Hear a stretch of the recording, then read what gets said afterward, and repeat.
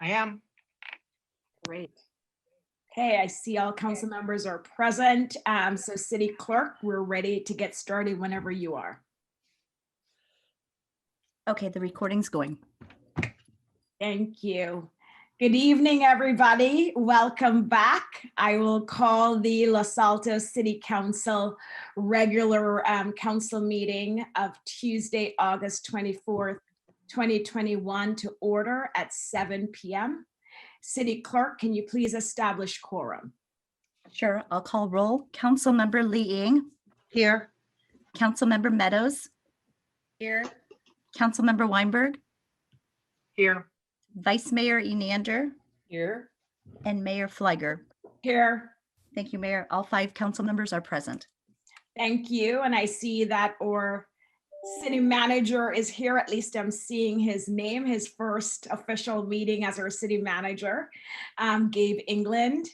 And then also we have our city attorney, Julie Houston. So we all came back. So that's good. Welcome back. Next on our agenda, we have the Pledge of Allegiance to the flag. And we are very lucky. Today we will have Dia Hemant, who's a 9th grader with troop number 60321, lead us in the Pledge of Allegiance. And as usual, we'll ask everybody to go on mute so that Dia can lead us, and you can obviously follow her lead. So with that, Dia, thanks for being here. We'll turn it over to you. Thank you for having me. I pledge allegiance to the flag of the United States of America and to the republic for which it stands, one nation, under God, indivisible, with liberty and justice for all. Excellent. Thank you so much, Dia. So happy to have you here. Has school started already for you? Yes, so I go to Los Altos High School and it started around 3 weeks ago. Oh, so you're 3 weeks in. How is it going? It's going really well. Since I'm in 9th grade, it's like a big transition. So I have a lot of homework and all. That's true. You're a high schooler now. Congratulations. Wow. Well, thanks for joining us. Excellent job. Thank you. Thank you. So our next item is report on closed session, and no action was taken. So I have nothing to report from our closed session. Next, we have our special item, and I do see Vice Chair Gary Kremen with the Santa Clara Valley Water District with us. And Gary, before you start, I quickly want to share, because it's relevant to your presentation and also a couple of items on our agenda tonight. I wrote a Mayor's Desk column titled "Doing Our Part in Los Altos to Conserve Energy and Water," and I'd invited residents to share some of the ways they're conserving energy and or water, and I'd also given 10 suggestions. So I'll quickly share 3. One resident said, they replaced all the sprinkler heads for their lawns with the low plane sprinkler head, and apparently that prevents the water from spraying everywhere and going up in the air. It's more targeted and focused. Another resident said they're reusing water used to wash their fruits and vegetables, so they're catching that water, and then they're using that water to water their plants outside instead of using their sprinkler system, so they've turned off that feature.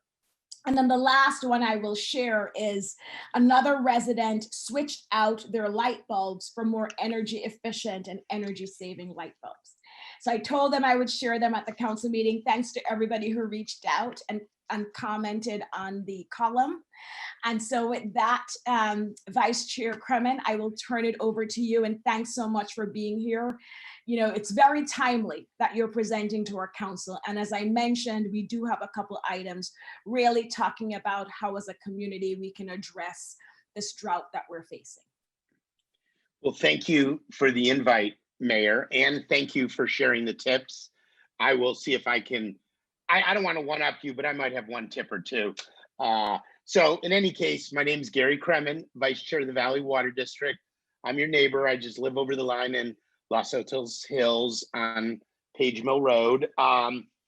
Unfortunately, I'm here, Mayor, Vice Mayor, council, staff, public in a bad situation. We're in a pretty extreme drought. These have been the worst 2 years in recorded California history, and it's kind of time to take action.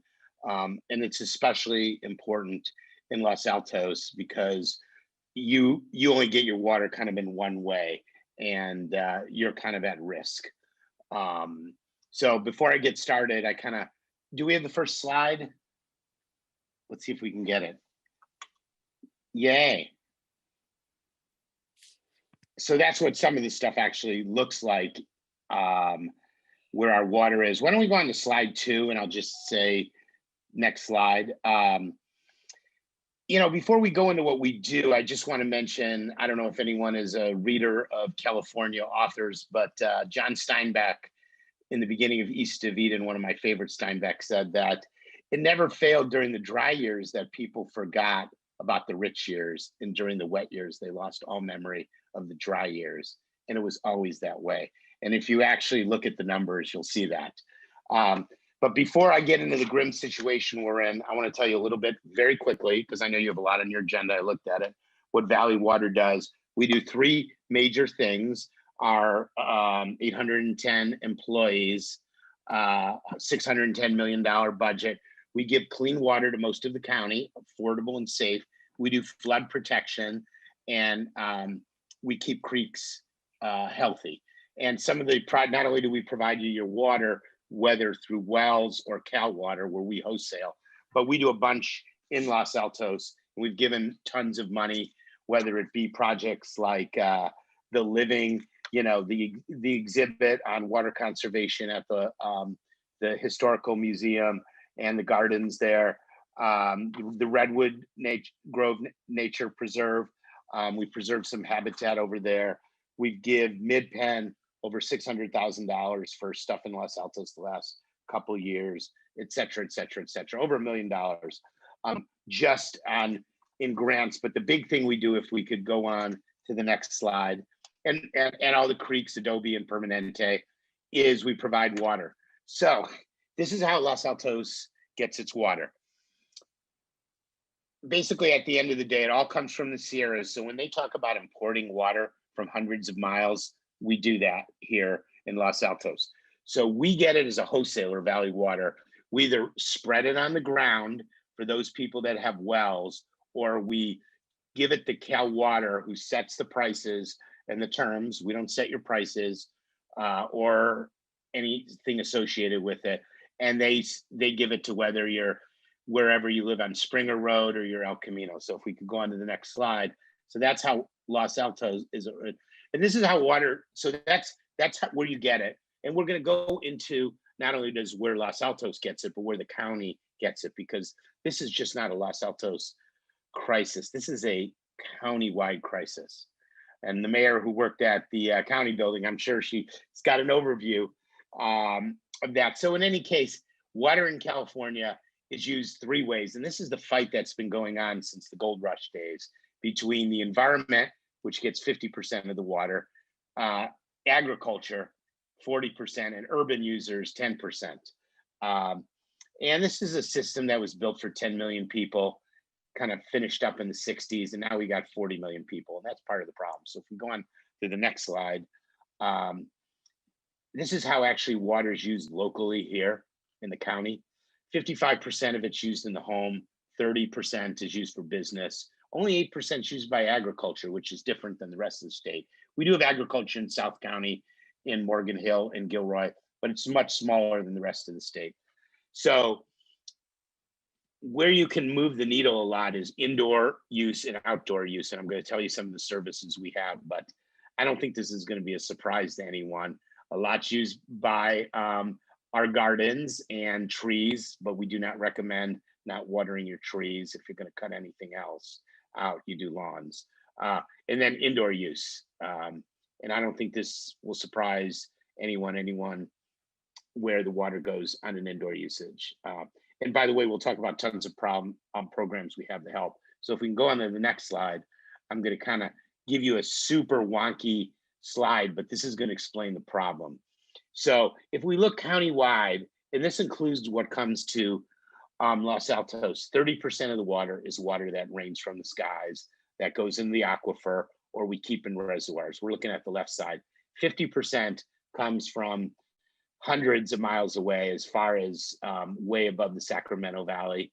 40% comes across the San Joaquin, Sacramento Delta. 10% is from Hetch Hetchy. Those are communities just to the north of Los Altos. That would be 90% of Mountain View, 100% of Palo Alto, and 2/3 of Los Altos Hills. That's kind of the break point for the Hetch Hetchy water. 5% is recycled. And I'm going to tell you in a little while about some money that you don't know that's coming to Los Altos, which is a good thing. I don't think anyone's going to turn it out. I'm not talking about the residents, but to the city. And then we consider conservation as a way of increasing water supply, although it's really on the demand side. But here's the problem, okay? So that's where the water comes from. The problem is the drought and our reservoirs. The big problem is it hasn't been raining in our state, and I'm going to show you something on the next page to show you we're in the worst type of drought you could have, the exceptional drought. But I'll show you some graphics on it. So we're not getting rain. We're at risk of draining down our groundwater, our aquifer. The reservoirs, we store half our water locally in Anderson Reservoir. Unfortunately, we've dewatered it. It only has 3% water in it because of seismic reasons. So the water we get when we don't have water stored is from something called the State Water Project. That's about 20% of our water. Well, they're only giving 5% of the normal amount of water. And the federal project is only giving us 25%. So we're facing these cuts right there. And the big place we get water plus the Hetch Hetchy system looks like they're going to cut that in half. And then we got water stored in different aquifers, but unfortunately, most of it's south of us. And the way we get it out is we send it south to people, and then those people who have water coming down towards us give it to us. But there's no water coming in any of the canals, so there's no one to trade with or swap with. And we're trying to buy emergency water, but it's pretty hard to purchase because everyone's fighting for it. And I'm going to show you some graphs. And even if you can buy it, getting it here is hard. So we're super into recycled water, but there's less water in the system. And conservation, which is kind of a source, it's really dependent on you, the public, participating. And we actually, our first numbers were not very good, although it's kind of early to tell. And Valley Water, unlike the city, we don't have regulatory powers in the same way to regulate water use. For the most part, all we have is carrots. We don't have any sticks. So if we can go on to the next page. Here's part of the problem, if not the biggest part of the problem. Almost the entire state, not the whole state, is in exceptional drought. So, you know, as you go from yellow to black, it's the worst. Way worse than anything we've seen since 1977. And everyone's fighting for it. Our board did call for some water shortage emergency. So did the county, and so did the governor. So we're working through our partners to do. So problem one is the drought. I mean, this is the critical part of it. There's just no water in the system. And I'll show you some graphs if we can go on to the next page. Some of us come from the business world, and I like to think of, well, what's the price out there? Well, it's in a wonky, I use that word wonky again, but the price is in per acre, what covers an acre of land, a foot of water. And the price was around $200 for the last couple of years. And then when this drought hit and the snowpack didn't have very much runoff, the price jumped to 900, which is 4.5 times. So we tend to get a better price at Valley Water than 900, but not much lower. So the runoff from watersheds are horrible. Everyone's fighting for it. The state has decided we're only going to give you 5% of normal. We're the Central Valley, the federal project, they're giving nothing for agriculture. And for M&I, they're kind of giving just health and safety water, which is the minimum you need to survive. There's no snowpack. And I'll show you some pictures. And the reservoirs upstream of us, where the water is stored, years of water usually, they're at historic lows. And what's there is being saved for fish. And getting that water, even the little runoff across the Delta, is super hard. because what's happening is the bay and the ocean is pushing in, and you got to release the water. You got to release water into the ocean so the salt water doesn't get in the system, which would be catastrophic. So you can just see, look at the price. That's bad news. I mean, it's a set of bad news stuff. Why don't we go on to the next slide of bad news? The next bad news is climate change is coming home to roost. The snowpack, because the snowpack is not what it used to be, the precipitation, we're having more precipitation, which is good, but less snowpack, which is super bad because 30% of the water is stored in the snowpack. And there's hardly anything in the snowpack. I mean, I was just foolishly climbed Mount Whitney about a month ago, and there was, when I did it about 10 years ago, there was a lot of snow. There was no snow when I did it a month earlier. There was just nothing up there. And I mean, that's not a big data point, but pretty scary. Because of this, we don't have any place to even store the water that's running off, et cetera, et cetera, et cetera. So if we go to the next slide. So all this bad stuff's happening. So what can we do about it? Well, we can look at water conservation. If you remember those graphs, you know, 80% or so of the water, maybe it's 75% in the county, 27% indoor residential, 7.5% outdoor residential, 30% business. We can actually move the needle if we do something about climate change. So we got a lot of free stuff to give folks. We've been giving grants to people to rip out their lawn. We just doubled the grant. We have free rainwater barrels, kind of like the ones you see in Shoup Park, cistern rebates, gray water, which is taking kind of what runs off in your wash or what's in the shower and turning into something you can put in your irrigation. You want a tip? Here's a tip. What I found is most gardeners feel the more water, the better things look and the better they'll do their job. One thing you can do is go talk to your gardener and say, one, walk my irrigation system for leaks. Two, it's surprising how many people have leaks. And two, I'm not going to fire you if you're not heaping water on it. We're in a drought, so be kind with the water. Oh, we have things will come out to your house and inspect it, both indoor and outdoor, and we won't share anything that we find. We have a cool website that it's like Amazon, and we have a shopping cart, but it doesn't cost anything to get things like water efficient shower heads, etc. So I mean, you can get up to $3,000 for just taking out your lawn. And if you have any businesses, we have all this stuff that we'll give you for free to help work on your business. And in fact, for larger businesses, you could get up to $100,000 to do stuff. All right, so we got good water conservation programs because we're big believers in carrots, not the sticks. But if we go on to the next slide. Oh, this is another cool thing we're doing. We're recycling water to be able to use it on irrigation, including redwoods, because we came up with $16 million to help upgrade the plant, the wastewater plant that Los Altos is part of with Mountain View and Palo Alto and a couple other cities. So that would be like lower sewer rates is the way I think of that. Plus, we plan to buy the effluent, the wastewater discharge, and recycle it. And that will be paying the highest price ever for wastewater. People usually don't pay for wastewater, but that's money that will flow back to the city, depending on how much we buy from the city. We'll probably build this new plant in either Palo Alto or San Jose. So this is definitely one thing we can do. We get 5% of our water now from recycling and purification. We can raise that probably with the Palo Alto plant to 10%. So this is definitely a solution. And everyone's going to ask about desalinization. I'm totally for it. The problem is the ocean's pretty far and the coastal range is in the middle.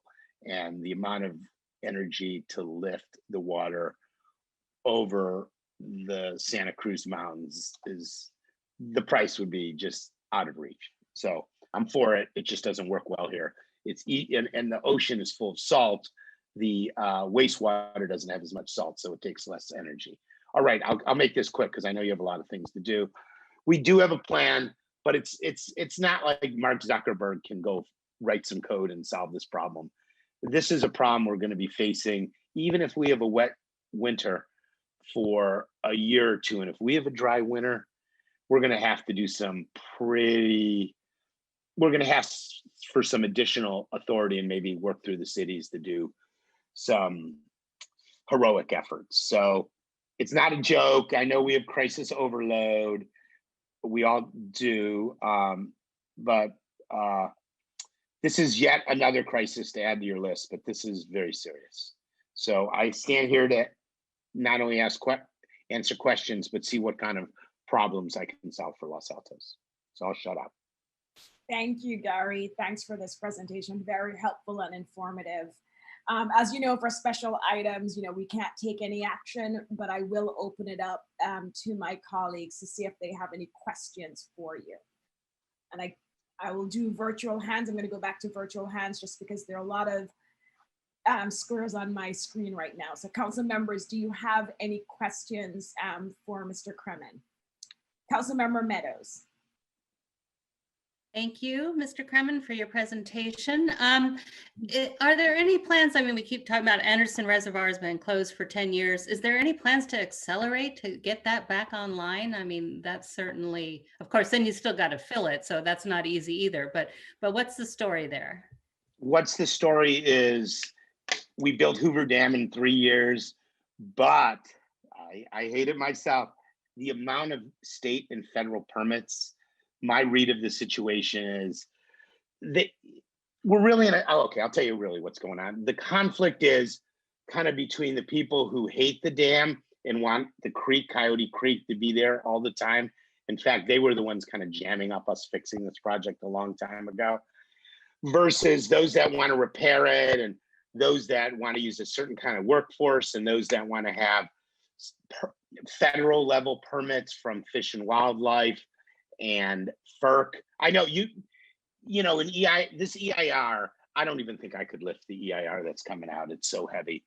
But I mean, I guess if we sent to the National Guard, we could probably do it in 4 years, but people don't listen to my suggestion on that. And they'll think I'm a kook when I say that publicly. So it's hard to build projects in California. You know that. Try to get El Camino fixed. Okay. It's tough. Permits. Thank you, Gary. Thanks, Councilmember Meadows. Councilmember Weinberg. Thank you, Mayor. Gary, sorry, I combined Mayor and Gary. Gary, thank you for the work that you do for the Water District, and thank you very much for this presentation. What are 2 or 3 things that you think the city as an entity can do to help alleviate the crisis or to do our part to help conserve? Conservation. It's outreach to folks. I come across a lot of people who don't know we're in a drought. Of course, we know how people's COVID information is, but the drought has just not penetrated a lot of the homeowners here. We see it in the numbers. I know you're aware of it, but there's people who aren't. How do we know that? The water use hasn't gone down while we're getting a lot more applications for rebates. It's not like we're overwhelmed by them. So I would think communications through your list, through Nextdoor, through other social media you have. I mean, who's against the fact that you get free money to do this stuff? Because don't forget, if you use less water, you pay less. But we haven't gotten customer awareness. And, Cal Water, I'm not criticizing them, but their model is not like the electricity model where they decoupled profits from revenue. Utilities won't tell you, but I will tell you that the less they sell, I'm talking about water utilities, the less they sell, the less money they make. And it's not like the power industry where the better conservation is, the more money they make. We don't have that decoupling here. So they won't say that, but there's kind of an incentive not to bring on the conservation message. I know it's crazy. We should be showing up at the puck, the lobby. But you know how long things take at the puck. So our focus is now today conservation. And especially in the Cal water areas. I'm not criticizing them though. Thank you. Thanks, Councilmember Weinberg, and thanks for that, Gary. I don't see any more hands raised. I will tell you that I will be following up with you, Gary, to ensure all that money you mentioned that our city should be getting, that we're actually getting it. So I will be in touch. But thank you again for being here. I know you're missing a meeting, so thank you. No, thank you. I almost lived to give money to Los Altos, so let's figure that out. Okay. Okay. Later. Gary, Bye. thank you. Have a good Bye. evening. Okay, thank you. I thought that was very timely and helpful. We'll keep going. The next agenda item is changes to the order of the agenda. And before I look to my colleagues to see if they have any changes, I do want to point out that we no longer have the COVID-19 emergency standing item on our agenda. Obviously, it's still a top priority for the city and or council, but it will now be incorporated into the staff report. And of course, if there are specific items related to COVID-19 and or response, those would be addressed in specific items. Okay, so with that, let me see if there are any hands. I don't see any hands raised. And so before we go to public comment on items not on the agenda, I also wanted to read, just based on a question that was raised at our last council meeting before the summer about the process for continuing items. At the end of our agenda, and this language has been there, since I've been on council, and I'm sure before, where it says council norms, it will be the custom to have a recess at approximately 9 p.m. Prior to the recess, the mayor shall announce whether any items will be carried over to the next meeting. The established hour after which no new items will be started is 11 p.m. Remaining items, however, may be considered by consensus of the council. So essentially, you can override my decision at 9 p.m. And I just wanted to make sure everybody was aware of that language and the process we're following. And so with that, we'll continue on to public comments on items not on the agenda. City Clerk, if you could help me, do we have any hands raised from members of the public? And again, this item is for items not on the agenda. So if you're here to speak about a specific item, then you would have to wait until we get to that item. So City Clerk, do we have any hands raised? Yes, Madam Mayor, at this time we have 3 hands raised. The first speaker is Rhoda Fry. Okay, with 3 hands raised, let's do 3 minutes each. Okay, I now have 4 hands, but okay, we'll start with Rhoda. Rhoda?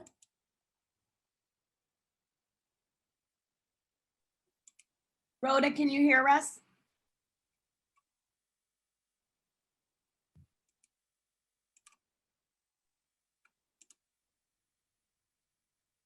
Rhoda?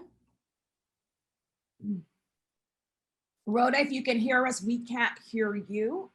And so maybe you want to call back in, or City Clerk, does it appear as if she's using an outdated version? Can you tell? She appears to be unmuted. Rhoda? Okay, the next speaker is a number, and it is 9767.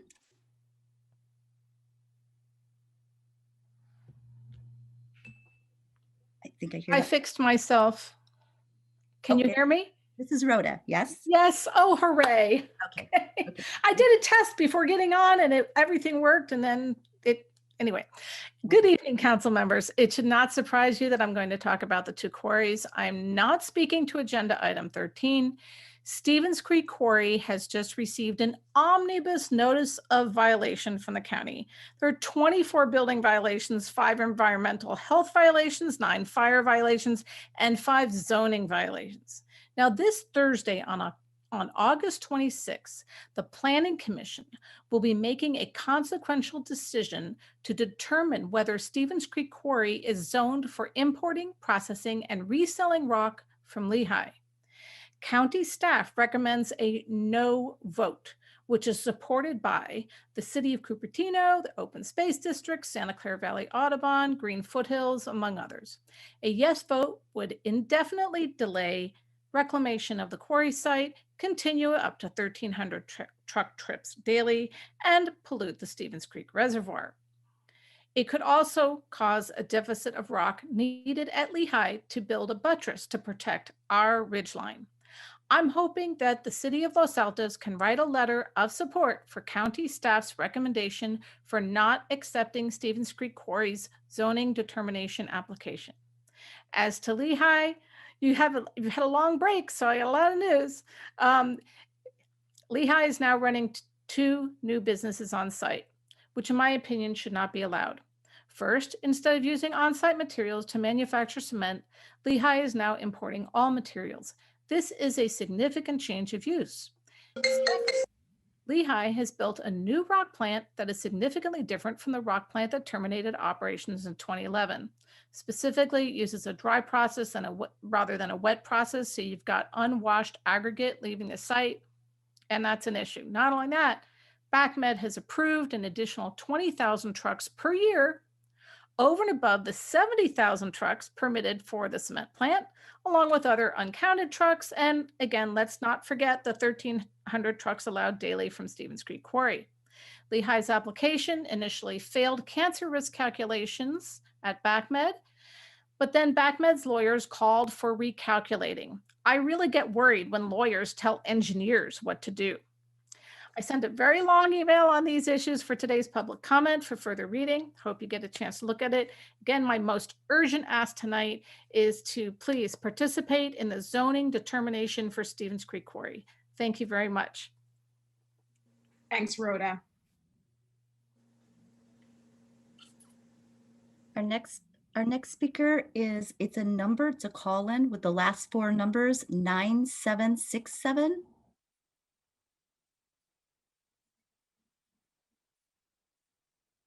A caller 9767. Okay. Our next speaker then is Janine Valadez. Hello, can you hear me? Yes, we can.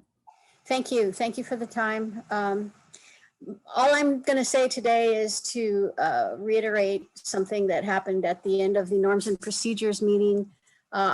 I am very pleased and encouraged to see that the council will hopefully agendize discussion of section 6.8 and make it a more substantive portion of the norms and procedures. So I'm all for that. And then secondly, with regard to the same document, I was a little bit befuddled by the various conversations that tried to focus on the norms aspects of the document at the expense of the procedures aspects of the document. So perhaps at some point somebody can clarify for me. I always believe that the procedures aspect was just as important. There was some discussion on various topics that tended to say, well, let's not focus on procedures or drill down on procedures. And it was a little troubling to me, but I won't bog down the meeting with specifics. I just want to bring that issue up because I want to understand what the whole document, it has always for me been a very balanced document in terms of the ideals of the norms, but then also drilling down on procedures. Thank you. That's it. Thanks. Thanks, Janine. Our next speaker is Rob Seeley.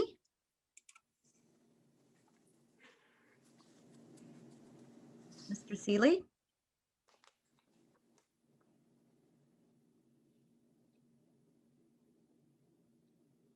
Mr. Seeley, Rob Seeley.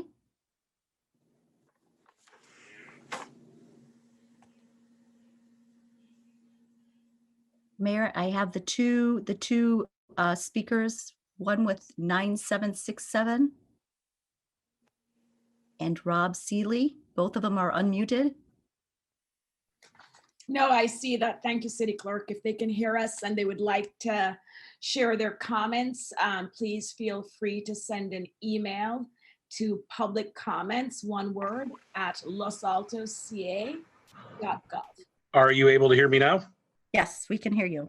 Okay, thank you. This is Rob Seeley. Apologies, I was having a little technical difficulty. So thank you so much to the council for this topic and for having Gary Kremen on to talk about this issue. I am with Cal Water. I am the community affairs specialist for the area. And I just wanted to add a little something, basically just let everyone know that we are in fact dedicated to conservation and working not only with Valley Water as we have been in the past and really appreciate their partnership, as well as with the city. I know we're on the consent calendar this evening as well. And I really appreciate the support from the city and look forward to continuing to work with you as we all get through this drought. So thank you. Thank you, Rob, and thanks for being here. Then the final speaker would be 89767. And again, if that person can hear us. Yes, we can hear you.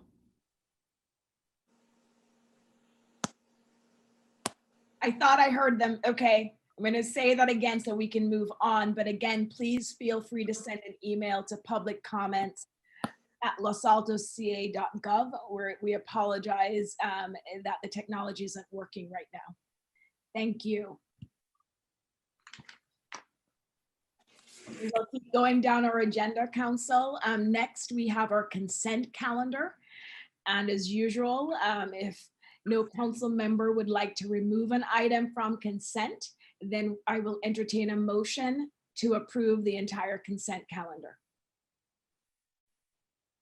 I'm looking for hands from the panelist list. Again, I'll entertain a motion to approve the consent calendar if no council member would like to pull an item. So moved. Councilmember Councilmember Liang, so moved. So I'm going to count, because I'm doing the virtual hands, Councilmember. Oh, sorry. Go Sorry. ahead, Councilmember Weinberg. I was going to make the motion, but I'll second Councilmember Liang's motion. Okay, so we have the motion by Councilmember Liang, seconded by Councilmember Weinberg. And so with that, City Clerk, let's go to the attendees list to see if we have any comments from the public on the consent calendar. I still have the person with the number 9767 with their hand raised again. Okay. Okay, thanks, City Clerk. So we'll bring it back to council. And so we have the motion and it's seconded. So City Clerk, can you please call the roll? Sure. Vice Mayor Enander, Yes. Councilmember Meadows, Yes. Councilmember Liang, Yes. Mayor Fliger, Yes. and Councilmember Weinberg. Yes. Thank you. The motion passes 5-0. Thank you, City Clerk. Okay, we'll keep going. Next, we will have item number 9, which is a public hearing. And it's ordinance number 2021-478, ZTA 20-003, the zoning text amendments. And so with that, I see we have our city manager and Mr. Biggs. And so I will, did you hear that? I did my gavel. Open the public hearing and turn it over to Mr. England and Mr. Biggs. Thank you, Mayor. So what council has before you tonight is the objective standards. The City Council and Planning Commission have dedicated a great deal of time to this topic and it's been well spent. We're at the point tonight where council has had the opportunity after the last meeting to hear this item several times, as well as provide individual comments, which hopefully were successfully incorporated into the latest draft. We'd like council to conclude at least the initial discussion of the objective standards this evening by approving one of the alternatives listed in the staff report. If council is comfortable and wants to make no additional changes or only minor changes, option 1 would be adoption of the objective standards. Option 2 is if council would like to make further changes that are substantive, we'd ask the City Council to adopt the ordinance as presented tonight and refer the areas of changes or concern back to the Planning Commission for further study and recommendation. Option 3 would be to adopt the recommendation initially made by the Planning Commission. And the final option would be to further amend the ordinance this evening and then send the entire document back, not just the changes to the Planning Commission. And of course, council is able to make other approvals as it sees necessary. So with that, we're available for questions. Thank you, Mr. England. Mr. Biggs, do you have anything to add? No, the new city manager covered the topic quite well, and we're available along with the consultant team to answer any questions that the council members might have. Thank you. And I really appreciate how Mr. England laid it out, the options before us. And so when we get to the discussion point of the item, I'll go over those as well to guide the discussion. But right now, I'm going to turn to council members to see if they have any questions. Looking for virtual hands. Okay, see no virtual hands raised. And so with that, City Clerk, do we have any members of the public that would like to comment on item number 9, the objective standards? Yes, Madam Mayor, I have one hand. That would be John Bear. Okay. 2 hands. I have 2 people indicating a desire to speak. 3 minutes. Yep. Thank you. Thank you. So I would encourage this council to make the obvious changes that need to be made. I've sent my comments. I think there probably will be some comments from council, and that you approve it, but then you send it back to the Planning Commission with direction.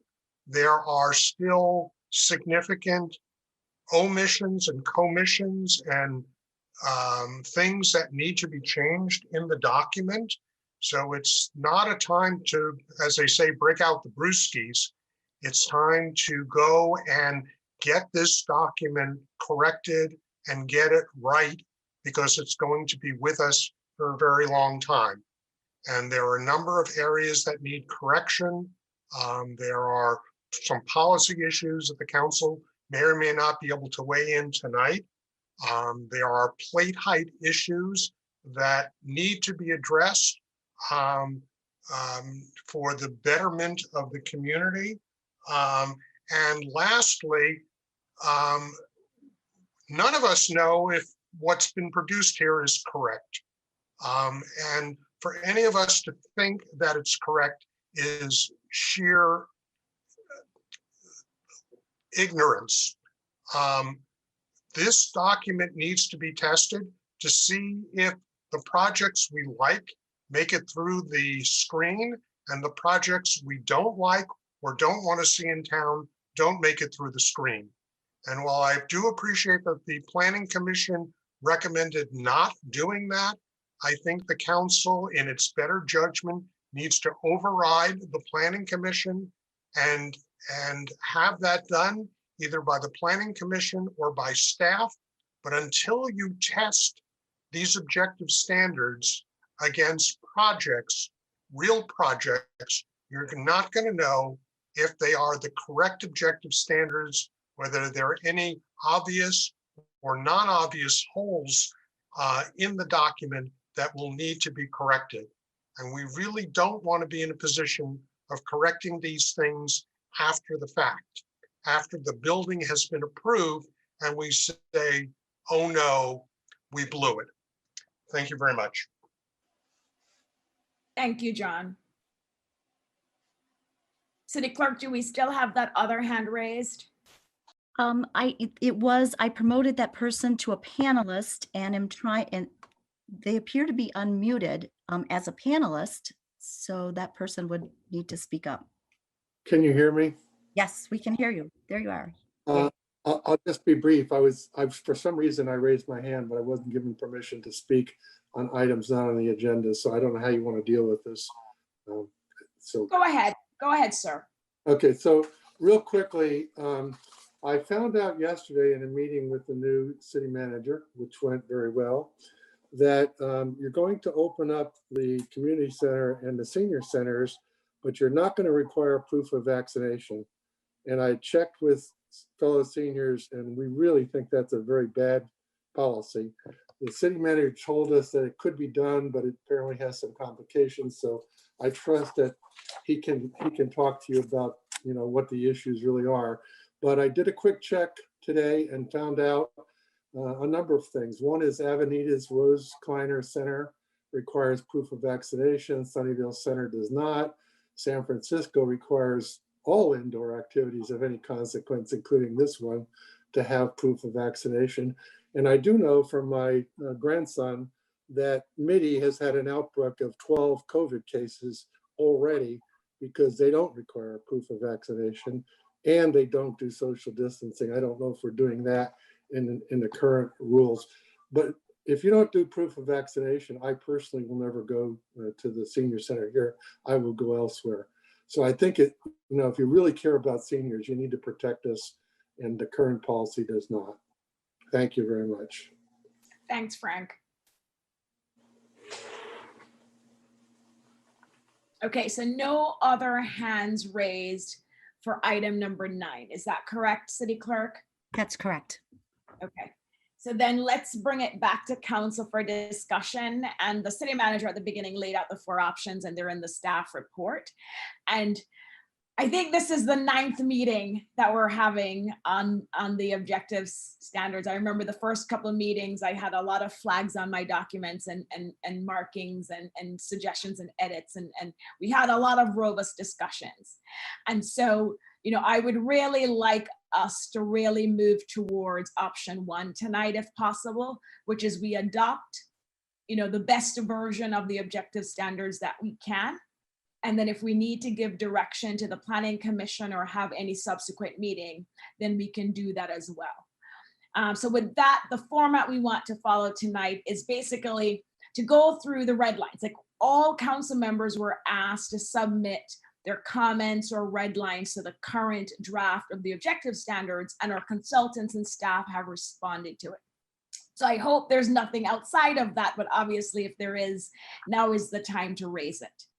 And so the format we would like to follow is go through the different comments that were raised and the responses to see if the council members who raised those comments have any follow-up questions for the consultant or staff. And so we should all have in our packets, and I really appreciated the way staff laid out their responses to our comments. I thought it was well done, so thank you. And I will start with Council Member Liang and Vice Mayor Enander with your comments, and I will turn it over to you if you want to go through each comment or if you have any follow-up questions, because as far as we're concerned, this is the follow-up that we need to really close. So Vice Mayor. So I think Councilmember Meadows had her hand up first. Oh, I didn't see that. I'm sorry, Councilmember Meadows.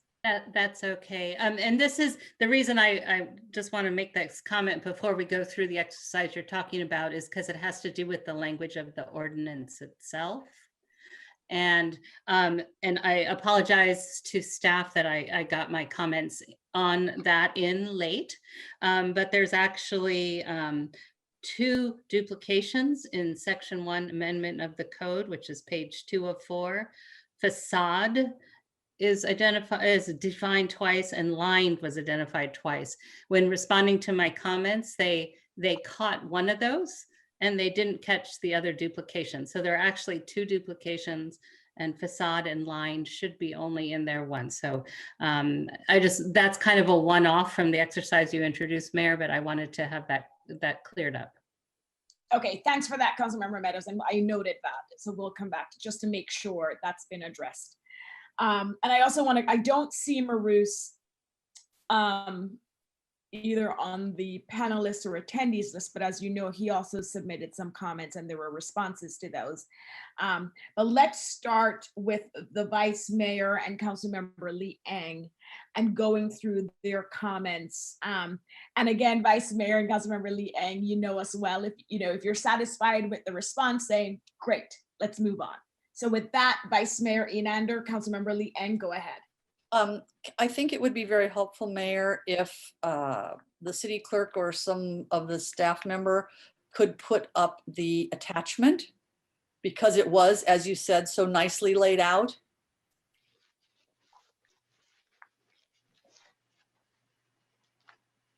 And maybe make it a little bigger.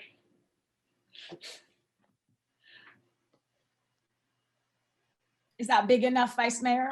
Yeah, I think I can manage that one. If we can go to the beginning, please. So this is where your comments start. Before this is Maru's.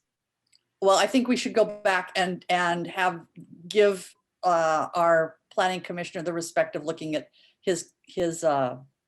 So what I would like to do though, Vice Mayor, my understanding is Marus was going to join us. So I Oh, won't- okay, that's great. If he's going to be joining us later, that's fine. So let's start with number 5. Sure.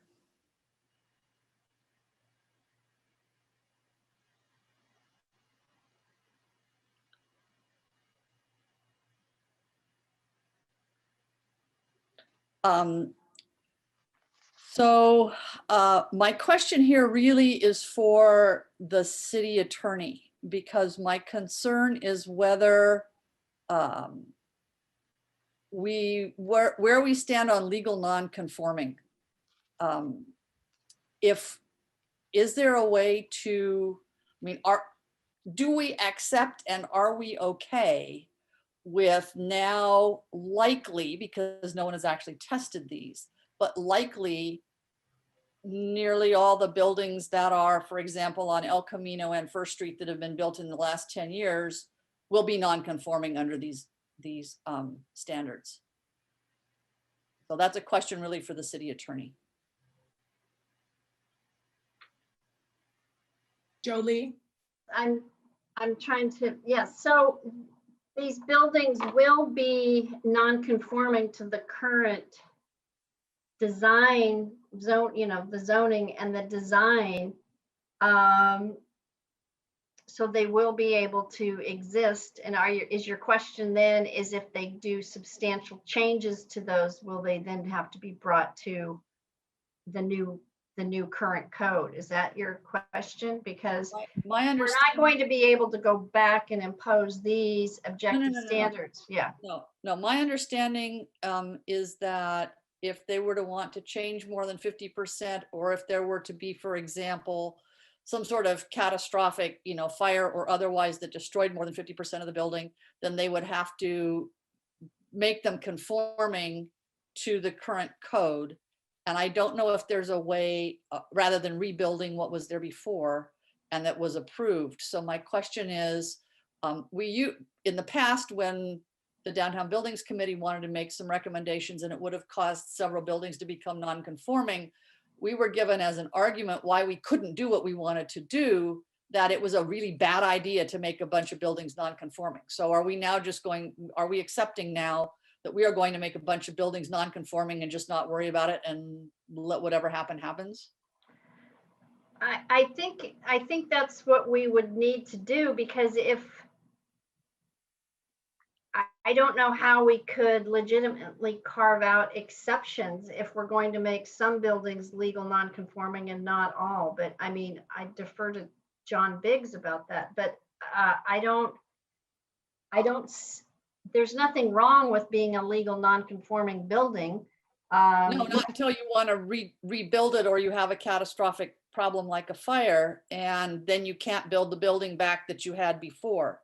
So and that's the safety valve, is if it's destroyed more than 50%, or you decide to modify it more than 50%. So people are aware that if you're going to go demo a building downtown, you know, let's say you clear the site, you're going to have to come back and build to the new design objective standards. Okay, so I just think it's really important that somehow that we're clear to all of these building owners that we have done these buildings for in the last, you know, N years, which there's been a number, that we are about to declare their buildings non-conforming with all that entails, which is admittedly not much unless they want to substantially change the building or they have a fire kind of situation. No, I don't know if we have to give them notice, but well, that's the kind of thing I'm asking. I want to be sure we are legally doing all the right things. And if there is a carve out, and as a policy we want to do a carve out, then how would we go about doing that? So Vice Mayor, we could, I'd have to confirm with the code, but typically cities have a catastrophic or what's called a burn letter, whereas not legal buildings that are legally non-conforming at the time where they're destroyed can be rebuilt as they were approved previously. We can look in the code for that. If it doesn't exist, that would be one of the legal carve-outs that you're discussing. Then I think that should go, because I'm going to try to do what the mayor suggested and go with option 1, but I think that needs to go on the list of things to look at after tonight, because it's not an insignificant issue with the number of buildings we've had that we're going to. Right now, our code doesn't say that. So I don't think so either. I've never heard such a thing in our code. Madam Mayor, if I might just Yes, Mr. Biggs, go some ahead. comments. I mean, we were trying to work within the existing code section, especially our non-conforming section, and that's where the 50% threshold does come about or come from.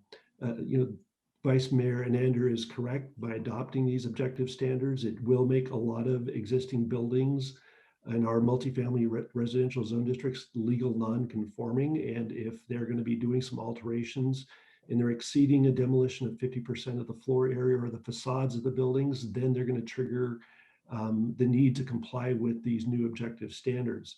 What we could do, and is what Vice Mayor Nander suggested, could go back and take a look at our non-conforming section. And as the City Manager England said, that we could come up with a carve out that would recognize that certain buildings, if they were built before a certain time or had other aspects to them, they could be exempt from compliance with these standards should you adopt. And that is what I had asked that we do the last time, and it didn't kind of get looked at. So I would like to keep it on the list. Good. It was my number 2. I had 2 questions here and number 2, and it didn't kind of get handled. So I think it's important that we handle this for the sake of our business community. Okay, so that's noted, Vice Mayor. Thank you. So keep going, unless Councilmember Eng wants to add anything. And I just want to say that it looks like we do have a section in our code, non-conforming structures damaged for restoration, that as long as work begins within 6 months, they're able to rebuild legally.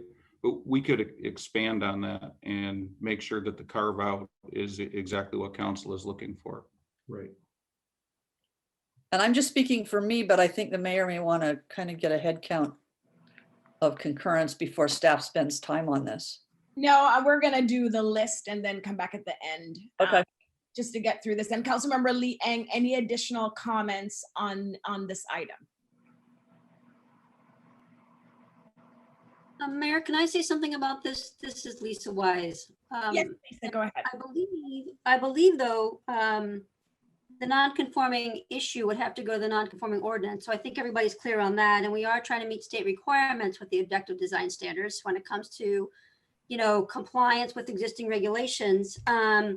But I think, and John or the attorney can chime in, if they wanted to go through a discretionary process, an applicant can do that if they wanted to put in exactly what they had before. So objective design standards are for the by right, if you want to go by right and not get caught up in that longer process. But that other way is still out there. So I agree with you, Councilmember Anander, the non-conforming regulations probably need to be revisited, but I think that would be another escape hatch too. So my comment on that, Mayor, sorry. Oh, go ahead. Is I think I agree with the Vice Mayor, because I don't think that with the how it's written currently with insurance purposes, insurance approval takes a lot longer, and just 6 months is not sufficient. So that's another reason why I would concur with her.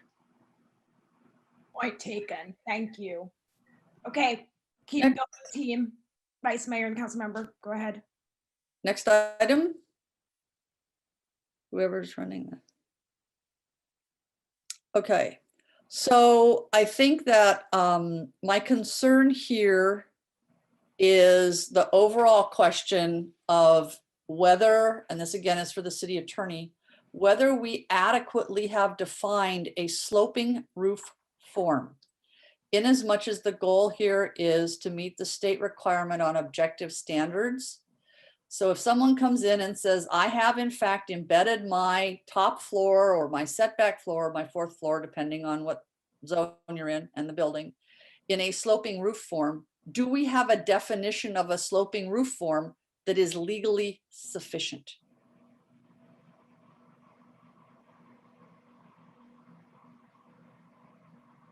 Who's gonna take this one? Mr. Biggs, Mr. England, Lisa?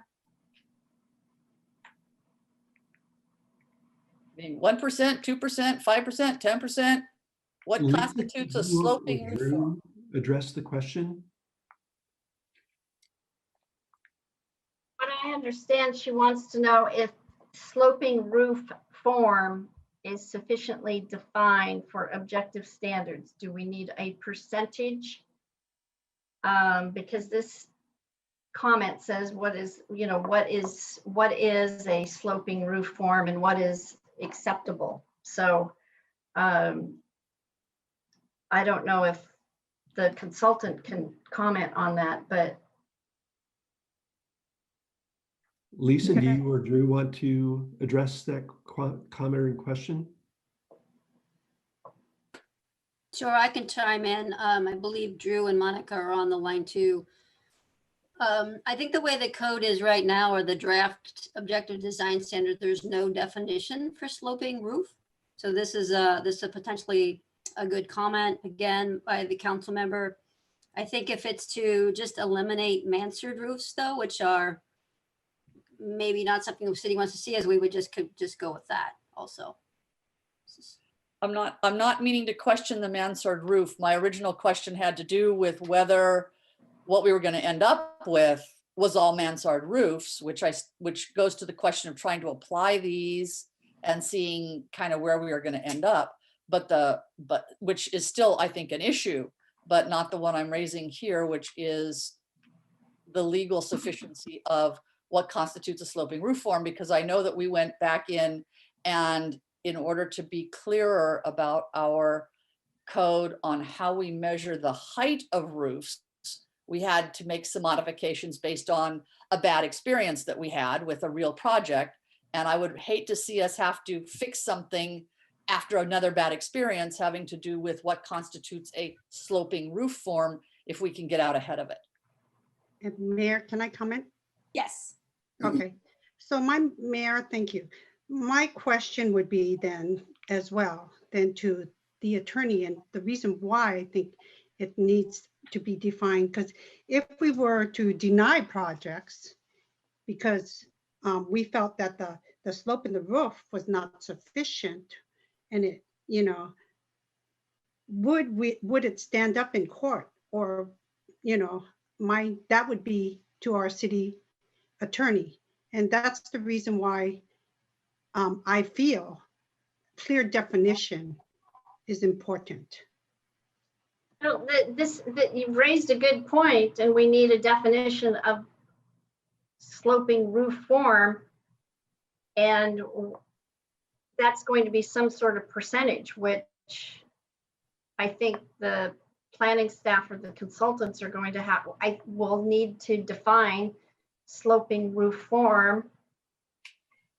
And I mean, I understand the point. I think I understood it from the beginning. So Lisa, is there a definition for sloping roof form?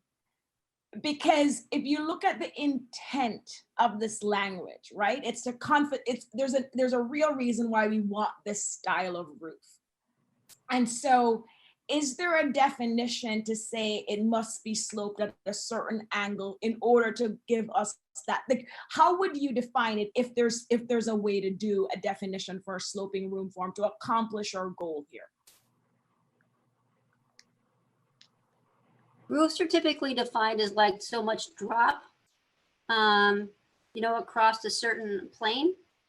So that's, I think, what we would try to do is what's the pitch you want of the roof, and you define it over the drop over a certain range. So I think that's what we would need to do if you want to avoid flat roofs or flattish roofs. So I think that's what we could say, that this is the min max or the range that the city is looking for.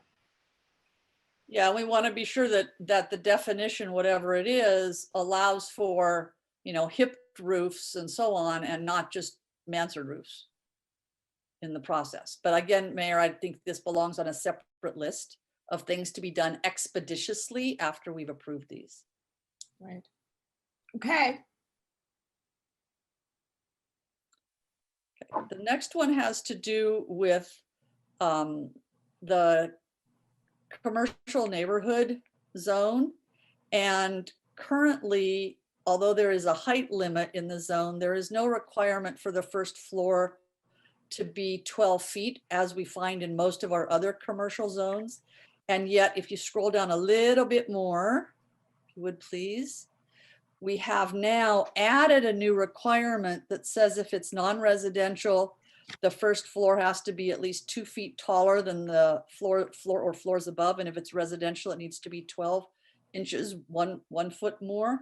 I am very, very uncomfortable with adding this new requirement because I think this has the effect of pushing toward taller buildings, which is contrary to what we have always wanted in the CN zone.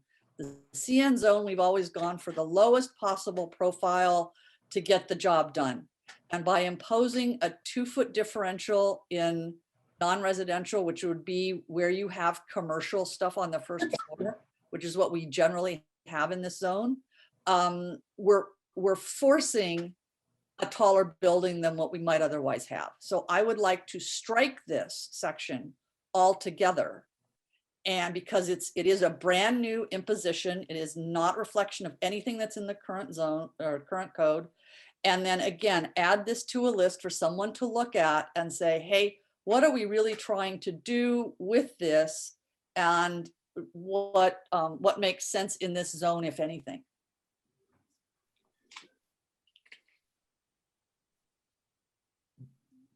Madam Mayor, could we ask Drew Fink of Opticos Design to comment to it, because he's our design consultant on these standards, and I'm sure he has a design perspective in mind and what this particular section was trying to achieve. So Drew, if you could address that.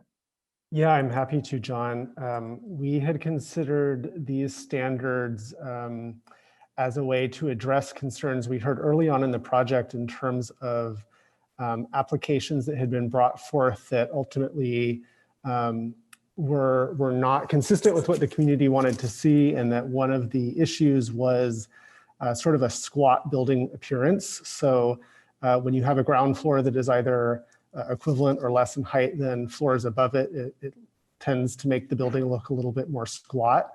So by requiring a taller ground floor, that was really meant to overcome that issue. We looked at these numbers as sort of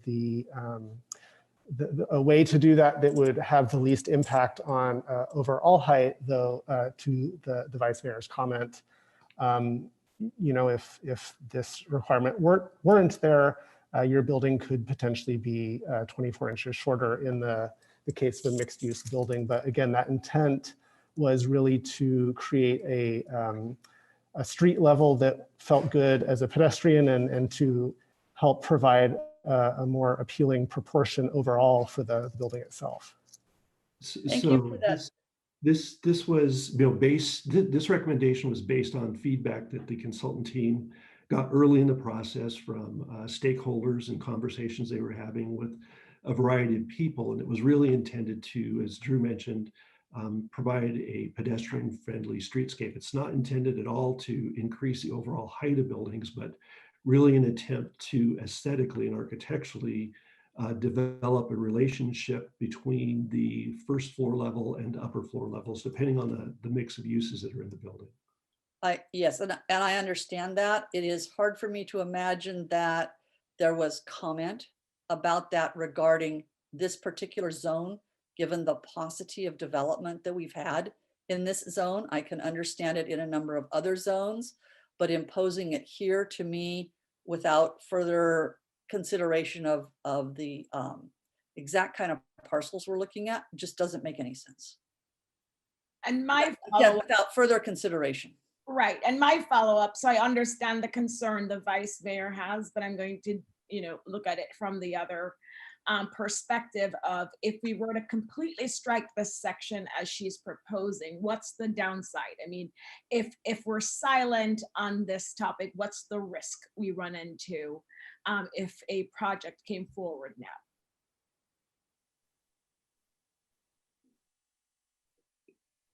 Well, it would result in buildings that this particular design element is trying to address.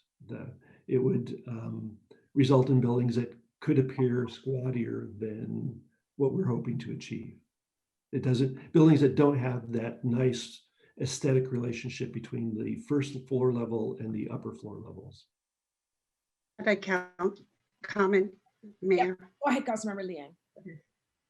The reason why we feel that it was important to strike this item is because this is like an opportunity for them to ask for variance or changes. If we keep giving these gimmes and then we deny projects because, this is already in here. That's like a clear give me. And then if we were to deny a project, we wouldn't have legal standing. We have to look at the project as the whole, gives us opportunity to assess projects, and gives the developer an opportunity to ask for something. And sometimes we get trade-offs, and we need that opportunity to have that discussion. Yeah, I'm just thinking about, Loyola Corners.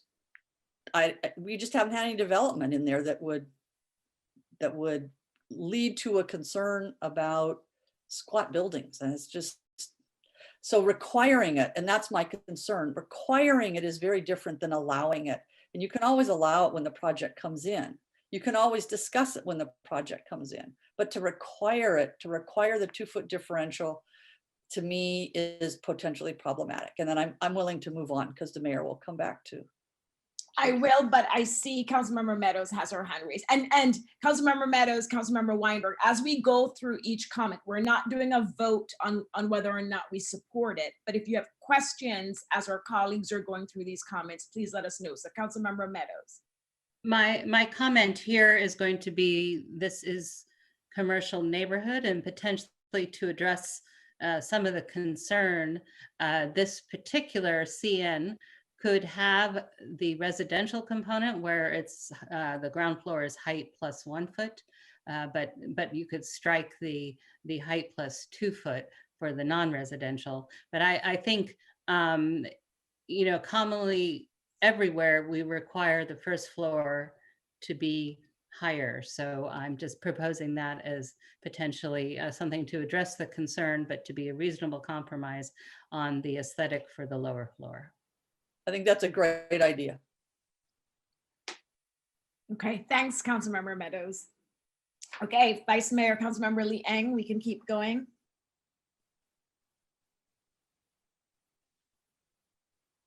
So was it remove the verbiage for non-residential? Yes, I think it was to use the right-hand diagram for any use. So it wouldn't matter if the first floor was residential or non-residential? Correct. That was my suggestion anyway.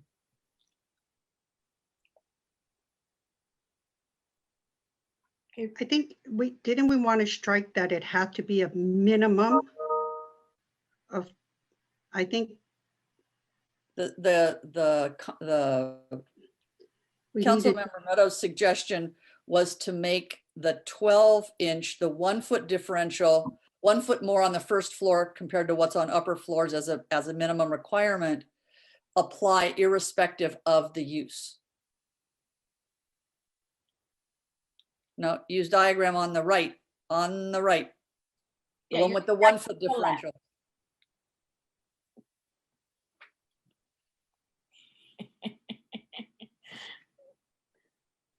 Okay. So Vice Mayor Enander, Councilmember Liang, I'm looking at number 8. Right.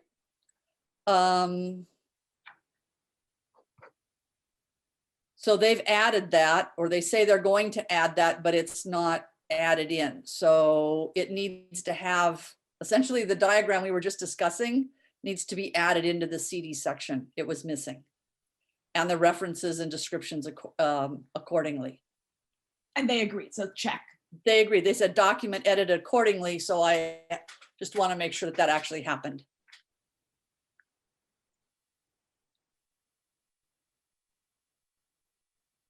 Okay. Can I ask a clarification about that comment? So ground floor residential is not permitted in the CD. So what we'll do is use the diagram that shows ground floor non-residential, and then is the comment to require a 12-inch difference? I want to make sure I'm understanding here.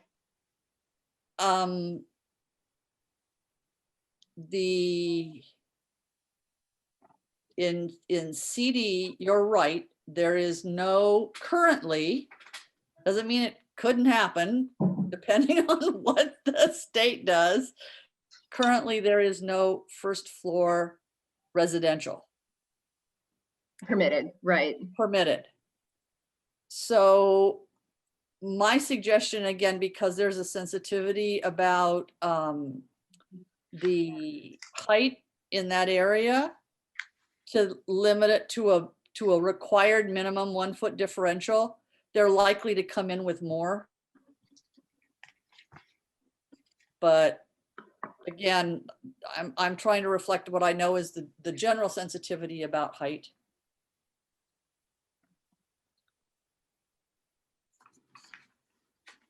Okay, and on 8, it looks like the consultant or staff already responded that they agreed and right.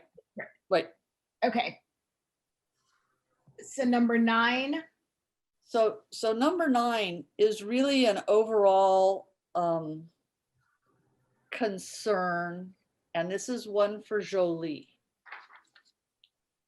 If you can scroll down to a diagram, I'd really appreciate that. Just go down a little bit more. Thank you, great.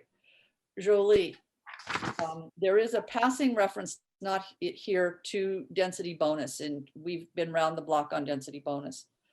My concern is that if we require that the first floor be 2 feet taller than the floors above, and someone brings a project which has density bonus, have we set ourselves up to have to grant waivers for greater heights than we would want to have in order for the developer? Are they going to claim that they have to have the extra height they have because gee whiz, they want 10 feet in their plate heights on their second, third, and fourth floors, and therefore they've got to have 12, or maybe they want 11 feet plate heights on their upper floors, and that means they have to have 13 feet on their first floors? Are we basically backing ourselves into an unwinnable situation where we can't deny extra height that a developer just wants, just because they just want higher plate heights? Well, but they would still have to prove up that the waiver is necessary to actually construct the affordable units, or the concession is necessary, financially necessary, with documentation, some sort of documentation, that it would be financially infeasible if we did not grant the concession. So I have never successfully gotten anything from people to require them to show us that it is financially infeasible. It's always been, that's the height I want, that's the plate height I want, therefore you have to give me the height. And we've never been successful challenging that. And that is why I'm very nervous about this. Well, we have required, I believe we have had a project that when they wanted to redo the underground garage, and they established that if they didn't have to go as deep, that was going to be I think that was a concession, that it would actually be a cost savings. Changed since then. State law on demonstrating need.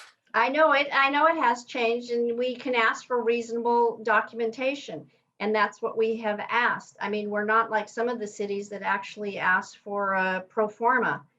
but we have been asking developers to show the financial benefit or for the concession. And I'm sure that John and Guido can support that. I know we have had to show when they wanted to change some of the parking requirements that as a waiver to show that they couldn't construct the building without those waivers. But I do know we have been asking for reasonable documentation, but we're not an agency that asks for pro formas, and under the law we can only ask for reasonable documentation.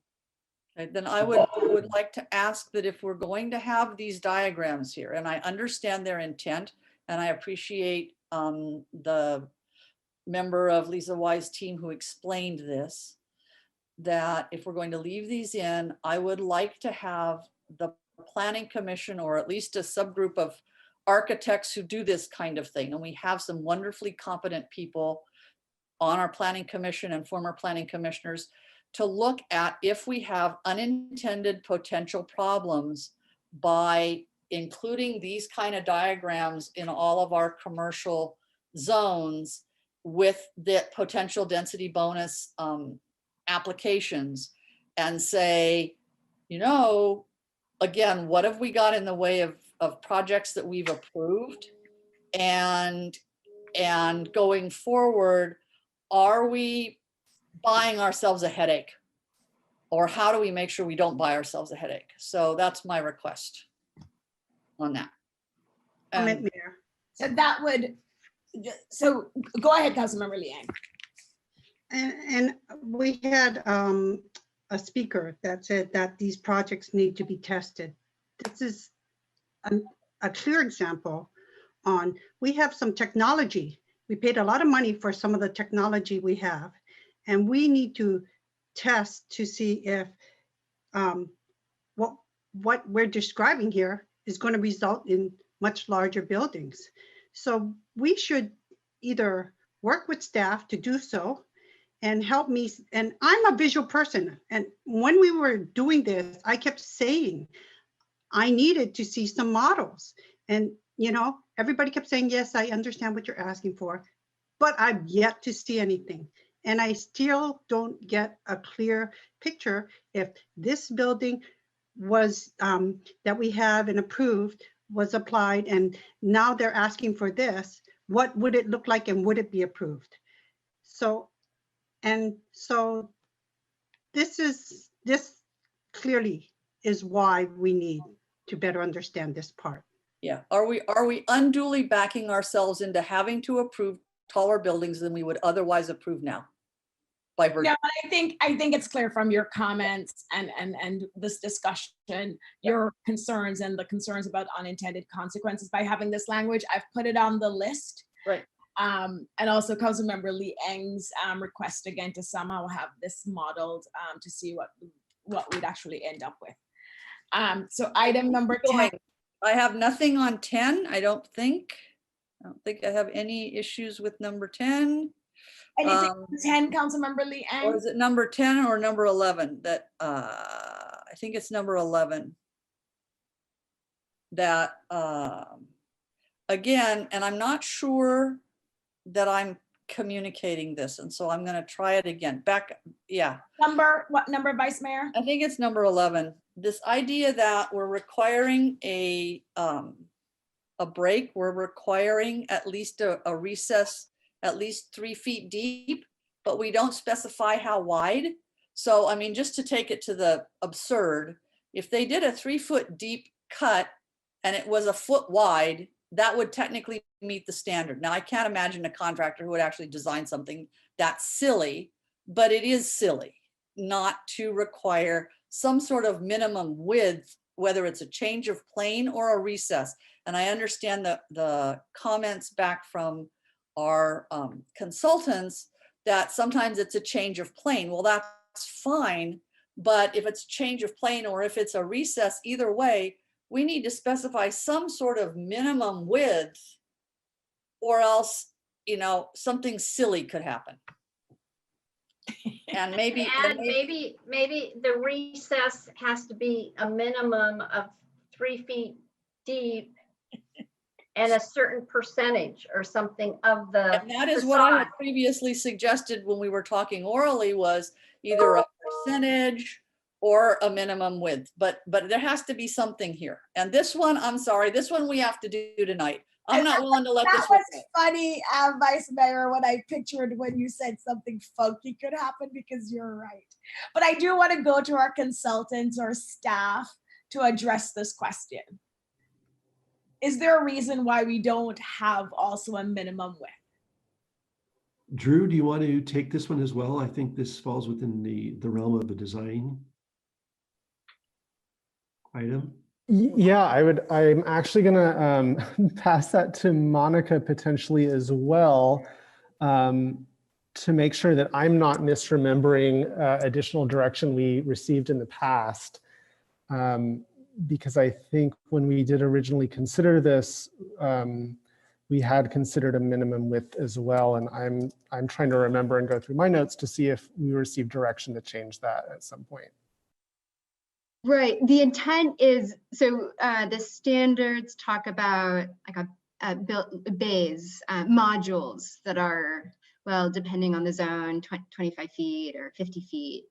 And the standards are written such that at those increments that there has to be a change in plane. So the idea isn't that you need something there, a marker with a certain width or depth. It's that that's where the building steps in or out. And it has to step in or out in a way that Monica, yeah. distinguishes that module. Yeah, and thank you for reminding me of that there.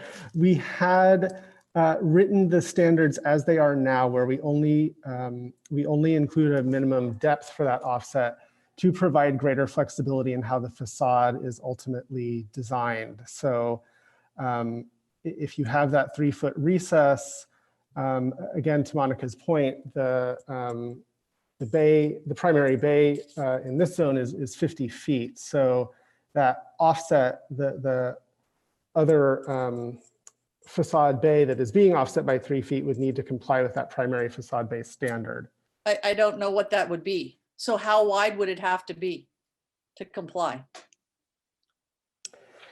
I think what we're saying is, so long as the immediately adjacent bay is offset by 3 feet and it's complying with the bay rhythm of a 50-foot increment, we don't establish a minimum width for that beyond that 50-foot increment. But it's not part of the 50-foot increment. It's independent of the 50-foot increment. So I'm not sure how the 50-foot increment is relevant. I mean, after you've gone 50 feet, you have to do the recess. I understand that.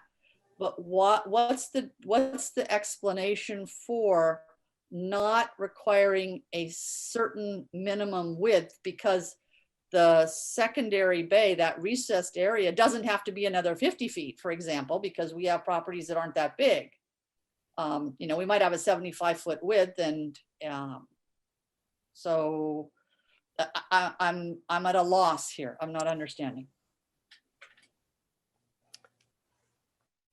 I would recommend, if there is a desire for a specification of that width, then that be added. I believe that was not included, again, in order to provide greater flexibility on the resolution of the facade.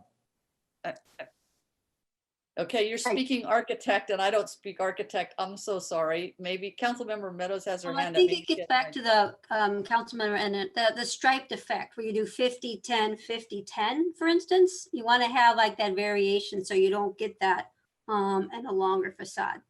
I think that's why the recess doesn't have a specific width, so that it looks a little bit more natural, older, thoughtful than, you know, because then they're just going to do whatever the numbers say. So it gets that striped effect, I think, is what we were trying to avoid. So could the width be in relation to the depth, like, so that to avoid what you're saying? So it's not random, but at least if it's X depth, then the width is, what percent, or something that it's actually related to the depth. And I'm going to go to Councilmember Meadows, but I understand what the Vice Mayor is saying about having some width, because if there's nothing around what the minimum width should be, then it's up in the air. And we could end up with a building looking very funky, as she said earlier. So I do understand what she's saying.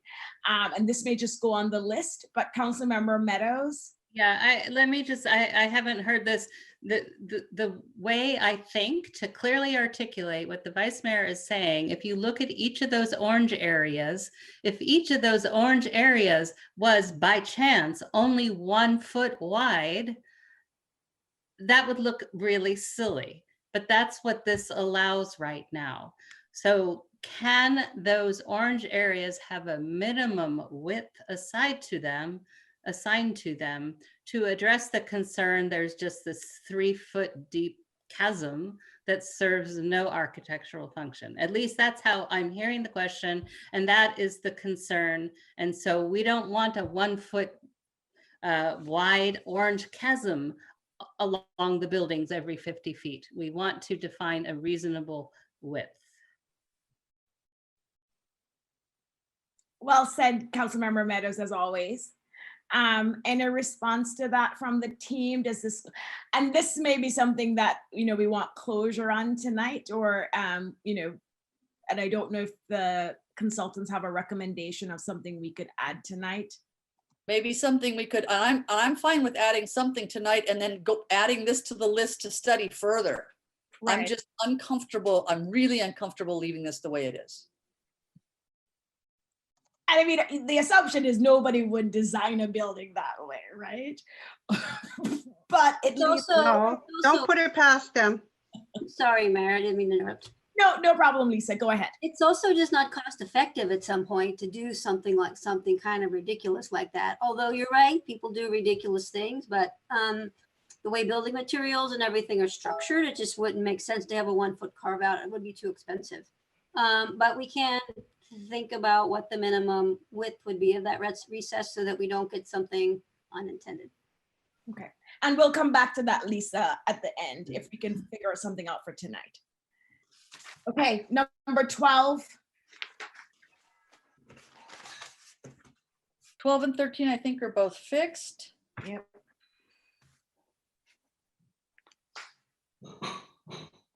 14, keep going. There we go. Whoa.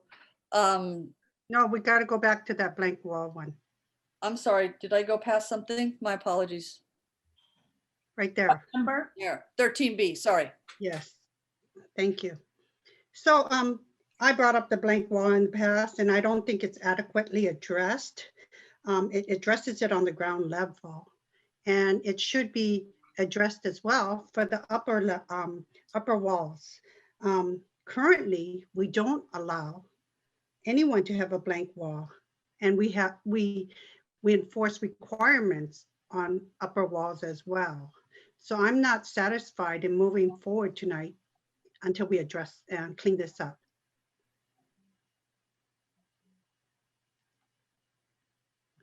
And I'll just say that I agree with that. And I know that Councilmember Meadows, when she was and I were on Planning Commission together, every project that we saw, if there was a blank wall, we made them put something in the conditions about what they were going to do with the blank wall. And it wasn't just on the first floor.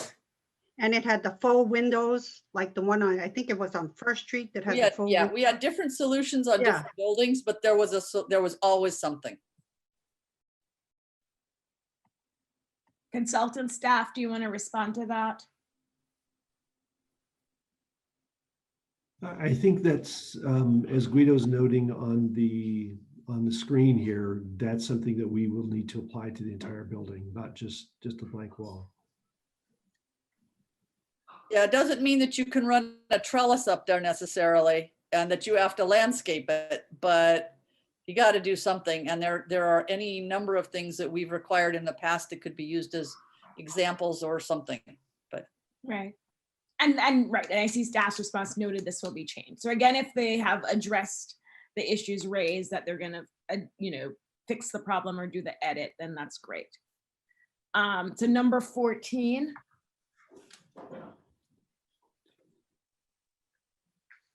May I ask a clarifying question about that last? And so if we were to take out the words at the ground level and apply that to the whole building, would that suffice? Would that satisfy the council's concerns? Or is the council requesting something more specific? I'm not sure what you're suggesting, because the way this reads is non-glazed wall areas must be enhanced with architectural details, landscaping and or landscape trellises or lattices. I mean, maybe we get away with that for tonight, but I don't think that's adequate in the longer term. I think we need to be more specific about the kinds of things we've required in the past that have worked, so that we're giving people some suggestions.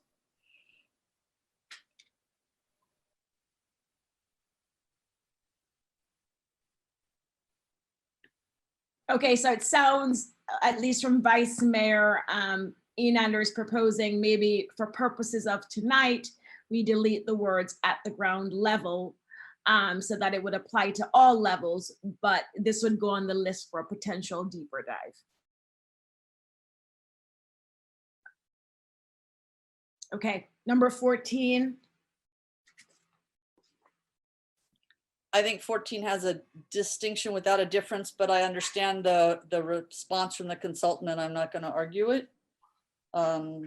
15, 16, and 17, I think are all okay.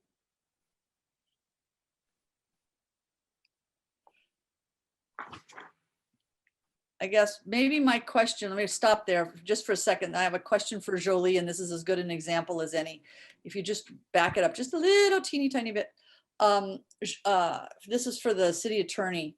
Where we have these height, they've taken the height limit that's in the other parts of the code, put them on the diagram correctly, and then explained, and the explanations, by the way, the changes you made are much better for explaining what's going on. But here's my question to the city attorney.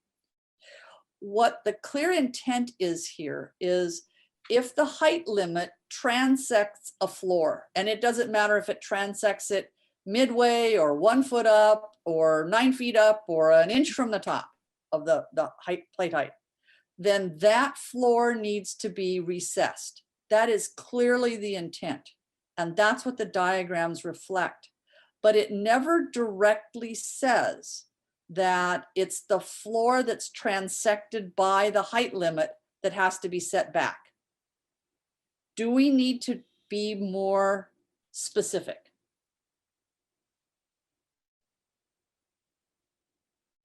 Yeah, I think we should clarify that, because from what, I mean, when you look at this and you read this and then you look at the diagrams, I mean, we should, I think, err on the side of making it clear. I mean, I don't know if the consultants can add some language, but. Madam Mayor, if I might ask a question. Yes, because I'm looking at, the language is clear to me, actually, Vice Mayor. I hear what you're saying, but I'm looking at it. But go ahead, Mr. Biggs. I was going to say, are you asking for a clarification to the upper story setback? I think she is, yeah. Yes, to make it clear that it's not just the area above the, let me just take the one that's second from the left, where let's say that's about a 1.5 feet of plate height on the 3rd floor that is above the 30-foot height. Mm-hmm. The requirement is to set that entire floor back, not just the 18 inches that are above the 30-foot height. Oh. That's what the diagram shows. It is not necessarily clear to me in the text that that's the requirement. No, I can see what you're saying. The text and the pictures don't line up. Don't necessarily. I believe there is ambiguity there, and ambiguity is our enemy. But it clearly shows after the 3rd story that you either have to have it in a slope roof or step back. I mean, it's clearly showing. Can we just insert the word the entire, not just that, but the entire uppermost story above that 30 feet would require to be set back? I mean, Well, that's the third example, C, is for when it's over 3 stories. But if anything else, if you take the 2 middle examples, which are the ones that are covered in A and B, that's where I think there's ambiguity. Yeah, because one's only moving it back a little bit, not the whole way. Well, Yeah. one's in a sloped roof, and that's okay. And one is set back, and that's okay. You have those options. But where it has to be set back, what I think is potentially open to challenge or interpretation is whether the entire floor has to be set back in the second one from the left. The diagram says it does. But I think someone could argue that, well, I'm going to set back, and it would be a stupid way to build a building, but I'm sorry, I sat on planning commission long enough to know that, and Monica's smiling, you've seen stuff come in that you want to scratch your head and say, why in God's name would they do this? But somebody will. So I think that can be fixed with just some word changes. And so, you know, Lisa or Monica, is this something we can come back to you at the end and maybe you can make some word suggestions just to clarify what exactly it applies to and what needs to be set back? Yeah, and that would have to happen wherever these diagrams occur, there's not just one instance of it. Madam Mayor, can you clarify what was your request for the verbiage, just so I can? So I'm going to defer to the consultants, but basically to, you know, revise this section so it's very clear what portions of the building need to be set back and where that setback occurs. So there are 4 different diagrams here. And so we need to make sure that the diagrams and the language are consistent in saying what needs to be set back, like describing entirely what needs to be set back and where that setback would start. Got it. Thank you. So that if it's a whole floor that needs to be set back, even though most of the floor is below 30 feet, that it's clear that it's the whole floor that has to be set back. Yep. Yeah, I mean, I think that's the language. Just to clarify as well, make it clear where it needs to start. Yeah, where it's triggered. Yep, I agree. Okay, let's continue. I think we're okay on 18. Well, just to if you could add the words, the building needs to step back, but also put the words where it needs to begin. Because if we don't put it, I notice that it comes back and it's missing. Thank you. We're hoping to make this fix tonight, though. 18. I think we're okay. And 19. Hang on. Whoa. Thank you. Sorry, I have horses. I say whoa.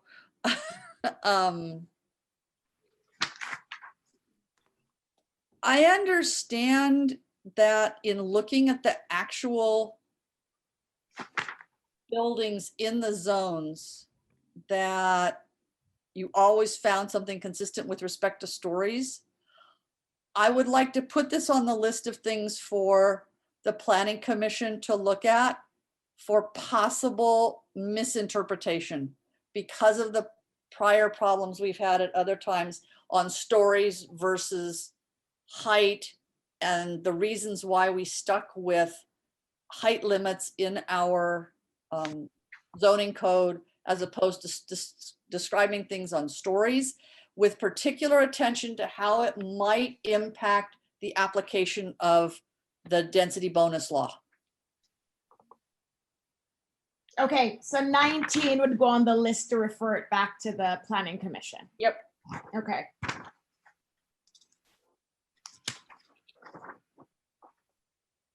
And then number 20, Councilmember Lee Ang, these were your additional edits to the edits you submitted with the Vice Mayor.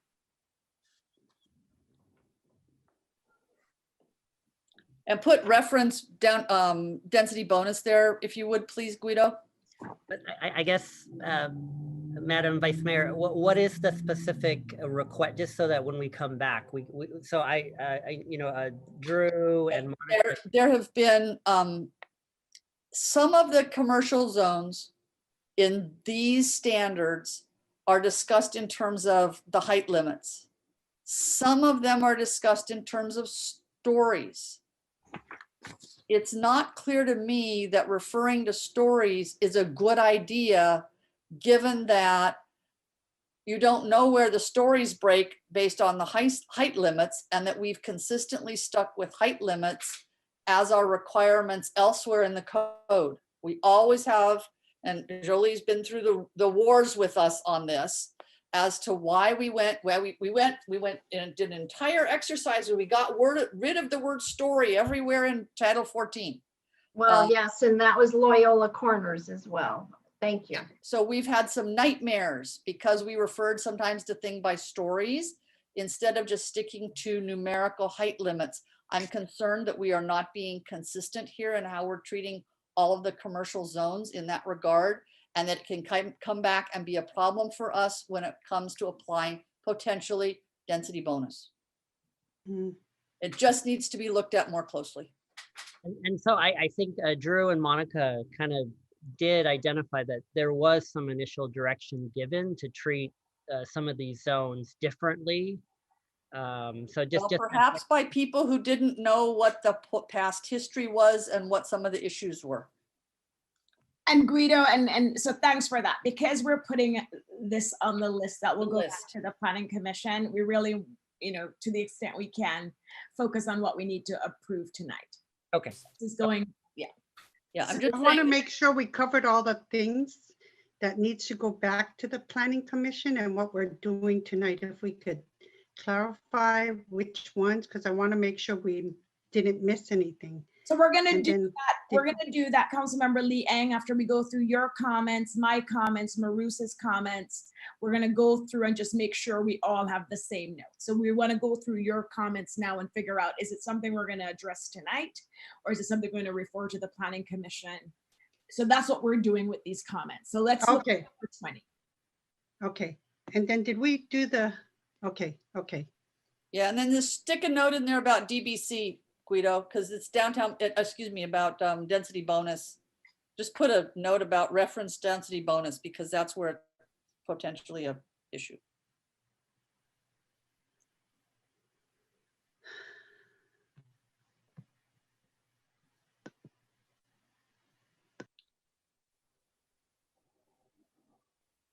Did I address something on the CT, or did we address the CT? Okay, I'm just getting confused now. Okay, making sure. And the pathway issue. I don't think, did we skip over that somehow? Yeah, I think we skipped on that. We missed either that, or maybe it's in Mayrusa's. I think it's in Mayrusa's stuff, and that's why we haven't looked at it yet. Okay, just making sure we address that too. Keep going. Thank you. Number 20. Here we go. Thanks. Stop right there, Guido. Thank you.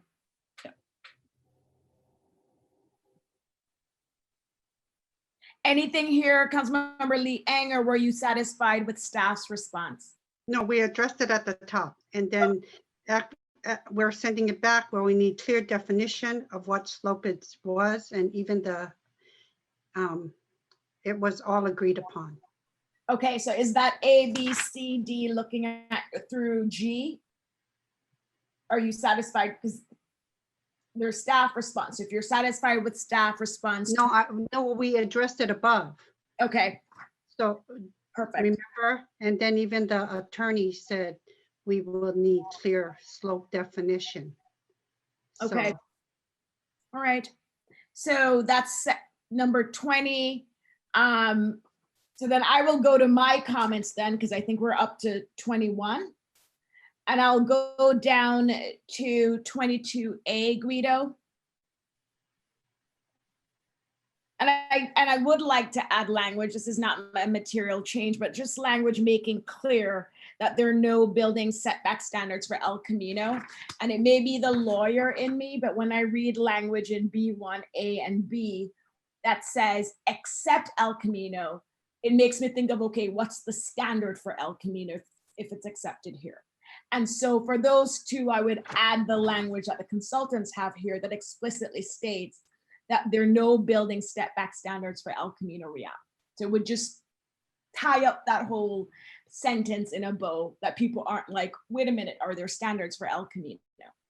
Yeah, and Mayor, I think that would be interpreted because El Camino Real with other cities have their specific plans that have different, they have that corridor look or something there, and they're doing less setbacks. So we should be consistent with the rest of El Camino. Well, and we also have the specific plan for Sherwood Triangle. Well, which is going to be a whole separate question I'll ask later. Well, that will go on a list, Vice Mayor. And then we already discussed, and I know some of this is also covered in Maru. So let me jump down to the next thing I wanted to cover, which is 22I on E1, if you're following. There we go. So I do think, again, this is just language cleanup because it's confusing if we're saying all siding must be wood, composite wood, and cement fiberboard, but then only exclude vinyl and aluminum. So I think it really needs to say that it must be those materials and everything else is excluded, included aluminum and vinyl, because I think the response was the Planning Commission really wanted to call out those two materials. But if we're calling them out, we need to make it clear that it's not just those two materials. Everything else is excluded, including those two things. So that's just a language cleanup that I think will be very helpful to make this section a little bit more clear. Does that make sense, Guido? Do you want me to? Yeah. Okay. Good. So everything else is excluded, including. Right, including but not limited to. So only because the Planning Commission wanted us to specify those two. So the only materials allowed are X, Y, Z. Okay. Everything, okay.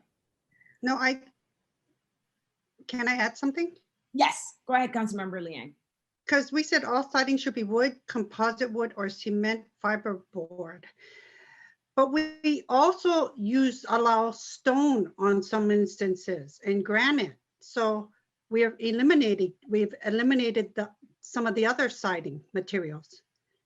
It should be added back in. Those are there in C and D. Oh, sorry, stone, but then you're not doing granite. So it'll be clear that granite is stone. Stone, yes. Okay, just making sure. Good I think, you know why it's confusing? All siding materials should be, C and D should just be part of that I. Stone and brick That's aren't why. siding. They're not siding. Oh, okay. Wow, okay. Okay, and then I did not understand staff's response to my 22J comment. So if someone could explain, the standard states where any required front, rear, or side yard setback is 10 feet or greater. And then it's saying this is because in the CD district, the only setback that is 10 feet or greater is the rear yard setback. Thus, it seemed appropriate given the direction that this language should only apply to the rear setback. And it seems circuitous. So if someone could explain the response to my comment, it would be very helpful.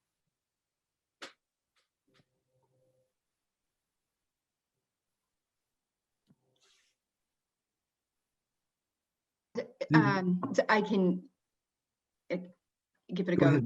Okay, so the standard is about, well, if there is a required setback, then it has to be usable, it has to be sort of usable, accessible on-site open space. And so I recall the question being, well, why isn't this included elsewhere? And the response was, because there isn't a required setback of a depth that would support that requirement of open space. And in the CD, that exists in the rear. We could add that requirement to that rear setback. I don't know that sort of achieves what the objective design standards, what the goal is, which is the sort of visibility from the right of way. We can certainly add that in so that that standard of making that required setback usable. Because if in But that's one not something. code we're saying it's the same rear yard setback. That's what I'm trying to make the distinction. If you had said, for example, in the CD district, you know, it didn't have the same things, the front, rear, or side yard setbacks, so it wouldn't apply there. But if I'm reading your comment correctly, it says in the CD district, they do have a 10-foot or greater rear yard setback, correct?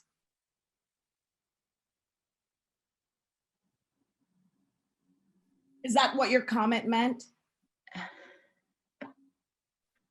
I'll go to my original comment here.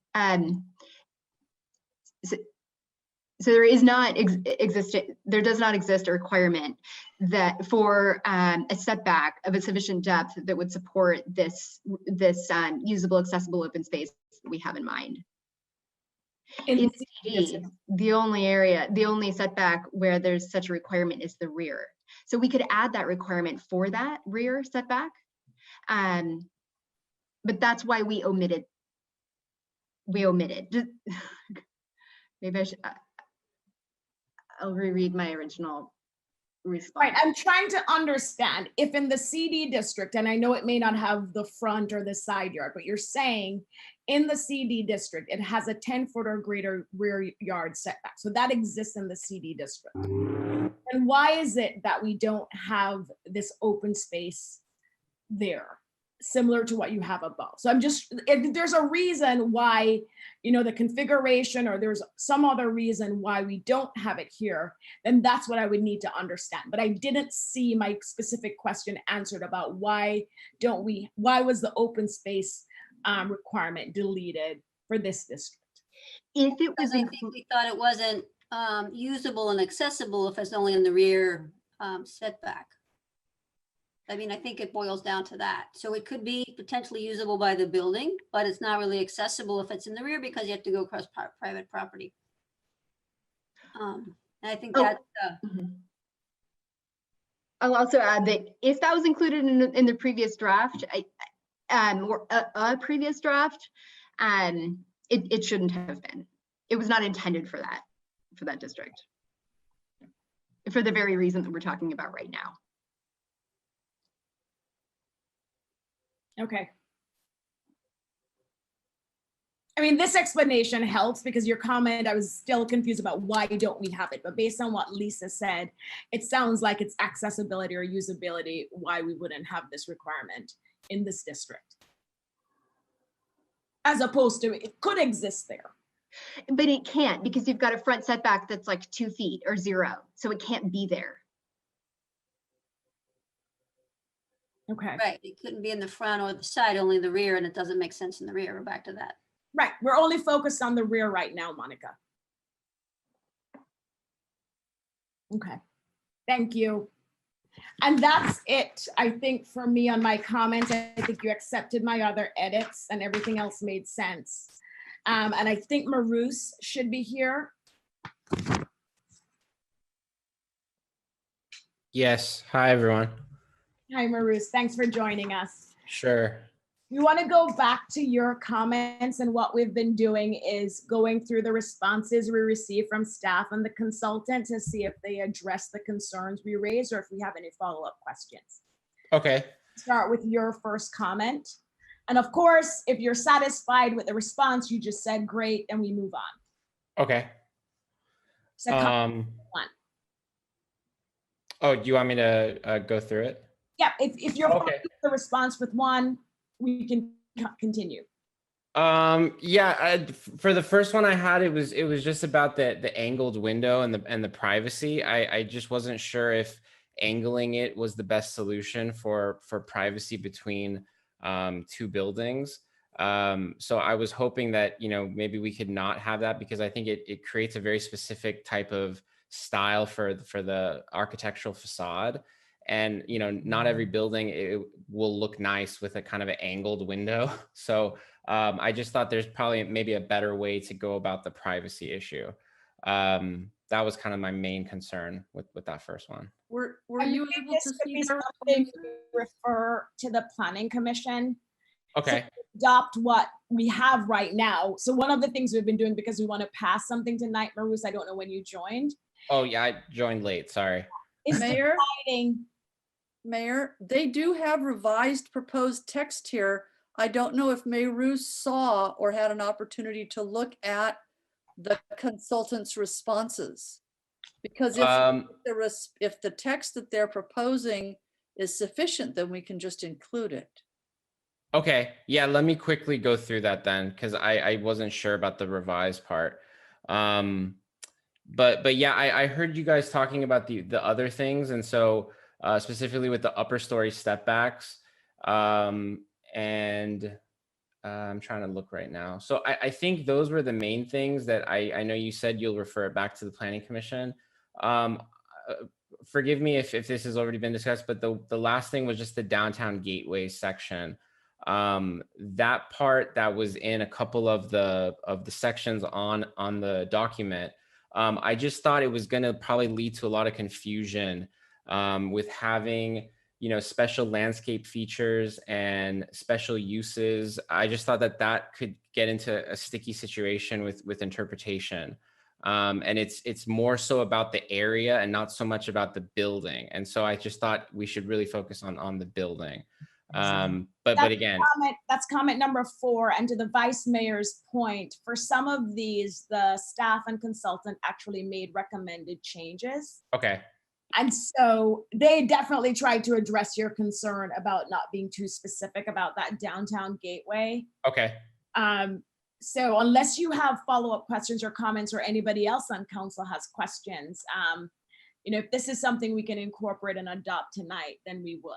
Sure. Yeah. No, I think you guys are going through all the things that I mentioned. So yeah, thank you.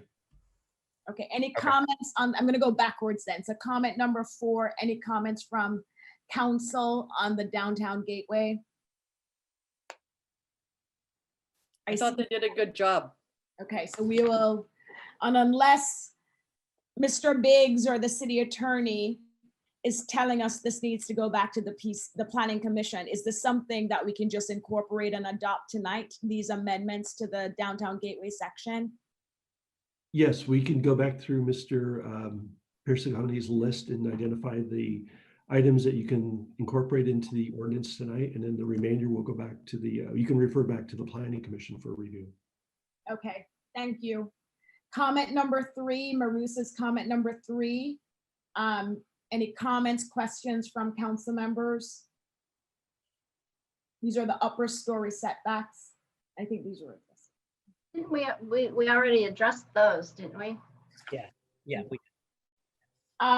Then going up to comment number 2, the site circulation and access comment. And their recommended edits from the consultant and staff. Okay, see it. Let me see whose hand is raised.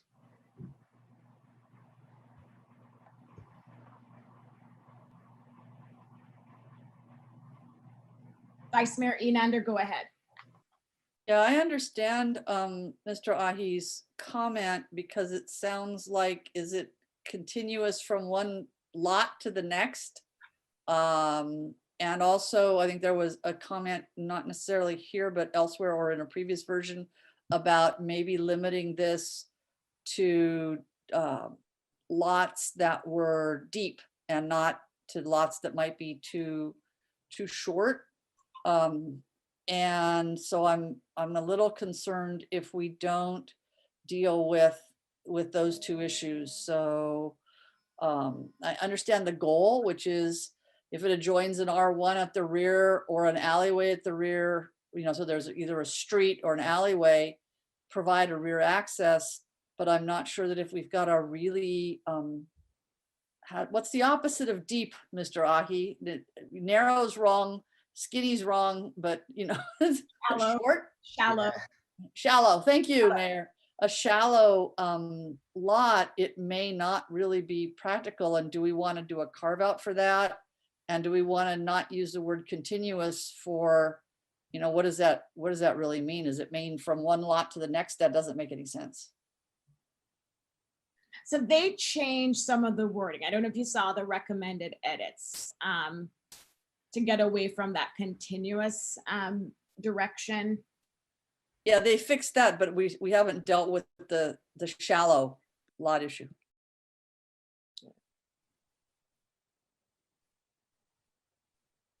Any comments from Mr. Biggs or the consultants on that?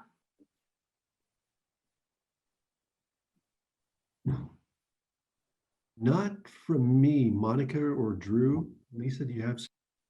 I'd like a clarification. So we, so this and Commissioner Ahi's other comments are, the recommended edits are shown in the draft in your packet tonight. And so I'm looking at this edit. Rear pedestrian bicycle access shall be provided from any abutting right-of-way or alley for projects on the deep lots and the lots where development abuts an R1 in this CT. So it is a concern that shallower lots are not adequately addressed, or is the I'm not sure what the concern is. It's the definition. What's a deep lot? What constitutes a deep lot? How deep is deep?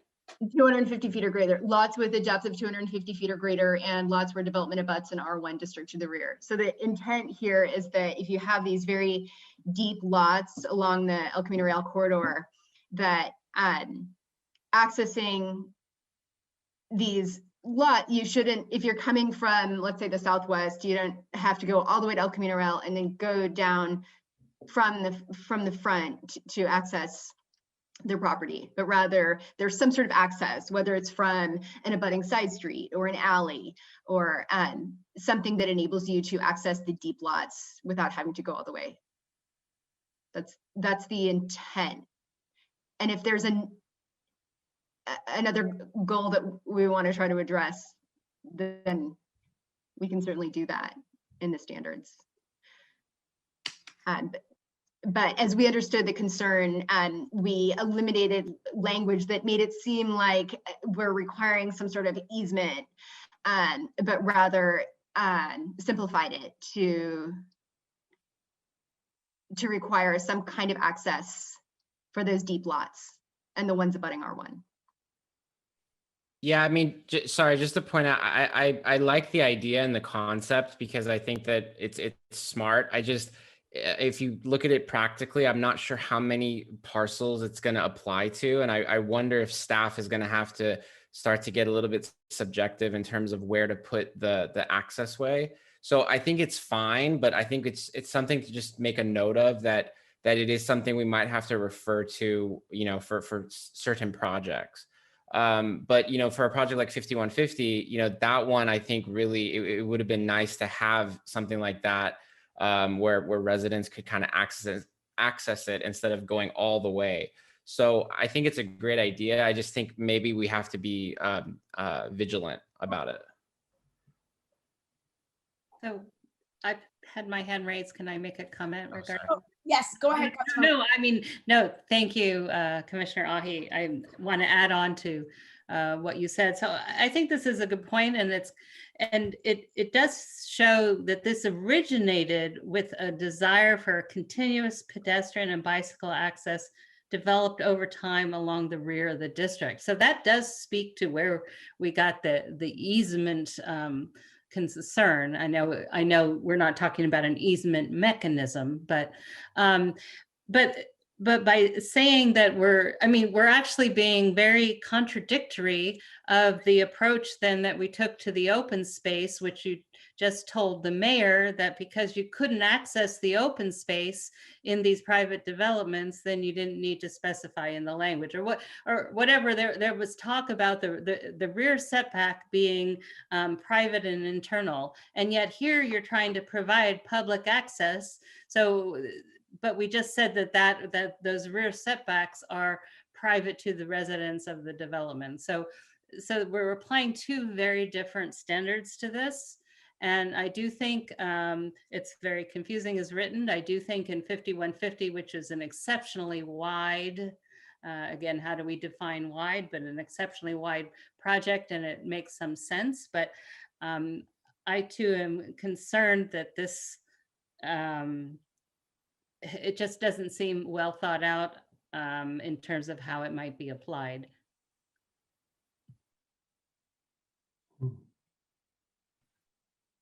So what's the suggestion? So we're looking at, comment 2.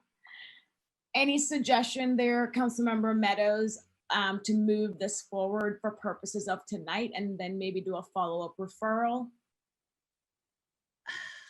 I'm just not sure that this is really the right thing to say. I mean, again, all these projects come forward with very defined plans for how the bicycles or the pedestrians get from the front of the property and their bikes get down to the storage areas. And, so building a requirement that it be in the rear of properties, some of which are going to be non-accessible. Again, I guess we've defined it by it may be abutting an alleyway and R1 or something. I don't know. To me, I can't really make sense of this. It doesn't hang together in my mind, but I think Commissioner Ahi sort of had the best description.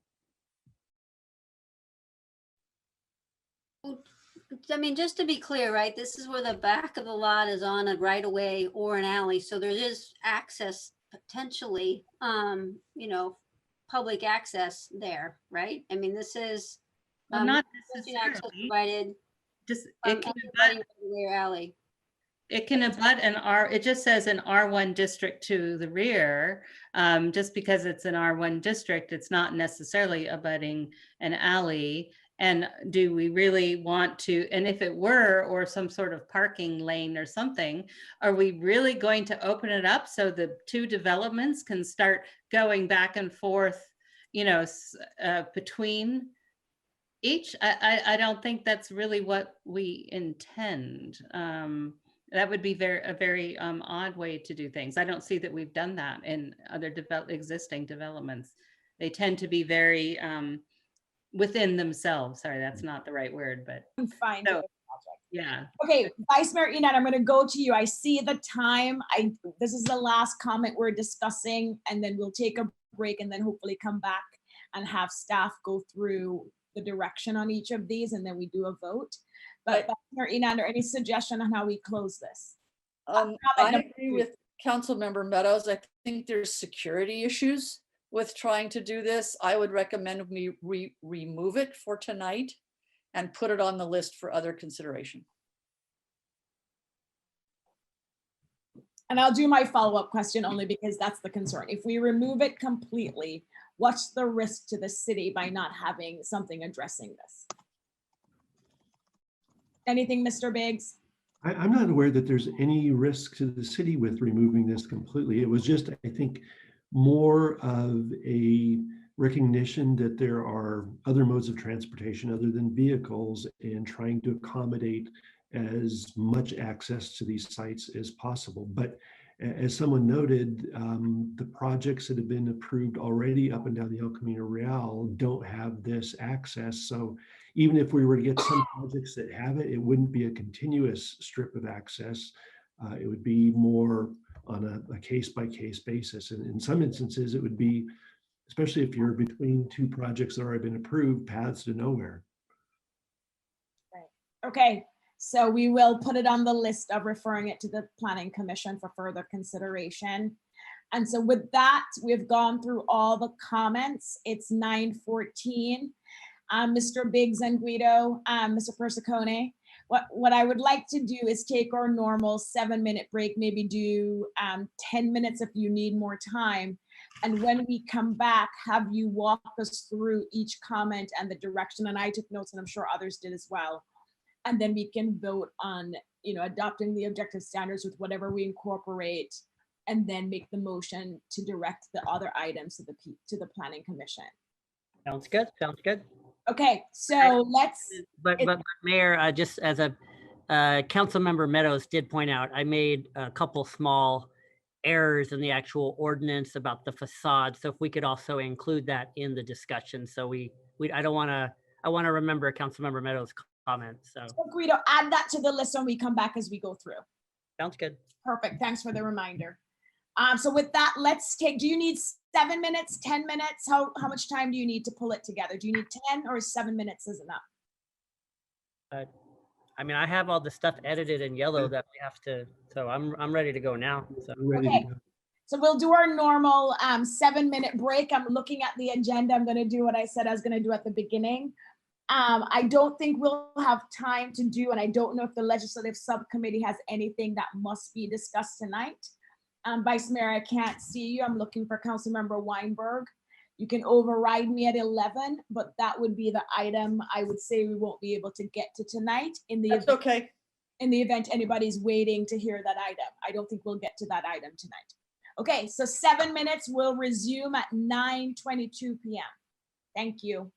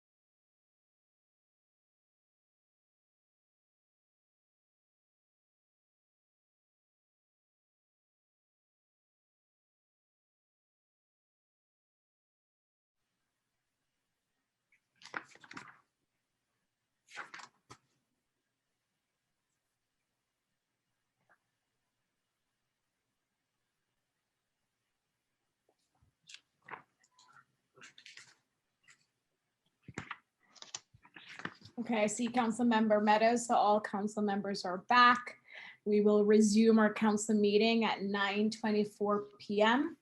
And I will turn it over to staff to walk us through the comments. And again, we're looking to the city attorney and staff to guide us on what we can actually adopt and incorporate and adopt tonight in the objective standards and what we need to refer to the Planning Commission for further consideration.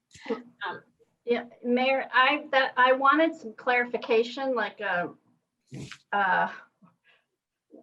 so are we going to go through and then we're going to adopt the introduce the ordinance, and then there are going to be sections that aren't going to be introduced, but they're going to be sent back to Planning Commission, or they're all introduced tonight and they all are going to be adopted, and then with a refer back to the Planning Commission, but the ordinance is going forward as amended. But there are, so there have been changes tonight, and if you have significant changes, then you need to reintroduce.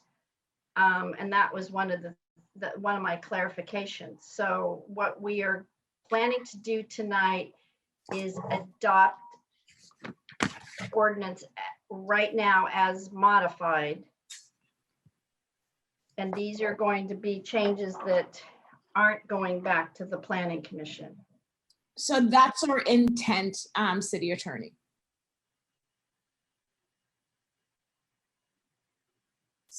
So unless you have concerns with that approach, Mr. Persicone, I see you're starting with Councilmember Meadows edits. Thank you.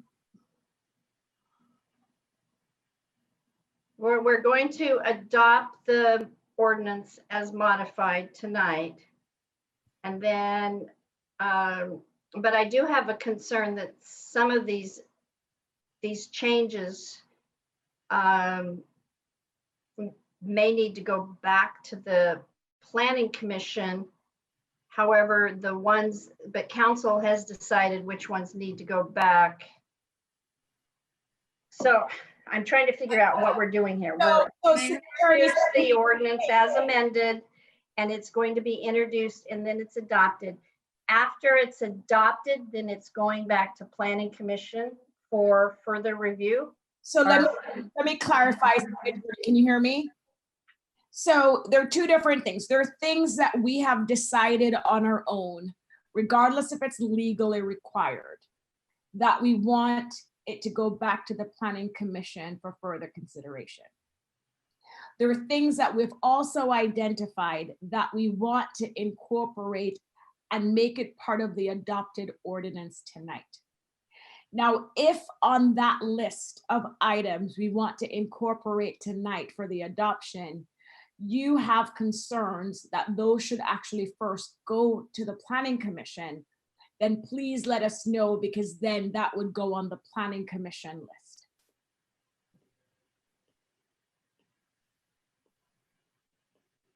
I'd like to talk to Guido or John Biggs about these changes if they feel, as planning staff, do you feel that these changes are that substantial? Or I think that what we've done tonight can be introduced and then adopted, but there were some significant changes. So let's go through each one and have that discussion. So Guido, let's start with Councilmember Meadows' edits. And this we didn't discuss, and I know Councilmember Meadows had raised it at the beginning. But again, any objection or concerns with these edits? Councilmember Meadows, do you want to add anything to what you said at the beginning? It was just an error and it's been corrected now. So Guido, Mr. Biggs, City Attorney, is this something we can incorporate and adopt tonight? I would say yes. Okay, so then the next comment. I'm sorry, Madam Mayor? Yes, Councilmember Weinberg. Those corrections were made to the staff report, not to the proposed resolution. What was just up on the screen was not the resolution, that was attachment 1. It was a memo. If I could, Madam Mayor, I would suggest that when it comes for a motion to introduce the ordinance, that we would introduce and incorporate by reference all of the changes identified by the City Council this evening into the ordinance. I agree. The ordinance, yeah, that will work. Yeah. Okay, so that's it for this amendment we're looking at. Then we'll keep going, Guido. So Mr. Persicone, if you could go through your list and talk a little bit about each of the discussion points of the City Council members this evening and whether that is something that has been suggested we incorporate into the ordinance this evening, or if it should be referred to the Planning Commission. So take it away. Okay, so only the ones that I highlighted in yellow, I thought it seemed like I mean, and I defer to the mayor and vice mayor, but it sounded like these recommended edits, Mayor, were generally in consensus. Only the ones in yellow, I thought you were asking us to do further kind of study and deliberation. Is that a fair summary, Mayor? So there are two things we're looking at. It's not only the things that we've already decided we're going to refer back to the Planning Commission. We want to make sure we go through each one and confirm that it's okay to incorporate and adopt it as part of tonight's ordinance. So number one, the privacy and line of sight, and this is similar to something else I can't remember the number, but if we were to incorporate these changes, Mr. Biggs or Mr. Persicone. Yeah. Go ahead.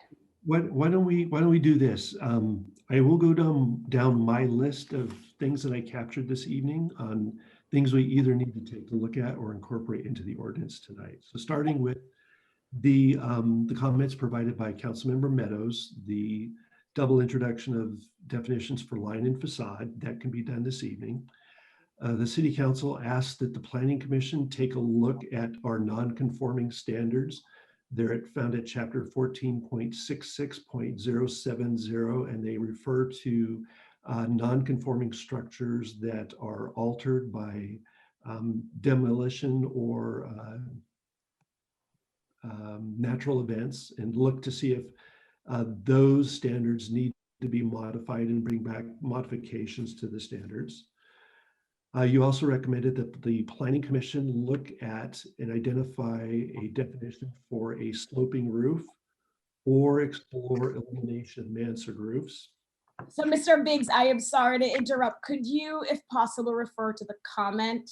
Because that's where I took my notes and I want to make sure we're consistent, if that's possible. For the first 1, 2, 3, 4, I don't have a specific number. I was just kind of following along. I thought Mr. Persicone had them. And I thought that you probably have them in order if we skip down and start with number 5 on what Guido's got will probably be in the same order as what John is doing. Correct. I think. So that's number 5 on the legal non-conforming. Right. And this is, go ahead. And that was being referred to the Planning Commission, so we're not have the same thing. Okay. No modifications to the ordinance this evening on that. Also being referred to the Planning Commission is the sloping roof definition, possible elimination of mansard roofs. That's comment number 6. But it's being adopted tonight without that definition, and we would be coming back with a better definition, correct? Correct. I have a question. Guido and John, I think kind of the minimum roof we ever look at is 4 and 12, which is, I think, about 20%, if I did that right. Yeah, that's right. I think we could put a minimum 20% slope in here and then refer the rest to staff to look, to the Staff and Planning Commission to look at. Does that make some sense to anybody? Not to me. So what are you? Well, do that. I think it's important for us to have some sort of percentage or to help clarify, so that way we have a starting point. So the notes I have, and I'm going to go to Lisa on this, is that maybe we can frame it as a pitch or a drop over a certain range. Yeah, well then what 4 and 12 is kind of a minimum that we do. Right. At least. And I'm not familiar with the numbers you're quoting, Vice Mayor Enander. But to the extent we can do that tonight, and we have such numbers that the experts think work, then if we can incorporate them tonight, I support that we do it. So Lisa, do you have any direction for us here? So I think we could put that definition in the 4 and 12. So it's falling 4 inches over a 12-inch width. So that's a pretty standard definition. Perfect. If And so that's then the worked next for you before, question, yeah. thanks, Lisa. But- And the but next just- question, Mr. Biggs, is Just one clarification. I want to make sure the council understands this. Even though you have a minimum roof pitch of 4 and 12, it won't eliminate a mansard roof because it has a steeper pitch. Yeah, You understood. can still get steeper pitch mansard roofs. not trying to eliminate mansard roofs. Okay. You just don't want it to only be mansard. So with that, Mr. Biggs, is this a change, this 412 insertion, something we can do tonight and adopt the ordinance? To me, no, simply because you're defining what a sloping roof is, a minimum of a 4 and Yeah. 12 pitch. I would say it's not a new addition to the ordinance. It's a clarification. Right. So can I ask a question and express a concern? Was there, and sorry, maybe Ms. Wise is, but, or John, I mean, I always get nervous when we start pulling numbers here on the virtual dais. So is there actually an architect who will say that this is a reasonable thing to be doing? I just get really, none of, the council should be putting these numbers. So John, are you comfortable? That's why he asked Lisa and she said yes.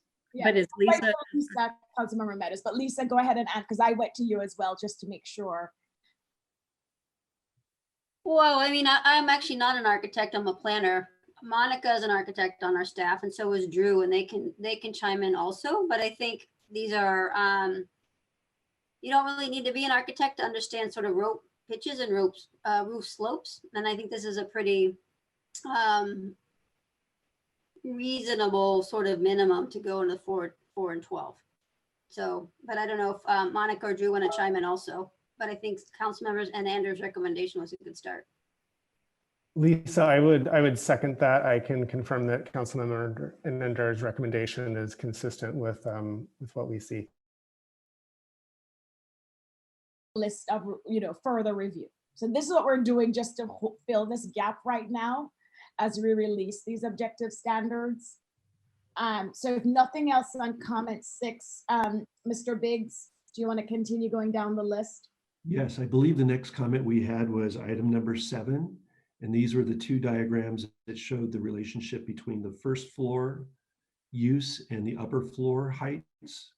The notes I have indicate that the council would like to apply the diagram on the right, the minimum of 12 inches in height to demonstrate the objective standard here, eliminating the 24-inch in height diagram, but then to refer for further discussion the 24-inch diagram to the Planning Commission for review. So just so it would apply to both residential and non-residential, and delete the diagram on the left. So Correct. again, I'm going to do my follow-up, Mr. Biggs, as I've been doing, and to the city attorney.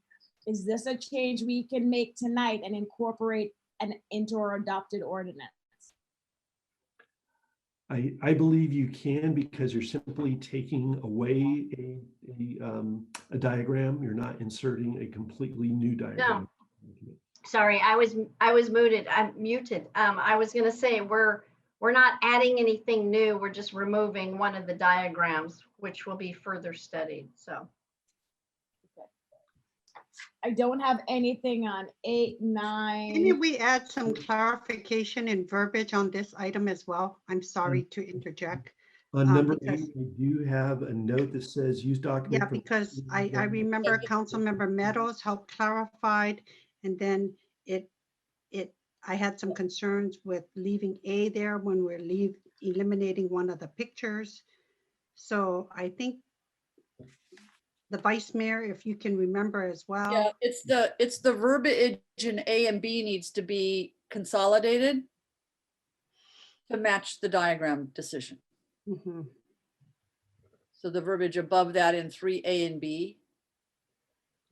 And then I think it was a maximum height. I think we had a maximum height of, So then we need to remove A. yeah. Yeah. We need to remove A. And then it's not just where ground floor is residential, it just terminates after floor to ceiling. Yeah, it's just ground floor, not residential or Right. non-residential. Yeah. Okay. That's something we're doing this evening as part of the introduced ordinance. So, so can we make those changes possible while I'm looking at it? Because that's helps me to know that we've captured it. Like the attorney said, to eliminate A, to take cross out the verbiage on ground floor and just put ground floor period. You know, things like that. I need to see it as we do it. Sorry. We need to call up the ordinance and the document itself to make those adjustments. And remember, tonight you're just introducing this ordinance. It'll come back to you one more time for the adoption and the. Oh, so you can't put the red line and stuff like that? Because you know what I mean? It's okay. Cross it out on here now and stuff like that, so I can see it. We're capturing the notes and we are tracking the direction of the city council, and we are going to incorporate these things into the ordinance that comes back. Okay, okay. Yeah, I just want. Guido, I think you might want that to read to change the verbiage to match the single diagram. No, I understand what the direction is. Okay. That's the danger, Guido, in showing us your notes. One, it's good because we can correct any errors, but on the other hand, we're gonna nitpick everything. Well, I thought we captured the verbiage, and for me, it's like we captured the verbiage, and then when we come back, then it's like we missed some stuff. No, So point taken. that's why. Okay, number 9. Number 9, this is an item that you're referring back to the Planning Commission because you wanted to make sure that it's not going to result in any unintended consequences or problems, especially with the density bonus regulations. Yes, those are my notes as well. But it's being adopted as is tonight, or Right. introduced as is tonight. Right, we're not changing anything, but it's going in the column of for further review.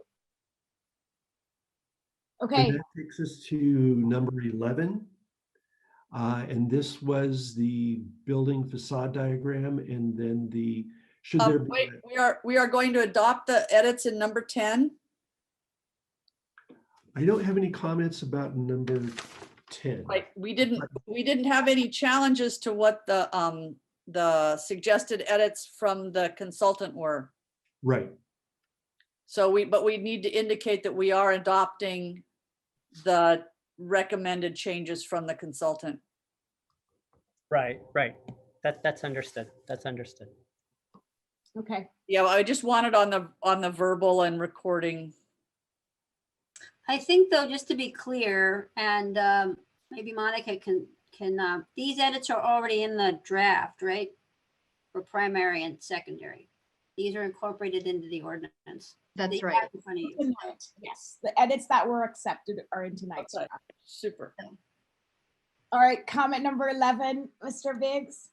This is the one you wanted to refer to the, actually you wanted to discuss a little bit more this evening. You were talking about, should there be a minimum width for those recessed areas or the sort of reddish colored areas here on the diagram? One suggestion I would toss out is to take a look at what would be the minimum width, and maybe Drew can help us here, for a double door.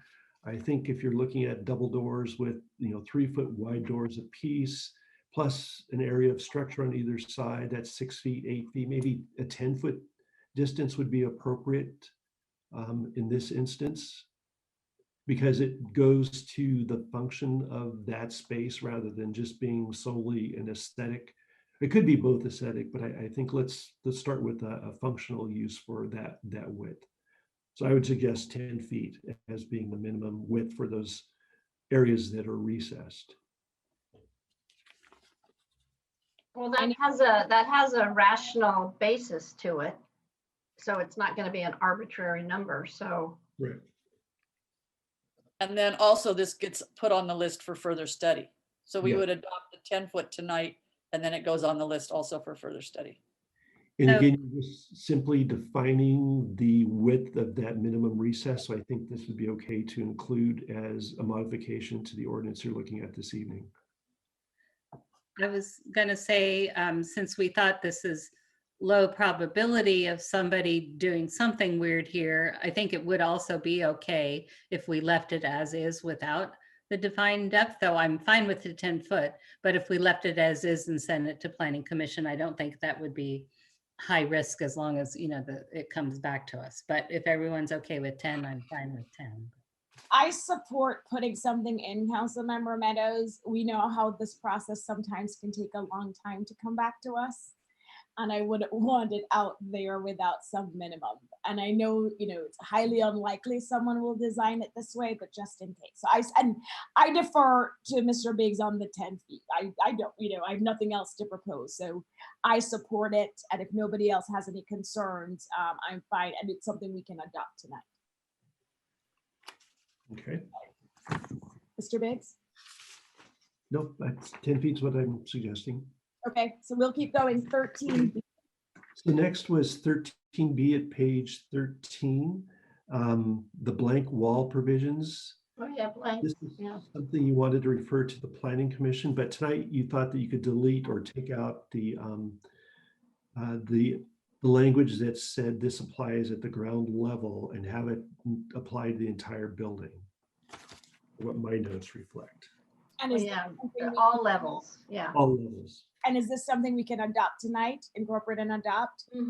Yeah, I would say it's a clarification. All right, keep going, Mr. Biggs. Next was number 16, A1AB. Let me see. Oh, this was something you wanted to talk about this evening, and you wanted to work on a starting point and where these setbacks, you wanted to define what the setback would apply to, whether it be a third story, the upper story of the building, and make it clear from what point the setbacks would start. So I think we have, it's demonstrating that the setback has to be from the facade of the building for the upper floor. And I think there was a desire to see some clarification, especially if you look at A1A, where it says front minimum 10 feet from ground floor facade. Maybe that could be changed to minimum, or excuse me, uppermost floor level shall be set back 10 feet from ground floor facade. No, No? no, because you may not have just it may not apply only to the top floor. Because you could have 2 floors above 30 feet. And you'd have to set back both of them. So how about any floor above 30 feet shall have a 10-foot setback? But then we've got the slope roof provision, John, here with this. But is that the roof or a floor?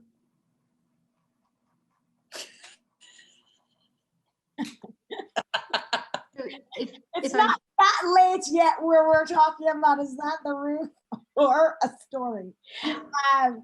Okay.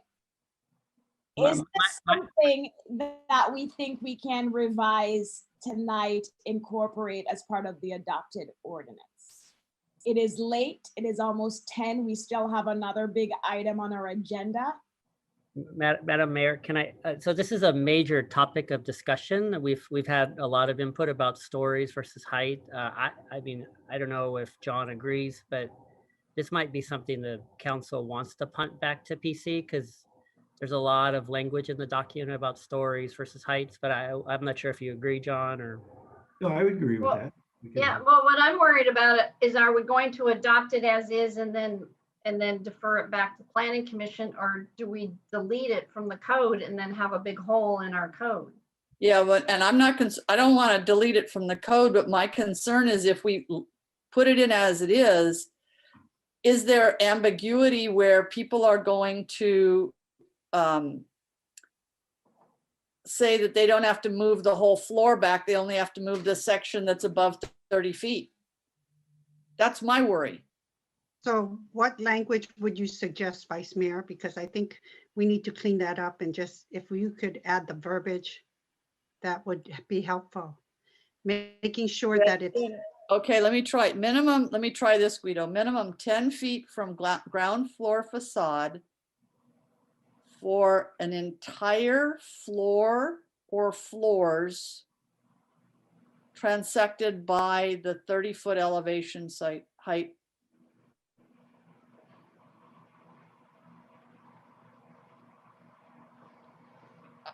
I don't know. Maybe you have a better suggestion, Guido or John. Do you understand the ambiguity we're trying to get rid of? Can I try to help? Go ahead, Councilmember Matt. I'm going to get some order. Everybody has just been talking out of turn. I have my hand raised. Go ahead, Councilmember Meadows. Yeah, I was going to say upper story step backs, then just say as illustrated in the diagrams, because that addresses, and then, you know, just add that either upper story setbacks as illustrated in the diagrams, and then A, front street C. So you're actually, by just saying that you're using the wording that because what we're trying to say is the illustrations are correct, right? The illustrations are correct. So just add the wording, whether you have to add it in A, B, and C, or you can just add it at 1 upper story step backs, just say as illustrated in each of the diagrams. And then there you go.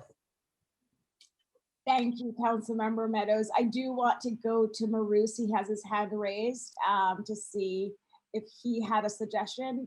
Go ahead, Maroos. The only, I guess I'll just defend the design aspect of this. I think that when you go to a specific height, you just run the risk sometimes that the building may end up looking a little bit strange because you're kind of putting it at a certain height level and pushing it back. And also there's the whole idea of I think I sent this in my email. There's many projects that actually fell under whatever the height was. Before it stepped back. And so a developer is going to obviously go all the way to whenever he has to push that building back. And so by doing it by stories, you may be creating a kind of an easier system in terms of something that's very kind of universal in terms of everyone understanding that once it's the floor of the 4th level or once it's the floor of the 3rd level, that's the point where it steps back. And so it's fine if we want to do height limit, but it's just something to be aware of for some of these projects. And I think that's why we want to send this back to be looked at. But for now, I love Councilmember Meadows' suggestion. Okay, any other comments? And I'm comfortable with Councilmember Meadows' addition as well, to point to the illustrations. And again, Mr. Biggs, is this something that we can incorporate and adopt tonight with the additional language Councilmember Meadows suggested? I think because this is referring to existing diagrams that you're reviewing this evening, this would be okay. It's a clarification. Yeah, I do. We're using the same diagrams. If we tweak the diagrams, I'd have a problem. So. Yeah. And once this ordinance gets, it's going to be introduced, it's going to be adopted, it's going to be in effect in 30 days. And so we will be having projects coming through that these are going to apply to,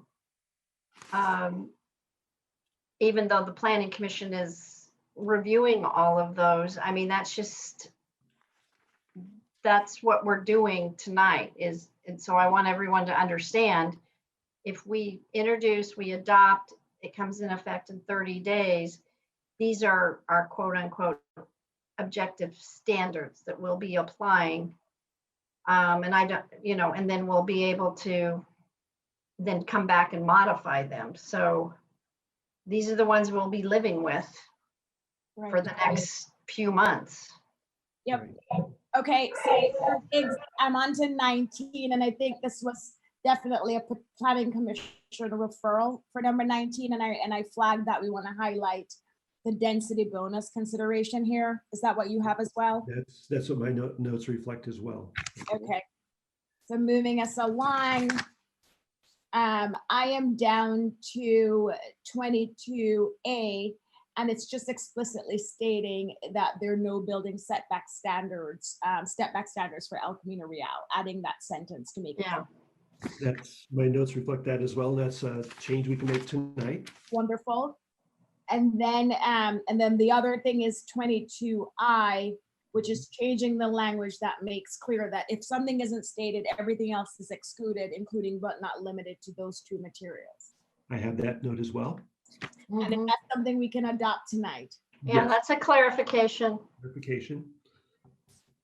Okay, and so we're really back to, I have comment 4. So I actually went back up to comment 4 because we did it backwards. And so I have, yes, we will incorporate, and that's already incorporated, so we're fine there. And is that something we can incorporate and adopt tonight, the edits in number 4? We can. Okay. Clarifications. And then on the upper story step back, I actually have, so with this change, is it something that we can incorporate and adopt tonight? Because I have a big question mark here. Which item, Madam Mayor? Which item? Can you go up to comment 3, Guido? Okay.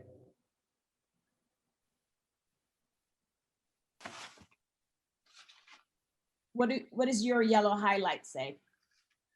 Well, this is the same theme about the step back for stories. That's that whole. So that's why I have the question. It's gonna match the diagram. Yeah. Right. And my notes reflect the council said okay to the response by staff and the consultant. Okay, and is that something, comment 3, we can incorporate and adopt tonight? Yes. I have a question mark, and I think it's because we covered it in another section. Yeah, because it's repetitive of other questions, and I wouldn't say that I would concur, that I concurred with this, with the consultant's response. This is what needs to be part of what needs to be discussed. Yeah. Right. Right. That's going back, the part that's going back, not the part that we're adopting tonight. Right. That's that whole discussion. Yeah. Yep. And then for number 2, this is the section that we talked about completely removing. It's the continuous alleyway. I'm trying to get the right word here. But we said completely remove it and refer it to the Planning Commission. Correct. Okay. Is that it? Vice Mayor, go ahead. You. Mayor, I have concerns about just a couple of other things not to change tonight, but to be added to the list of things to refer to the Planning Commission. Okay, go ahead, because it has to be incorporated in ULO. So go ahead. It would have to be, we would have to be agreed to by our group and then incorporated in the. I wish, Vice Mayor, you had already included it in the list that you submitted to staff. No, these are not. Okay, so these are based on public input, and I think we haven't given ourselves a chance to talk about any other things that arose from public input. One is that architectural integrity, as it is in this document, is pretty much limited to materials palette and change of materials. And what I learned about architectural integrity, which is about this much compared to what all the architects know, is that at a minimum, fenestration is a part of an architectural integrity. And I know there's been a lot of discussions at times, and I'm thinking back to when Phoebe Bressick was on Planning Commission and the times when Phoebe made big points about how fenestration could improve the architectural integrity and how certain fenestration being presented did not reflect architectural integrity. And I'm wondering if, and this is really punted toward Mr. Ahi, whether the Planning Commission would perhaps take a look at that issue of architectural integrity and see whether it can be fleshed out a little more to our benefit. What is the And specific? because we're creating a list to refer to the Planning Commission to look into further, what I will do with this list that Vice Mayor is going through is just look to council to see if you have any objections to this going to the Planning Commission. So if I don't see any hands raised, City Attorney. Well, that sounds very discretionary. So it can go back to the Planning Commission, and I don't know how they're going to make that an objective standard. It might say that all the windows need to have the same kind of cladding, for example, or I don't know. I'm not an architect. That's one thing I heard come out of Phoebe's mouth once upon a time. Yeah, no, I'm just saying that, yeah, they can look at it, but it's architectural integrity is almost like mass and bulk. And so we need to put some parameters on it. So right. And that's why it's currently defined in this document by a materials palette and by where you can and can't change materials from floor to floor. So whether there is something more that we can make as an objective standard that helps assure good architectural integrity is something that I think we have some members on Planning Commission that would be really good at. Okay, Vice Mayor Eander, anything else on your list? Yes, I would like to have us look at whether we want to, in looking at those floors and the minimum, the 2 foot difference and the 1 foot difference, also perhaps look at whether we want, for the purposes of a project that would fall under objective standards, whether we would want to specify a maximum floor height that would be allowed under an objective standards review. So we might say, if you want to come in under objective standards and get, basically a ministerial review of this thing, then don't bring us a first floor height of more than X and an upper floor height of more than Y. That has major implications for the whole document. So I understand that, but the whole height issue in our town has major implications. And density bonus has major implications with this as well. So I had the same reaction. I think you saw my facial expression that you did, because I think that's a huge change. But I don't want us to get into these suggestions right now. I want to put them on the list. Okay. Unless a council member has an objection to including, because it's going to go to the Planning Commission. Okay. And so unless a council member objects to this even going to the Planning Commission, I just want to get this list done. Understood. And then my last ones, Mayor, would be, are we really comfortable that we don't have problems with Sherwood and Loyola specific plans? Has somebody really carefully looked at those against these to see whether we've set ourselves up for a conflict? And this is part of kind of the fact that we haven't really tested these. We haven't tried to go back and look at, how well can these work, and how is the Planning Commission going to work and the staff going to work with these straight out of the box? As Jolie said, once these are approved, after 30 days, you got to be running with them. And so it might be, and I don't know, Guido, if you guys have looked specifically at stuff that's in Sherwood and Loyola to see whether we've got any issues. Well, I do know for Loyola, it has the Loyola, it's like the LCZN. It has its own zoning, but it's still CN. It's still, the underlying zoning is still CN there. And it's the same with Sherwood. It's got a couple different zones.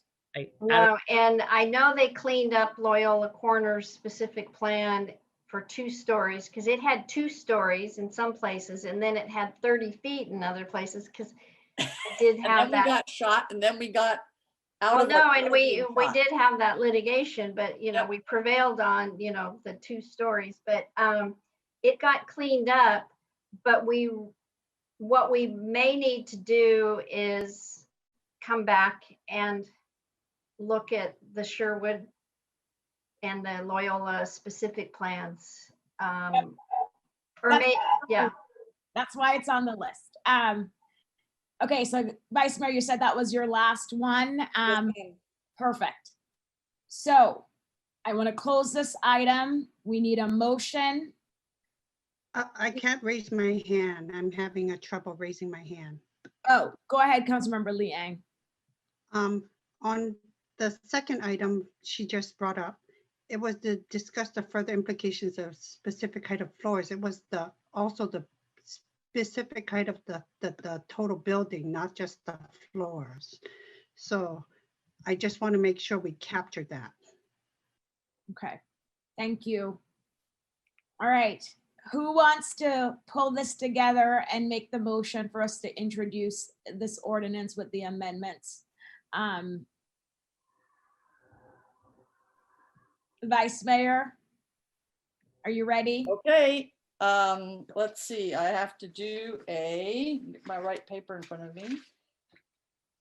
I move that we introduce and waive first reading of ordinance number 2021-478 and the zoning text amendments ZTA 20-0003 with the amendments discussed and agreed by council this evening. And I'm going to make a separate motion on the stuff that's getting referred. Exactly. Okay, unless the city attorney or Mr. Biggs has concerns with the way we frame that motion, I will take a second. I see Councilmember Liang with her hand raised. I'll be glad to second that motion. Thank you, Councilmember Liang. Before we go to the vote, Councilmember Meadows, I saw you had, oh, it's gone. Were you just raising your hand to second the motion? Councilmember Meadows? Yes. Okay. So we have the motion by the Vice Mayor, seconded by Councilmember Liang. City Clerk, can you please call the vote? Yes. Councilmember Meadows, Yes. Councilmember Weinberg, Yes. Councilmember Liang, Yes. Vice Mayor Neander, Yes. and Mayor Fliger. Yes. Thank you. The motion passes 5-0. And Mayor, I'll make another motion. Yep. To refer to staff the items discussed during the conversation regarding agenda item 9. And for staff to frame and, as appropriate, refer and gather recommendations from the Planning Commission for any additions, changes, or deletions to codes, the newly approved code section, or to the zoning text amendments that are being codified, that are ZTA 20-0003. I think that will stand, I think. For recommendations to come back to council for those changes. Okay, does anybody have any questions or concerns with the way that's framed? I mean, it makes sense to me. I know exactly what should happen here, but staff, is it clear what the direction is? I understand the direction. Yes. Mr. Biggs? Okay, Councilmember Liang. Oh, glad to second that. Thank you. So we have the motion by the Vice Mayor, seconded by Councilmember Liang. City Clerk, can you please call the vote? Sure. Mayor Fliger, Yes. Vice Mayor Neander, Yes. Councilmember Weinberg, Yes. Councilmember Meadows,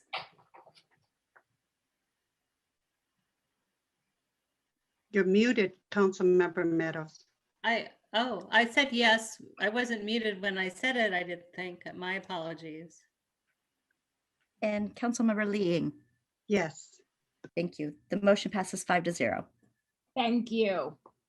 Okay, thank you, everybody. I know that took a lot, but it was important, and I'm very happy we did the first step to have objective standards for the community. So great, thank you. Awesome. So I'm looking at the agenda, and I know we have a lot of, well, I know we have some residents here on item number 11. And I don't know how long, if Mr. England has a time estimate on number 10, but unless council members have an objection to moving up 11, I'm inclined to do that. But of course, if 10 is a quick item, we could quickly do it and then move to 11. So I see heads nodding. So Mr. England, you may not have to direct us here. Is the consensus, let's do 10? Or, okay. So then we will move to our first discussion item number 10, and I will turn it over to Mr. Golden. Thank you, Madam Mayor. Good evening, Madam Mayor and Vice Mayor and the rest of the council members. I have a quick presentation, but I don't really need to provide it to you. The only thing that I would suggest is there were just 3 minor corrections to the draft ordinance. They were super minor. I will share my screen. I'm going to turn off my video and then share my screen. And give me 1 sec. You get the gold star for backgrounds. Thanks. So if you can see my screen, these were the 3 sections, 1260.020. There was a missing word in there, regulations. Section 12.60.130, the designation of the floodplain administrator. There's some other language, I think, in definitions that already had this, but it should be the community development director. And then finally, section 12.60.290, the word or was either missing or misspelled or something. So those are 3 just minor corrections that you should include, or we're recommending to include in your motions. And there are 2 recommendations before you. And the first one is to adopt an urgency ordinance.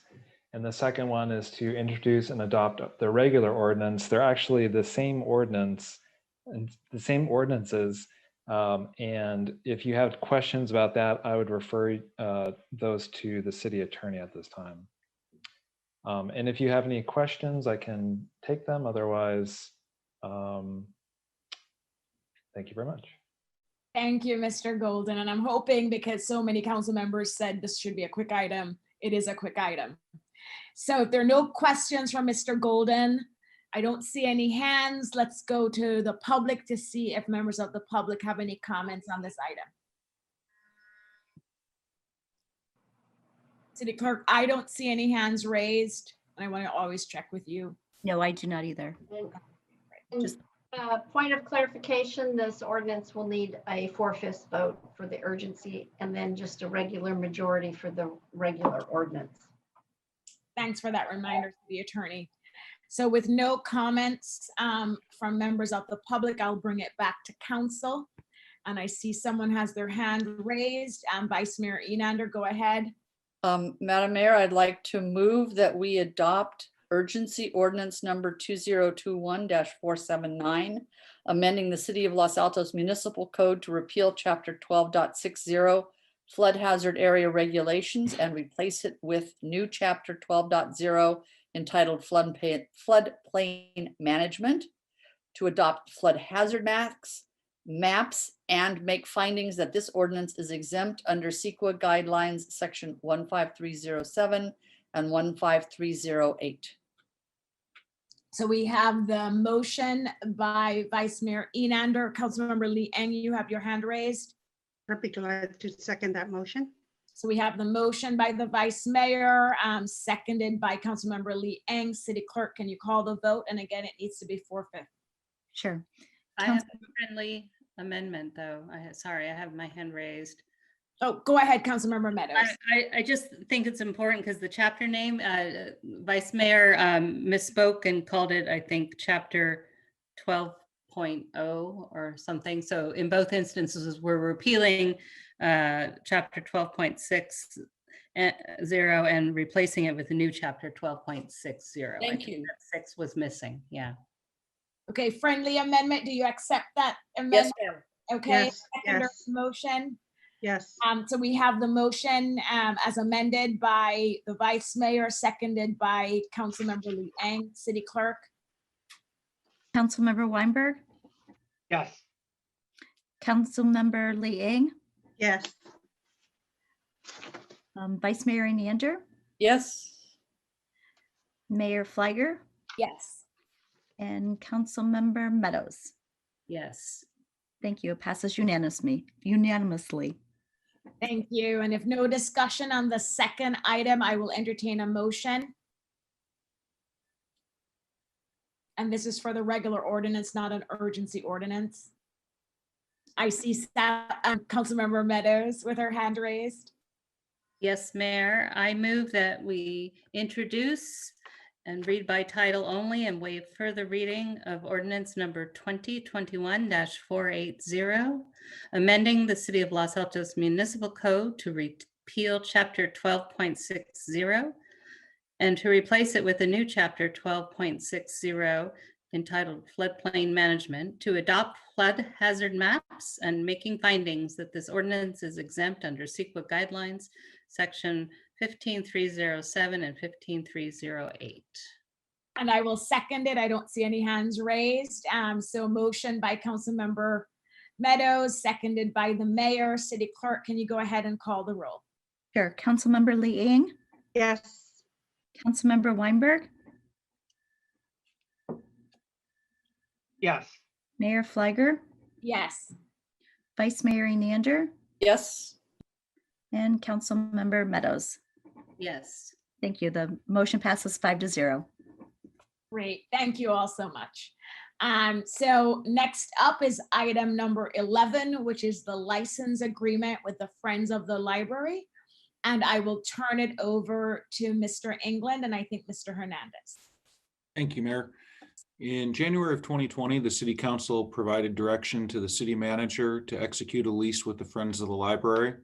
The motion which passed called for the Friends to remain on the current site as they're located and for the Friends to pay any capital expenses with that building, including utility improvements or site preparation, and any cost to make the building more permanent. The direction at that time was if the lease was to go outside of these parameters, it should return to the City Council for consideration.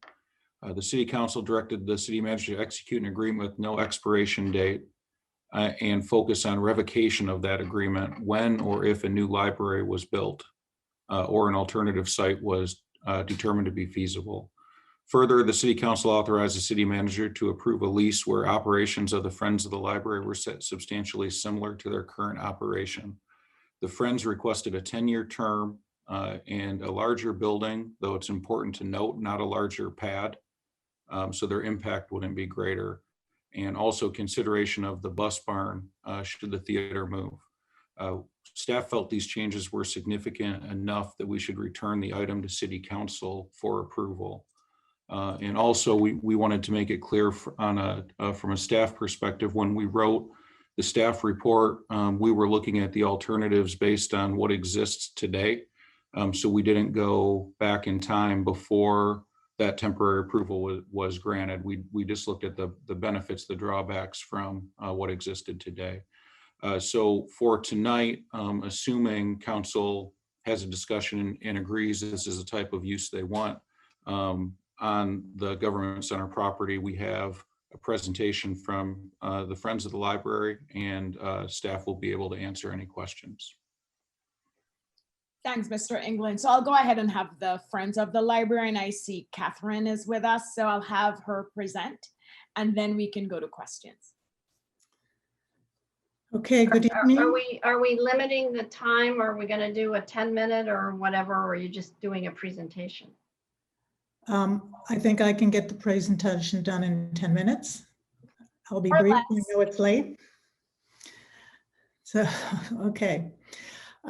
So before I get to the request, I just thought I'd refresh everyone's memories and give you a quick review of how we got here today. In early 2019, and after several months of discussion with city representatives, it became clear that Friends would not be able to occupy space in the new community center. The city and the Friends jointly began a careful review to find an alternate location. In addition to the Civic Center, we toured the city looking at various parks and public buildings. Some sites were quickly marked off the list, while others, such as Rosita Park and Woodland Library, were given careful consideration. Additionally, Friends spoke with a few developers who owned unoccupied space, and we contacted other nonprofits that might have some space available. Unfortunately, these did not pan out as the developers had long-term plans for their building sites, and other nonprofits either were space constrained themselves or did not have an appropriate space to offer. As part of this review, we studied our processes and found that the key driver for any location was the transportation of books. Donations are made at the library, volunteers transport these to our workroom, and after processing, they're transported to the community center or Lacey for our used book sales. It's a labor-intensive task, which is led by a dedicated group of seniors, and even if we could absorb the cost of hiring a truck or other able-bodied assistants, proximity to the book donation site and our selling sites is key to efficiency. After this evaluation, we found that the Civic Center still came out on top as the best site for Friends. And to anticipate a question, Woodland Library did seem like a viable alternative at one time, and we looked at this closely. However, this small piece of land with very limited parking presented challenges not only with extra traffic generated by the movement of books, but also with the amount of parking that Friends would need for our volunteers. And last, any space that the Friends occupied at Woodland would limit expansion of the Woodland Library, which is something we believe the community desires. Bottom line, we are confident that all the viable alternatives have been thoroughly reviewed by Friends with the staff and council members, and the Civic Center remains the best option. Next slide, please. There we go. With this in mind, the city prepared the site near the soccer field and permitted Friends to install a portable along with the storage sheds between the History Museum and the police department. A temporary lease was signed, and this was to be replaced with a longer-term agreement, which the Friends and staff drafted over the last 18 months. Next slide. Tonight, Friends are here to request that the City Council approve the temporary license agreement before them to replace the existing lease, which expires when the new community center opens in October. Next slide. The major terms of the agreement include the Friends' use of land in the Civic Center for its book processing operations and storage of books for sale. The initial term of the license is 10 years, after which is renewable annually. Friends accept the land in an as-is state, but has the ability to have electricity brought in. And all building structures and utility improvements must comply with city requirements, necessitating design review through the planning department, all of which is to be paid for by the Friends. And just to be clear, the Friends is not requesting any funding from the city. So I'm sure you're all aware where the current buildings are, so I won't go into it in detail. There's the portables by the soccer field, the storage sheds are in the back of the Civic Center by the police department. All structures were approved by the city and placed carefully to ensure there's little or no impact on the heritage trees near each site. Next slide. You may have also noticed that the Friends have been given space within the library near the back entrance. This area was generously allocated by the library district to help Friends transition out of Hillview. And this extra space has been essential for our high-value sales operations and processing of children's books. Over the last 2 years, our dedicated volunteers have fully re-engineered our processes to efficiently use these 4 different locations, which replaced our one room in Hillview. Next slide. So you may be asking why Friends are asking for the initial term of 10 years. The first reason is to provide Friends with a guaranteed period of time that will allow us to enhance our operations. The transition from Hillview and the pandemic especially has thrown us for a loop, and we've made significant changes to adjust and ensure the safety of our volunteers. We are currently assessing which of these changes we should keep and what other optimizations we can make to streamline our book processing and sales operations further. Having the confidence that these will not be upended because of a loss of these facilities is essential for any business's productivity. As you can imagine, working out of 4 locations presents some challenges. With the longer term for this agreement, gives us the opportunity to consolidate our operations by replacing the portable with the different classroom type structure. And if we're going to spend nearly $200,000 in capital expense to upgrade our facilities, we need the assurance that we will not lose the investment. Purchasing a structure rather than leasing as we are now is more cost-effective option by far. After performing a detailed analysis, the break-even point between leasing and a purchase is 8 years, hence the request for a 10-year initial license term. If, for example, in year 5, Friends were told they must remove the building or even be required to move out of the Civic Center, then we would experience a significant loss, which ultimately and negatively impacts the support we can give to the library. Next slide. Friends would like to move forward with a replacement structure that still fits on the existing pad. Owning a structure will allow us to alter and improve its appearance, say with paint or possibly landscaping, making it more aesthetically pleasing. The biggest benefit of a larger building is that Friends would be able to consolidate our operations in one space, move out of the library, and return the library space to the community. Remember, Friends are patrons too, and we prefer that all the public library space be dedicated to patron use. Logistically, the benefits of consolidation are enormous, and we believe that will be appreciated by the community as well. Without 2 separate book processing areas, we'll be moving far fewer boxes across the parking lot. And just as important to us is the volunteers can work together again. The social aspect of our work can be just as essential as the community benefit. Our desire is to replace the existing portable as soon as possible, at latest before the lease on this building expires next August.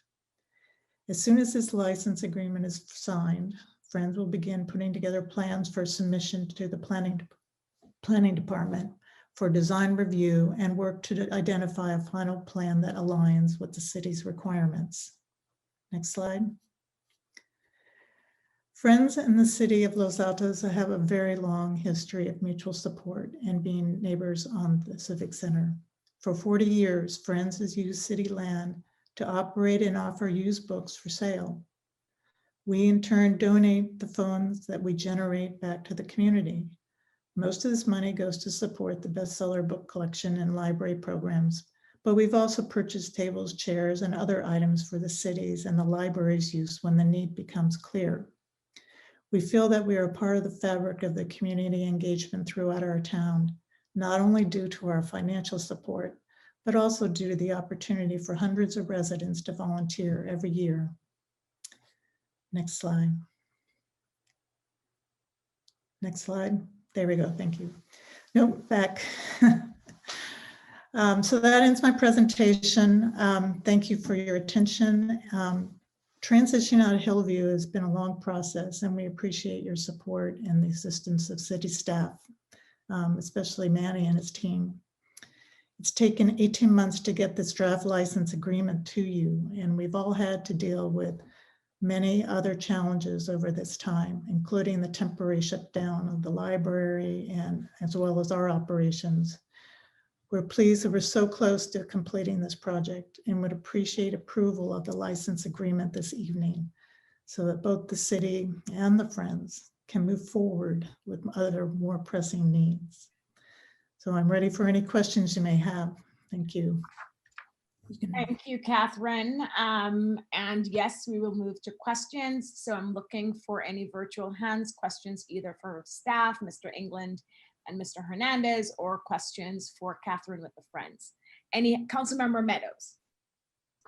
So first, Catherine, I'll ask you a question since you were just speaking, and you and I spoke about this topic the other day, and you explained some information about Friends' monetary position, and I thought it was useful. So could you please explain how the cash reserves of the organization actually is allocated? Okay, I'd be glad to. So as you may be aware after reading our annual report, Friends is fortunate to have a healthy balance of our assets of $950,000. So we feel good about that. That's due in part by the nice growth in the stock market over the last few years. But I do want to point out that about 50% of that fund, those assets are in donor designated funds that support our Books for Schools program, for example, and also in a capital fund that is being saved to be used for the redevelopment of our new library. So that leaves, half of our funds, $200K, which we plan to use to upgrade our facilities. And that would basically leave about $250,000 in unrealized capital gains, which we could liquidate, of course, anytime to support the library. If we did that, and if we return to pre-COVID funding support that we gave the library, that would last about 2 years. So that's why we feel it's imperative to keep our operations going so we continue to support the library for the indefinite future. Thank you, Catherine. And then Mayor, if I can, I have another question. This is for staff. And if we could get a clarification about this agreement, does it cover all 3 structures on the Civic Center property, or is this regarding specifically the larger building with the pad near the soccer field? This license agreement is set up and actually has an outline of all 3 facility structures, those 2 storage and the 1 portable. All right, thank you. That's all my questions. Thank you, Councilmember Meadows. Councilmember Weinberg. Thank you, Madam Mayor. I just want to make a couple of quick disclosures. First, I live within about 500 feet of the Woodland Branch Library. I discussed this with the city attorney a week or 2 ago and was advised that since I'm not getting any personal benefit out of this, that I do not have a conflict of interest. And the second disclosure I wanted to make is that I did meet with Catherine from Friends of the Library one-on-one about a week ago. Thank you, Councilmember Weinberg, for that disclosure. Much appreciated. I don't see any other council member hands raised, and I don't have any questions. So with that, I'm going to look to the clerk to help me look at the attendee list to see how many members of the public that would like to comment on this item. Do we have any hands raised? I don't see any, City Clerk. Madam Mayor, there was a hand raised and I went to allow the person to speak and it's given me the message that their system is not compatible. I've tried to promote them as a panelist, so if they get that message and can join as a panelist, they should be able to speak. I now have 2 other hands raised. Is that Roberta? Because No, it was I'm sorry, I didn't even recognize the name. okay. Mayor, could I ask a question? I'm sorry, I tried to raise my hand, but my button was stuck. For Oh, I staff. didn't see your, oh, okay, sure. So we'll just go back to Councilmember Liang so we can close the question portion of the item. So Councilmember Liang, go ahead. And my question is to staff. So I think the way this report is written, it was to understand how we were going to move forward. So at that time, if it wasn't clear for me how we were going to move forward, how was it clear to you that a negotiation had to be, a contract had to be negotiated? So I think like we're skipping a step. Could you help me understand that, please? Certainly, Councilmember Liang. The council direction from the January 2020 meeting was clear to allow the city manager to execute a lease agreement with the Friends of the Library if a mutually acceptable agreement could be reached. If it was outside of those parameters, it was to return to the city council. I think the other question that you raise is it's also a legitimate policy question, is if this is no longer intended to be a temporary use, then should council first be discussing, is this type of use appropriate for the government center? And if so, then moving on to the licensing agreement.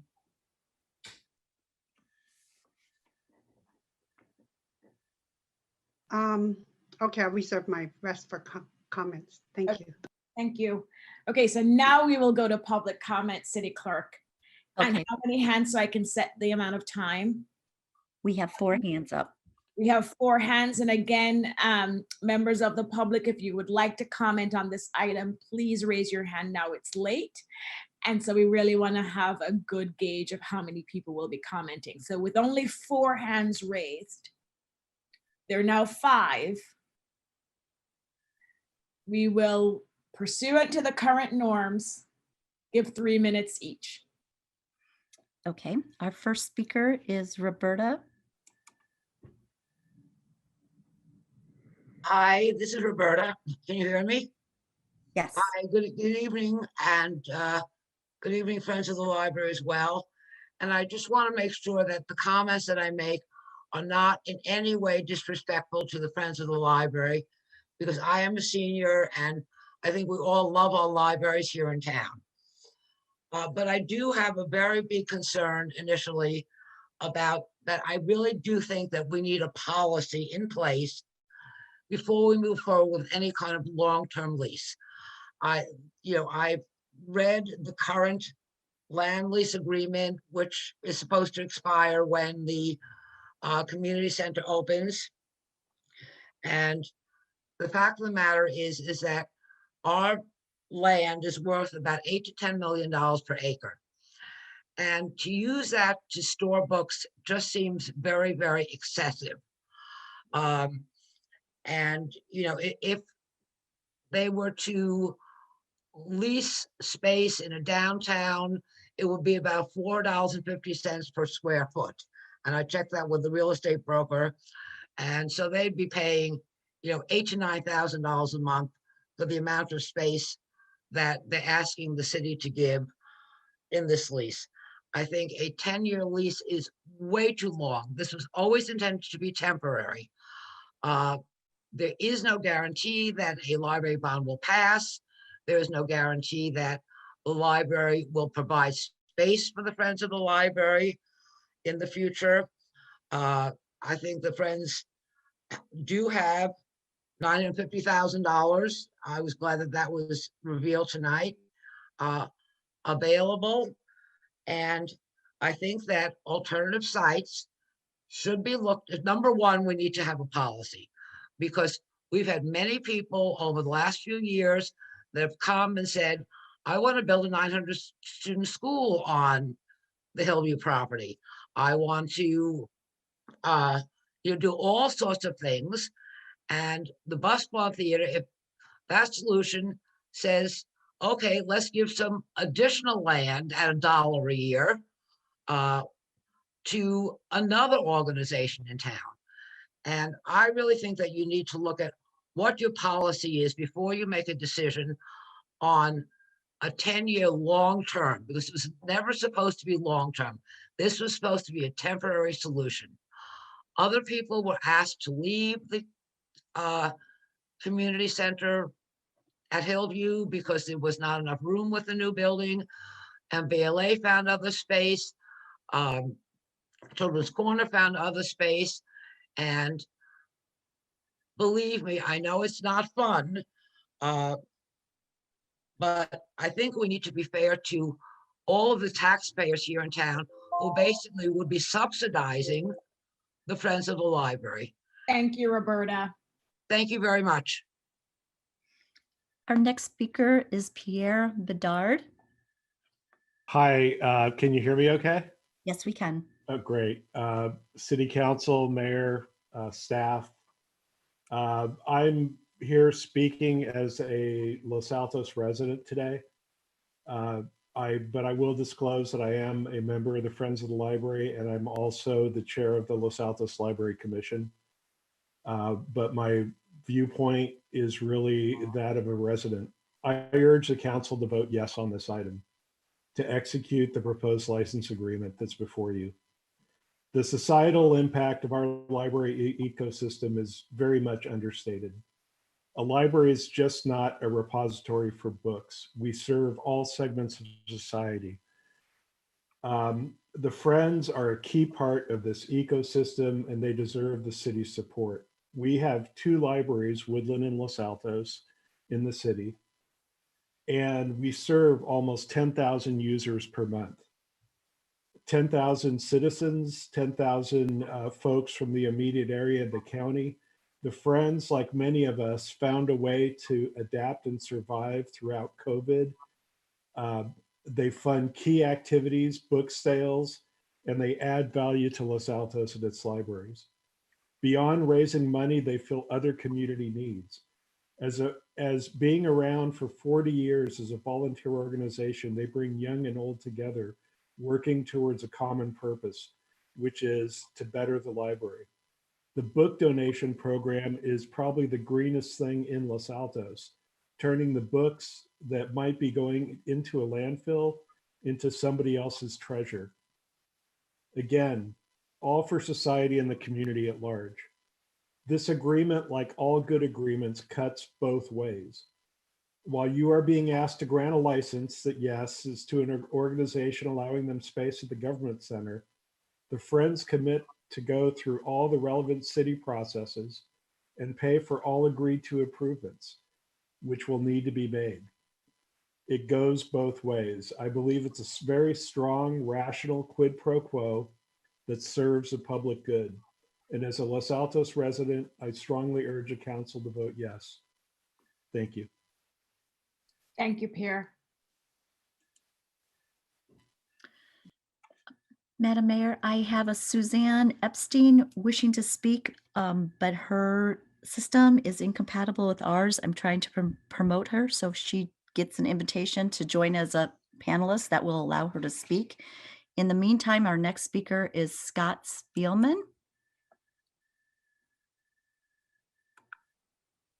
Thank you, Andrea and council. I first want to say, Catherine, that was a wonderful presentation that you gave. The Friends of the Library is undoubtedly a significant contributor to our library and our community. You portrayed that very well. With that in mind, I'd like to encourage City Council to find ways to support the Friends of the Library in their work. There are, however, some challenges to do that. First of all, as been mentioned by one other person, the city has no policy for use of or lease of public lands to outside parties. That needs to be done, and that should come before the horse, the cart before the horse. Secondly, there are a number of different parties that would like to use city land the History Museum, perhaps the Bocce Ball Court Players Museum Group. So what are our priorities in order to decide which group should use city land? A policy is necessary to help sort those things out, and it should come first. Thirdly, public land is one of our most precious city resources. It needs to be carefully managed and preserved. Committing our lands for 10 years is, to me, far too long without a policy and agreed upon priorities in place. For example, one of our city priorities was to rezone Hillview Park, and that still has not happened after a promise made by council over 3 years ago. Fourthly, it does seem reasonable, even though I heard Catherine's presentation, to ask the Friends if there is another approach for doing this. With these things in mind, I suggest that council develop a policy for land use for key groups in our city. That should come before a long-term lease. Secondly, council should determine its priorities for land use and address its top priorities first. Thirdly, perhaps Friends could come back with an alternative that they haven't discovered quite yet to transition off of city land, perhaps as an option, or a short-term solution of perhaps the city could give the Friends a shorter term lease of 6 months to a year until an option for Friends to move off the city lands can be developed. But the long-term benefit of Friends should not be underestimated. They bring tremendous value, and it's just got to be, as someone mentioned, a quid pro quo that both benefit. And I believe council needs to do diligence before committing to a long-term plan. Thank you so much. Thank you, Scott. Our next speaker is Janine Valadez. Good evening. Thank you. I'm sure you'll tell me if you can't hear me. I understand the value of that the Friends of the Library present to both the library and the city.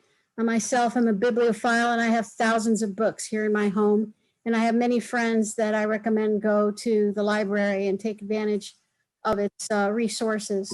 I truly believe that libraries increase the social equity in their communities as services are offered for free, and they are welcome open spaces for people of all types to come and enjoy and learn and even just seek respite. I have no issue with the Friends of the Library, but I do have issue with its siting and its operational dependence on physical location.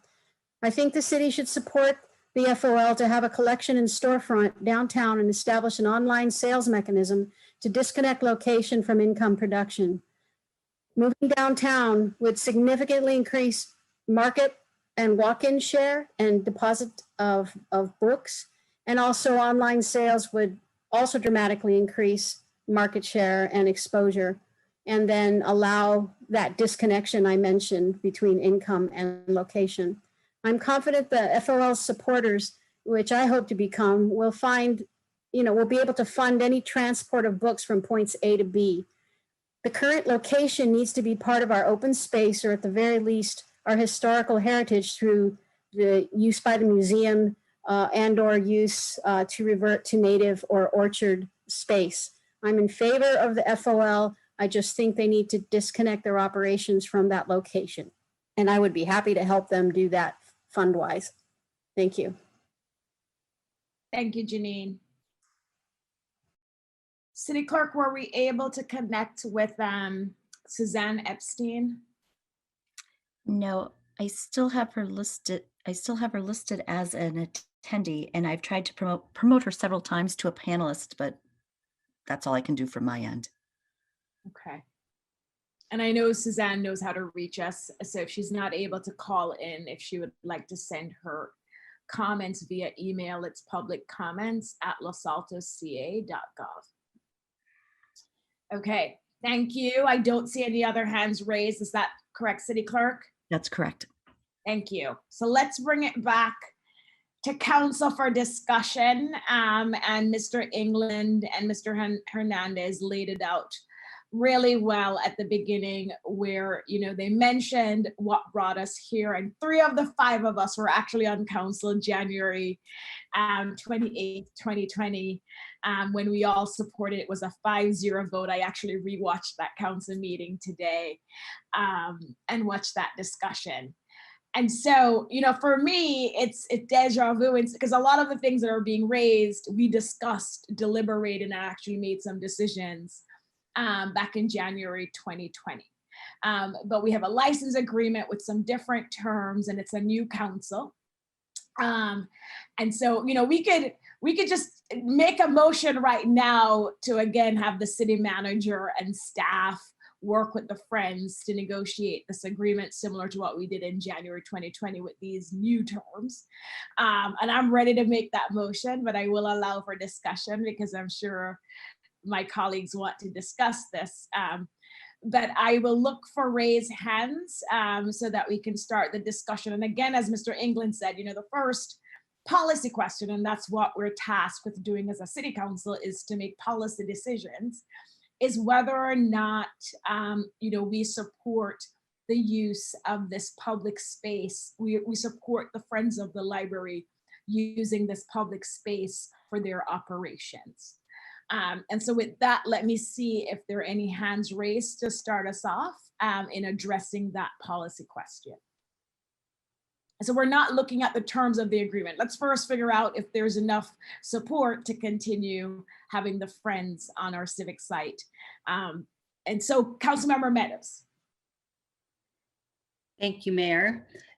So I should say I am the council liaison to the Library Commission, and I also sit on the North County Library Authority, along with you, Madam Mayor, and others. And as I mentioned earlier, I did speak with Catherine. I've spoken to quite a few people about this. Back to the policy question. I did, in my mind, there was another policy question I wanted to throw into the mix, and Gabe is probably going, oh no, but in my mind, there's the policy question I'm asking myself, and I think there's a real community benefit to this, is does the council wish to provide space to the Friends of the Library at one of our 2 libraries in town? So this policy question, as outlined in the staff report, is very specific to this location. And we've heard a number of different options brought up by different speakers. We do have 2 libraries in town. So to me, I had some concerns about the specific government location. We know that some of our priorities around the Emergency Operations Center and a new police center, and my question clarifying about whether all 3 structures are considered in this license agreement, and staff confirmed that they are. So I really think that perhaps we could discuss, do we, the city, want to continue our 40-year partnership with Friends, and potentially do that on one of our 2 library sites in town. So I'm just going to throw that out there. You know, to me, I think that would be something potentially worth exploring, and Gabe can jump in and tell me that wasn't the question that he wanted to ask. Councilmember Meadows, I think that's a totally appropriate policy question for council. So it's all under the purview of council. This side, other government side is fine.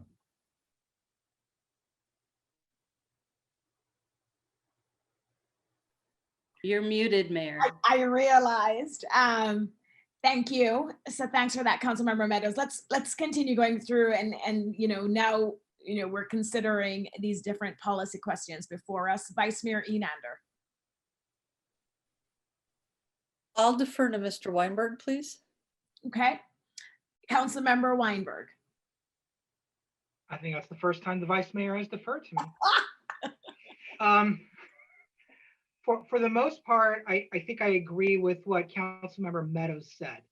Um, I think that it is, personally, I think that it is absolutely appropriate for the city to allocate space to Friends of the Library. But it is fair to ask, is this the space that is most appropriate for Friends of the Library? I think there's some things that we should probably put out on the table. This may be a 10-year lease, but I think the reality is that if we enter into, not lease, but like, if we enter into this license, I believe this is permanent. There's no guarantee that there's going to be a new library or a renovated library within 10 years. And even if there is, it's going to be expensive to build, and there's going to be a lot of competition for that space. Traditional library services, community rooms, something is going to have to give at some point, because we're not going to have a blank check here. And someone's going to say, Friends of the Library already has a facility, so they don't need to be in the library. I think that's pretty easy to foresee coming up.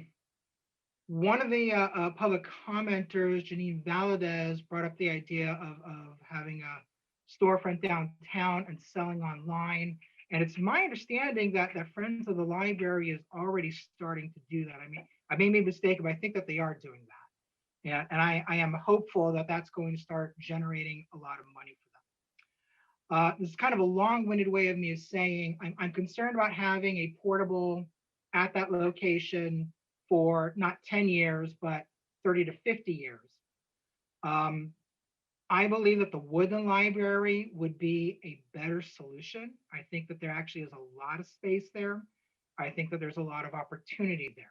The one thing that the Woodland Library does not have, and Catherine and I discussed this, is a large covered facility for them to have a book sale in case there is inclement weather. They're going to have a book sale that's going to be outside. But I talked about this with a former council member, and she brought up the idea of, look, you could close off Grant Frontage Road or one lane of it. You could have food trucks out there. People could come to the Friends of the Library sales and events, and they wouldn't be competing with restaurants downtown. I mean, it really could revitalize Woodland Library to an extent. And because Friends of the Library, I think, is going to start making a lot more money through online sales and the retail sales, my suspicion is that it could work. I do believe, I am committed to finding a space for Friends of the Library on city land. What I would like to see is giving Woodland a try for a year or two. And if it doesn't work, let's see why it's not working. But once we enter into a 10-year license for this particular spot, I think that's it. They're there unless a future council wants to kick them out.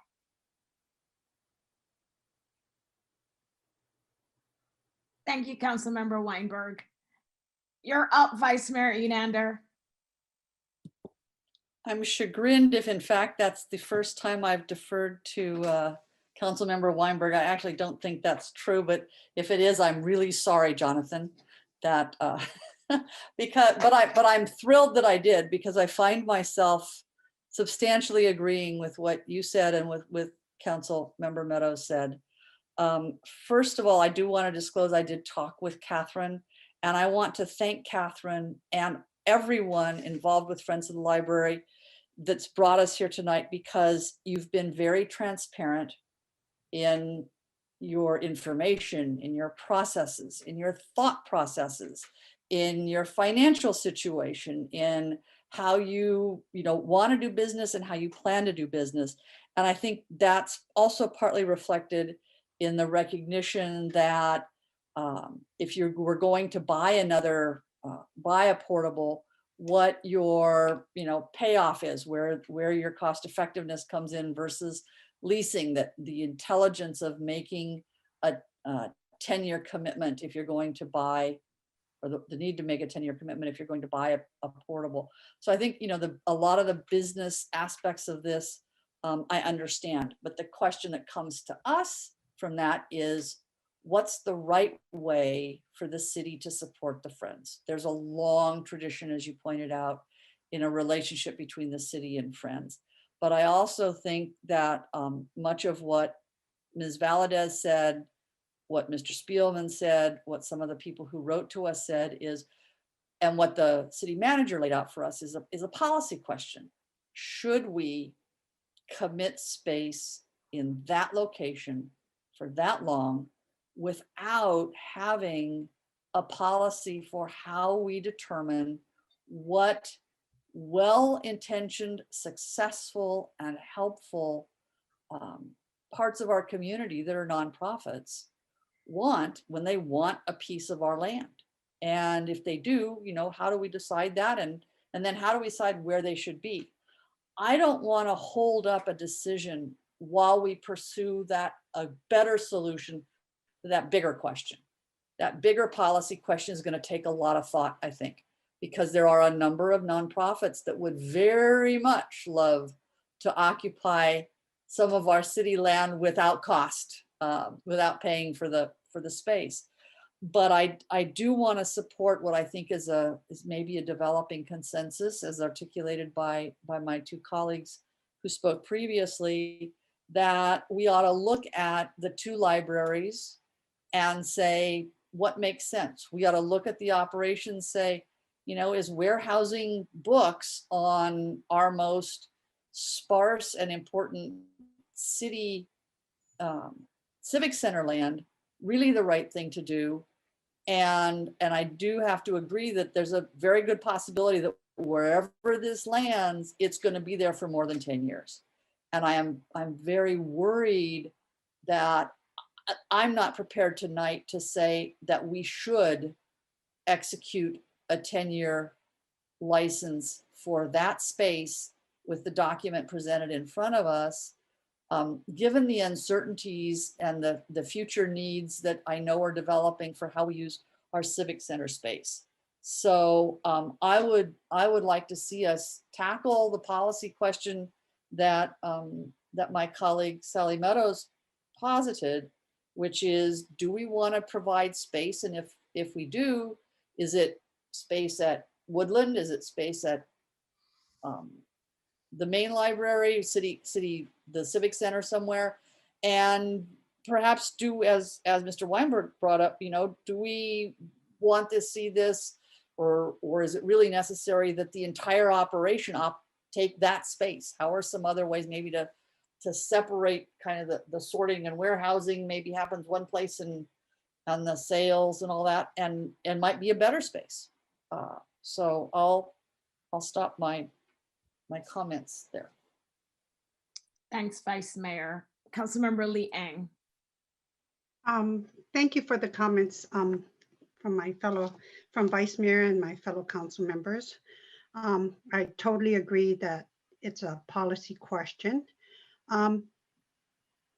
We all agree your support to the library and the community cannot be measured, and we really value that.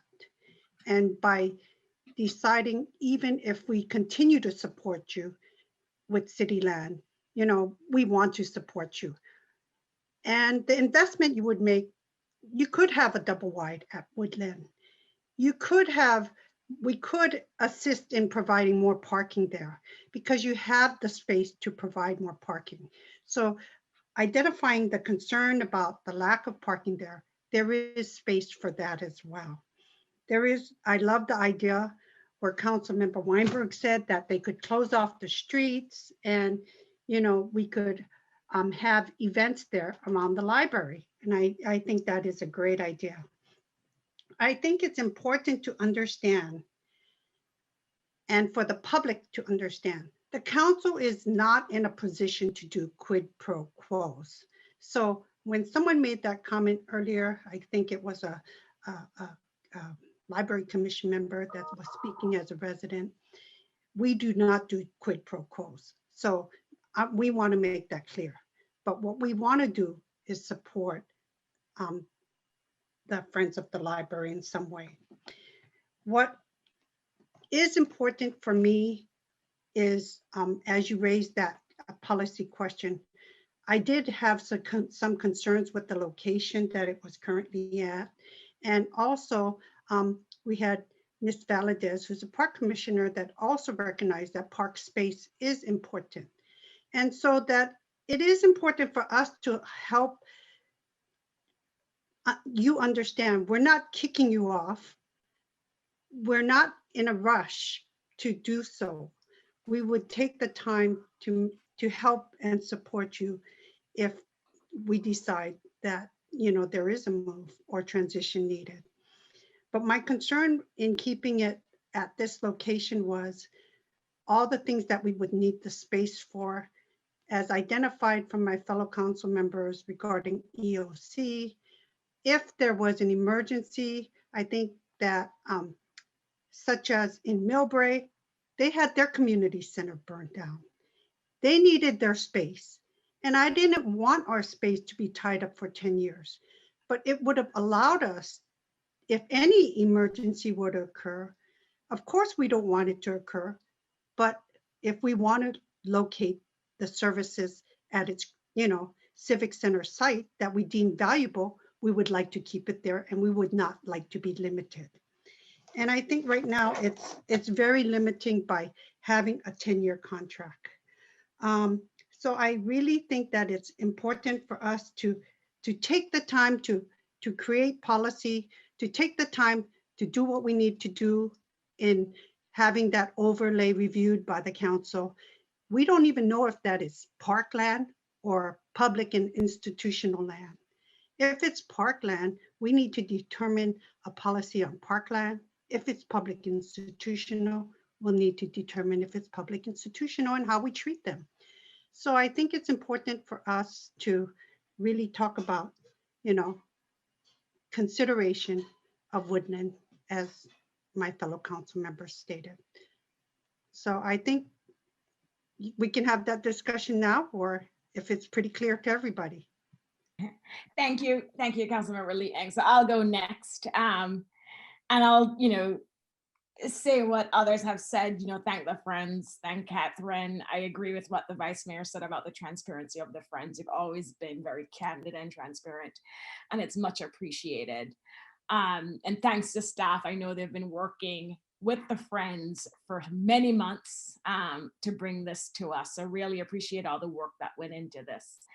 I will start out by saying, you know, I appreciate how Councilmember Meadows has reframed the policy question or has added a second policy question. And, you know, I've listened to what my colleagues have said in response to it. And before I actually go there, I want to start off by saying, coming into the meeting, having served on council a couple of years, being part of the January 2020 council that made the decision and gave direction to staff at the time, we had already considered or heard from the Friends how much work and consideration went into Woodland and all the other sites. And at the time, 5-0 vote, we still supported them remaining on the civic site.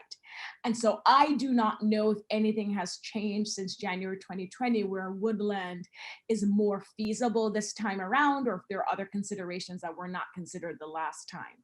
But coming into this meeting, I was not aware of any changes to the circumstances that would make the Woodland Library location feasible this time around, but I'm not opposed to it. So my inclination is actually to support the Friends staying on the Civic Center site.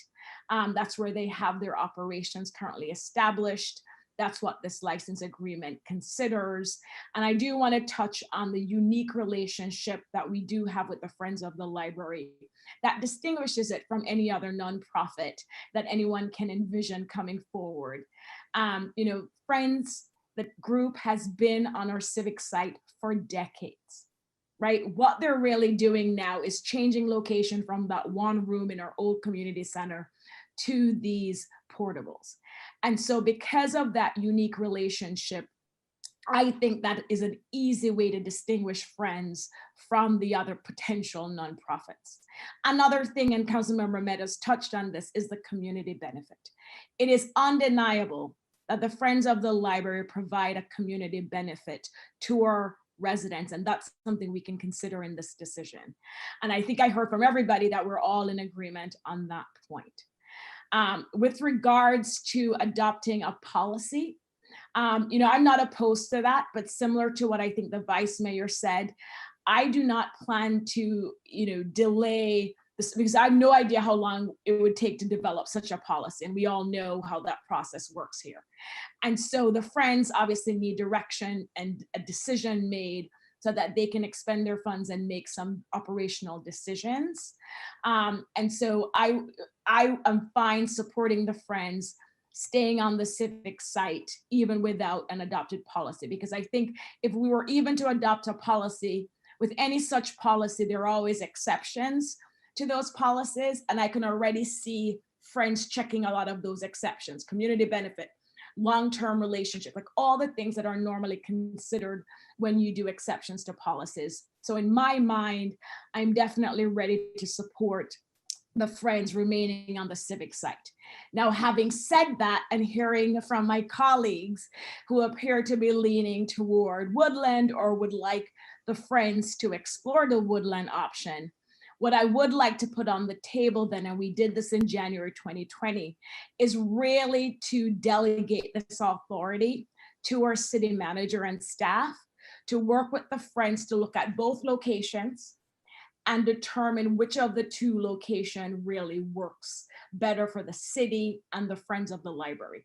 So if the determination is made by staff and the Friends that Woodland works, and it sounds like the preference is Woodland. So if Woodland works, then that's where we would co-locate the Friends. But if it doesn't work for the reasons we heard 2 years ago, then, you know, it sounds as if there would be support to co-locate the Friends at the Civic Center. So I am ready. I don't see it, you know, we could do another round of discussion, but I think I could make a motion where we do very similar to what we did in January 2020, where we give these criteria and then have staff really, because I think a lot of the things we're raising, we can't decide tonight if it's Woodland, because I remember there were reasons why it was prohibitive, or at the time they thought it was prohibitive. And to place it at Woodland, it may require expending additional funds to really make it work. And I'm sure the Library Commission would also like to weigh in on such a decision, because I used to be the liaison to the Library Commission and they had plans for a Woodland library. So I think there's so many things that need to be fleshed out right now that we don't have that information, that I think we trust our city manager and staff to work with Friends to say, majority or more of us support a co-location with one of our libraries. The ideal location or the preferable location is Woodland. But if for whatever reason it doesn't pan out, then we also support going back to the civic site within certain parameters. So I'm going to stop there. I see the Vice Mayor. Oh, the city manager has his hand raised, Vice Mayor, so I want to go to him. Go ahead, Mr. England. Thank you, Mayor. I think staff has direction. I don't know that we actually need a motion tonight. The January 2020 direction would still hold.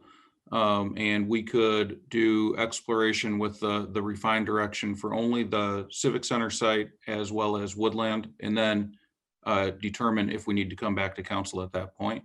But I think we have direction, and I'm comfortable moving forward with the Friends.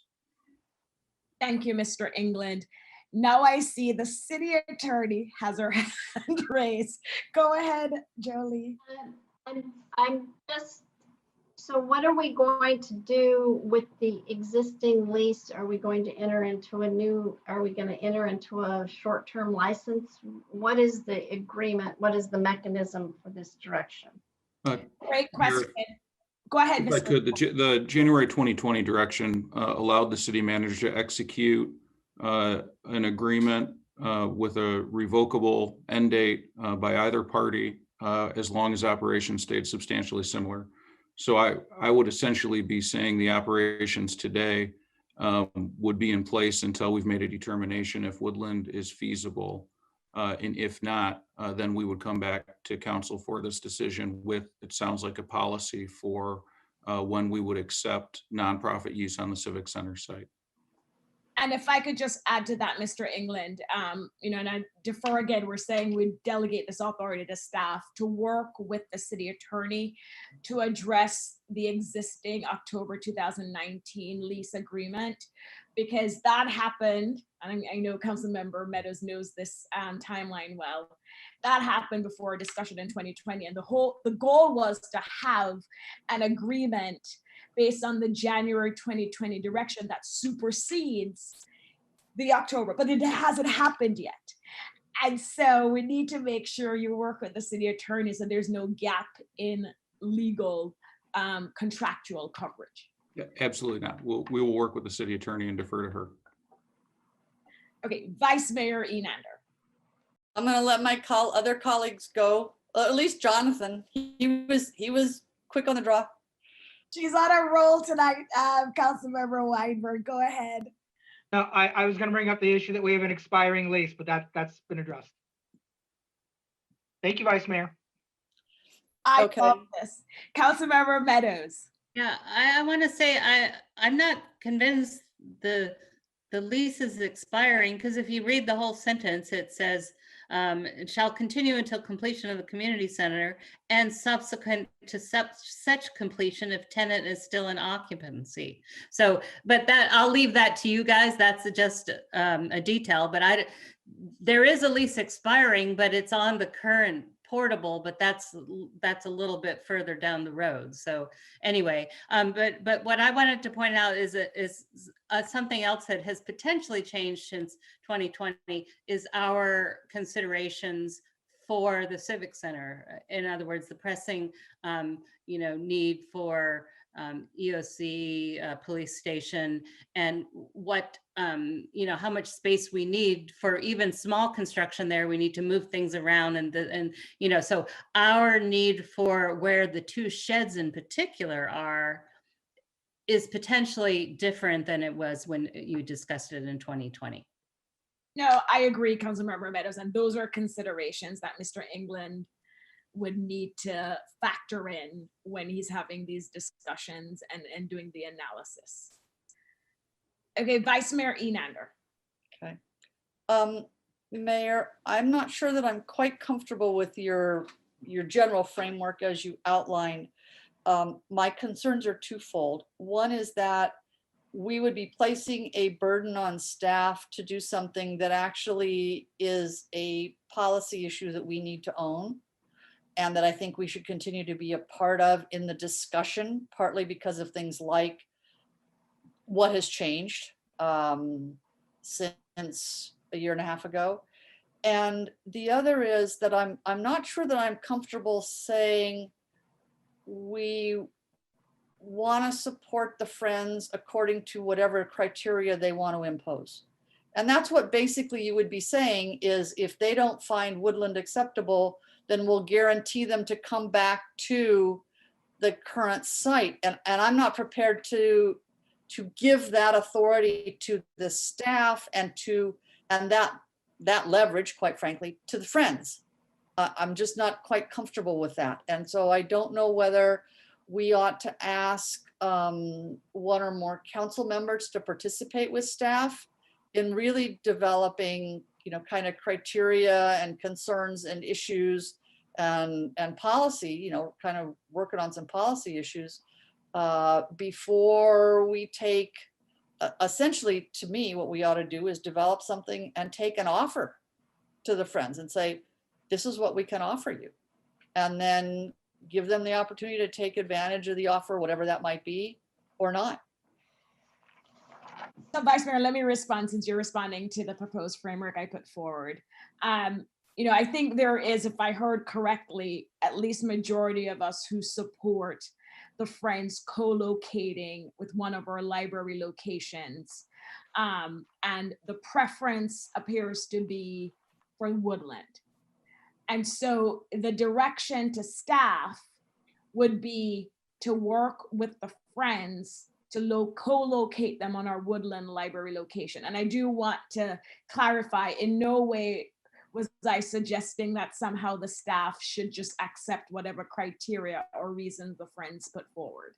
in any negotiation, it's a back and forth. And so if the Friends, for example, said, oh, we can't do Woodland because of X, Y, Z, I don't expect our staff to take that on face value and just say, okay, you're right. I mean, it is definitely an independent analysis and determination that our staff would need to make to really conclude that the Woodland location, which appears to be the preferable location of the two, really doesn't work for us to come back to the Civic Center. And I do think that's part of the analysis that they would do.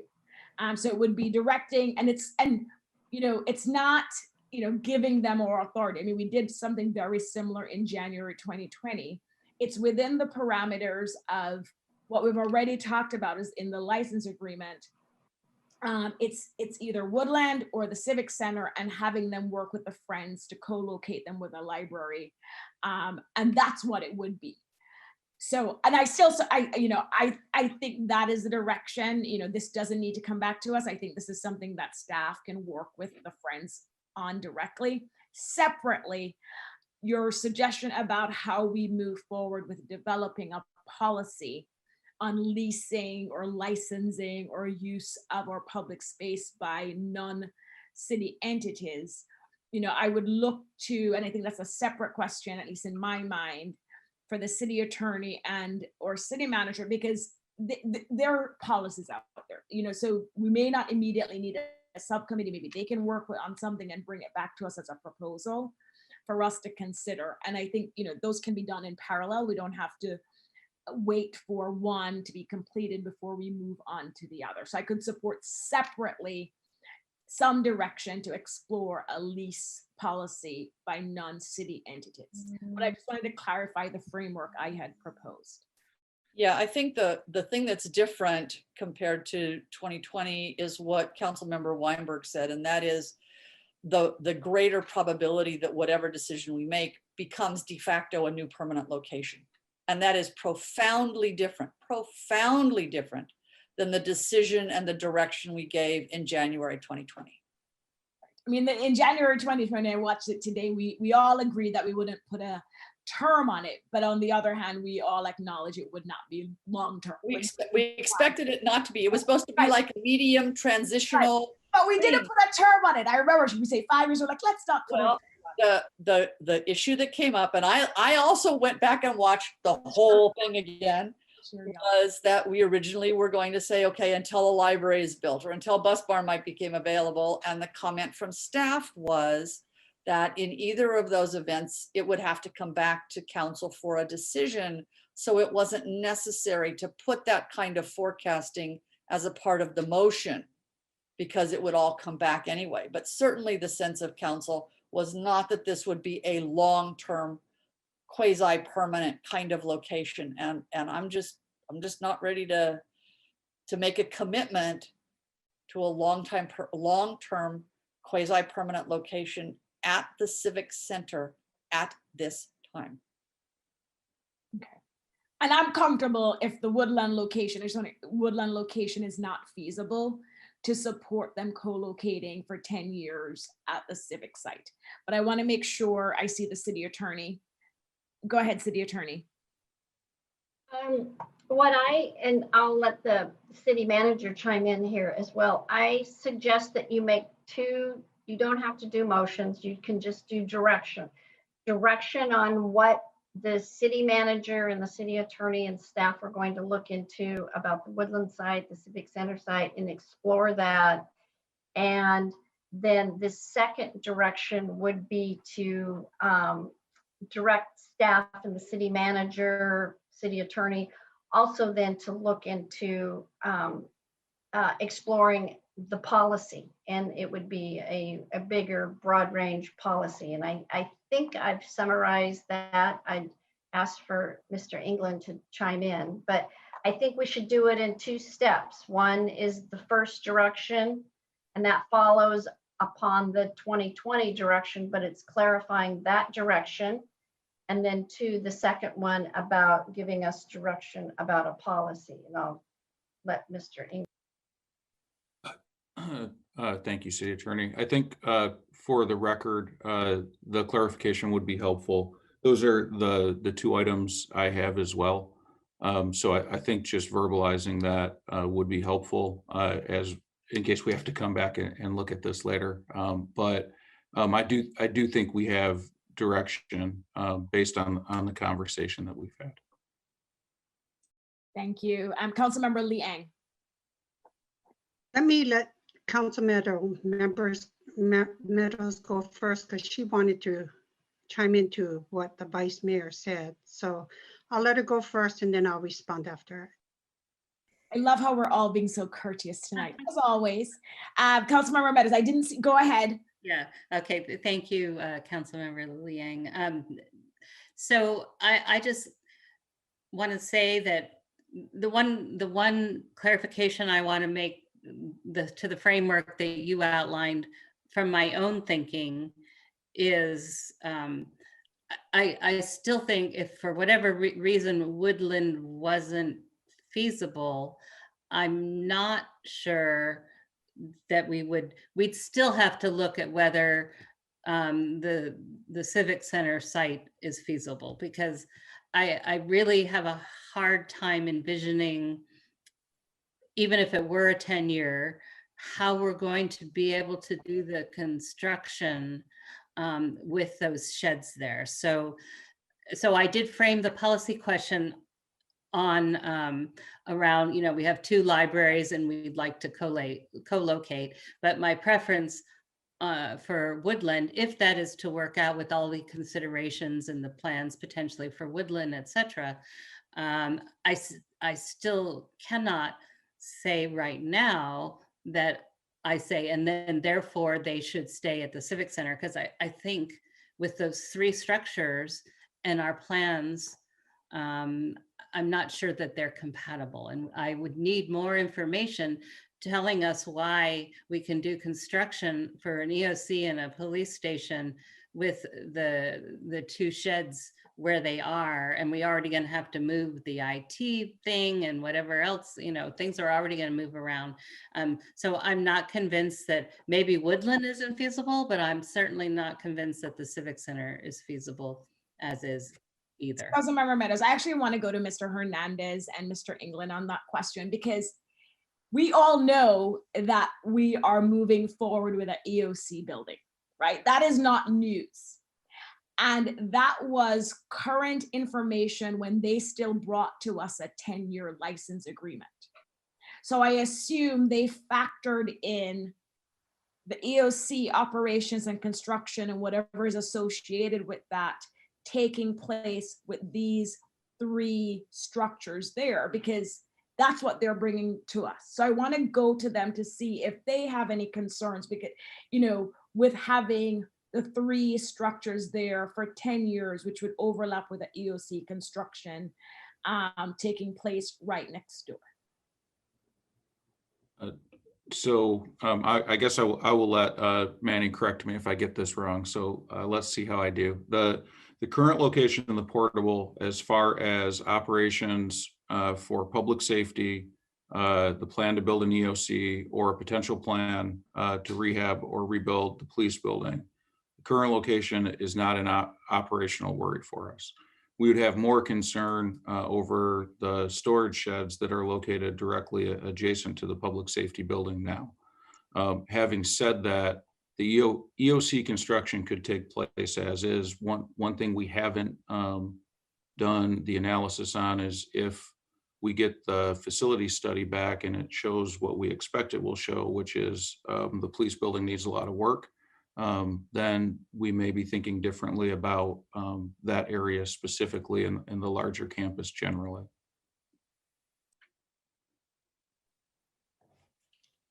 Okay. So the consideration is already there, and there is obviously that unknown about the facilities update. But I just wanted to put it out there. This is something that they were proposing when we already knew that there would be EOC construction taking place. So I want to go back to Councilmember Weinberg. I heard Councilmember Meadows. I'm going to try to sum up what I'm hearing. So Councilmember, it sounds like there is majority of Liang was next up. Didn't she defer to Councilmember Meadows? Yes. Oh, you did. I'm sorry, because your hand wasn't up. I didn't remember. Go ahead, Councilmember Liang. So I really am uncomfortable with just giving direction. I would be more comfortable with having a motion. I would be more comfortable with having some clearer timelines. And if so, I'd like to make a motion because I'm not comfortable with the framework or the direction you're giving. And from what I'm hearing from my fellow council members, I think it needs to have better exploration. I like the idea about earlier, the vice mayor provided some suggestion on perhaps having council members guide the analysis of it. And I think working with staff and having two council members look at this and providing some proposal going forward will be clearer.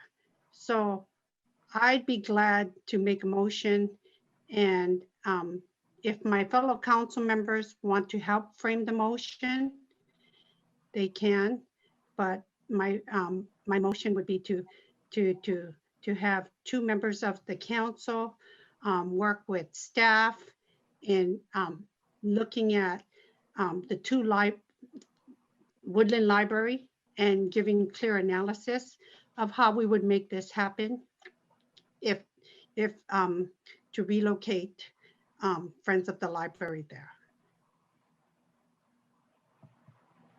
Okay, so we have Councilmember Liang putting a motion to form a council subcommittee to work with staff and friends to explore.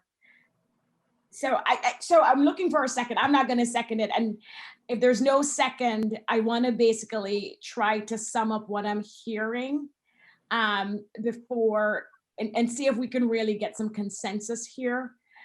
So thanks for that, Councilmember Liang. I don't see a second. I have a question. I didn't hear the council member say to include friends, but when you restated it, Mayor, you included friends. So I wanted to clarify from the council member whether she was suggesting that this working group include friends or not. No, Okay, what did I misheard? my motion did not include friends. So I'm not clear on the motion then. So what's the purpose of this group? The subcommittee would work with staff to really to analyze the location of Woodland Library, to see how, if you could locate a double wide, because their proposal tonight was to have a double wide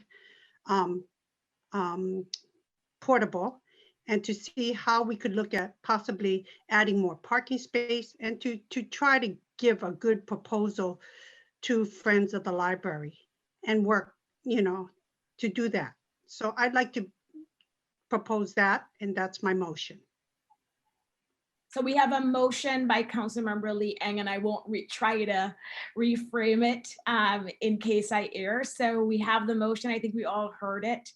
Do we have a second for the motion? I'll second it for purposes of discussion, further discussion and comments from my colleagues. Thank you, Vice Mayor Enander. So we have a motion by Councilmember Liang, seconded by the Vice Mayor. There's no additional discussion on this motion. I'm going to go to I see Councilmember Weinberg. I see you have your hand raised. Thank you, Mayor. Just for clarification, if a member votes against the motion, is that supporting the original idea of having staff explore the Woodland Library? No, we would still have to revisit what the direction is and what a new motion could look like. Okay. Oh, I see. So Ms. Houston, go ahead.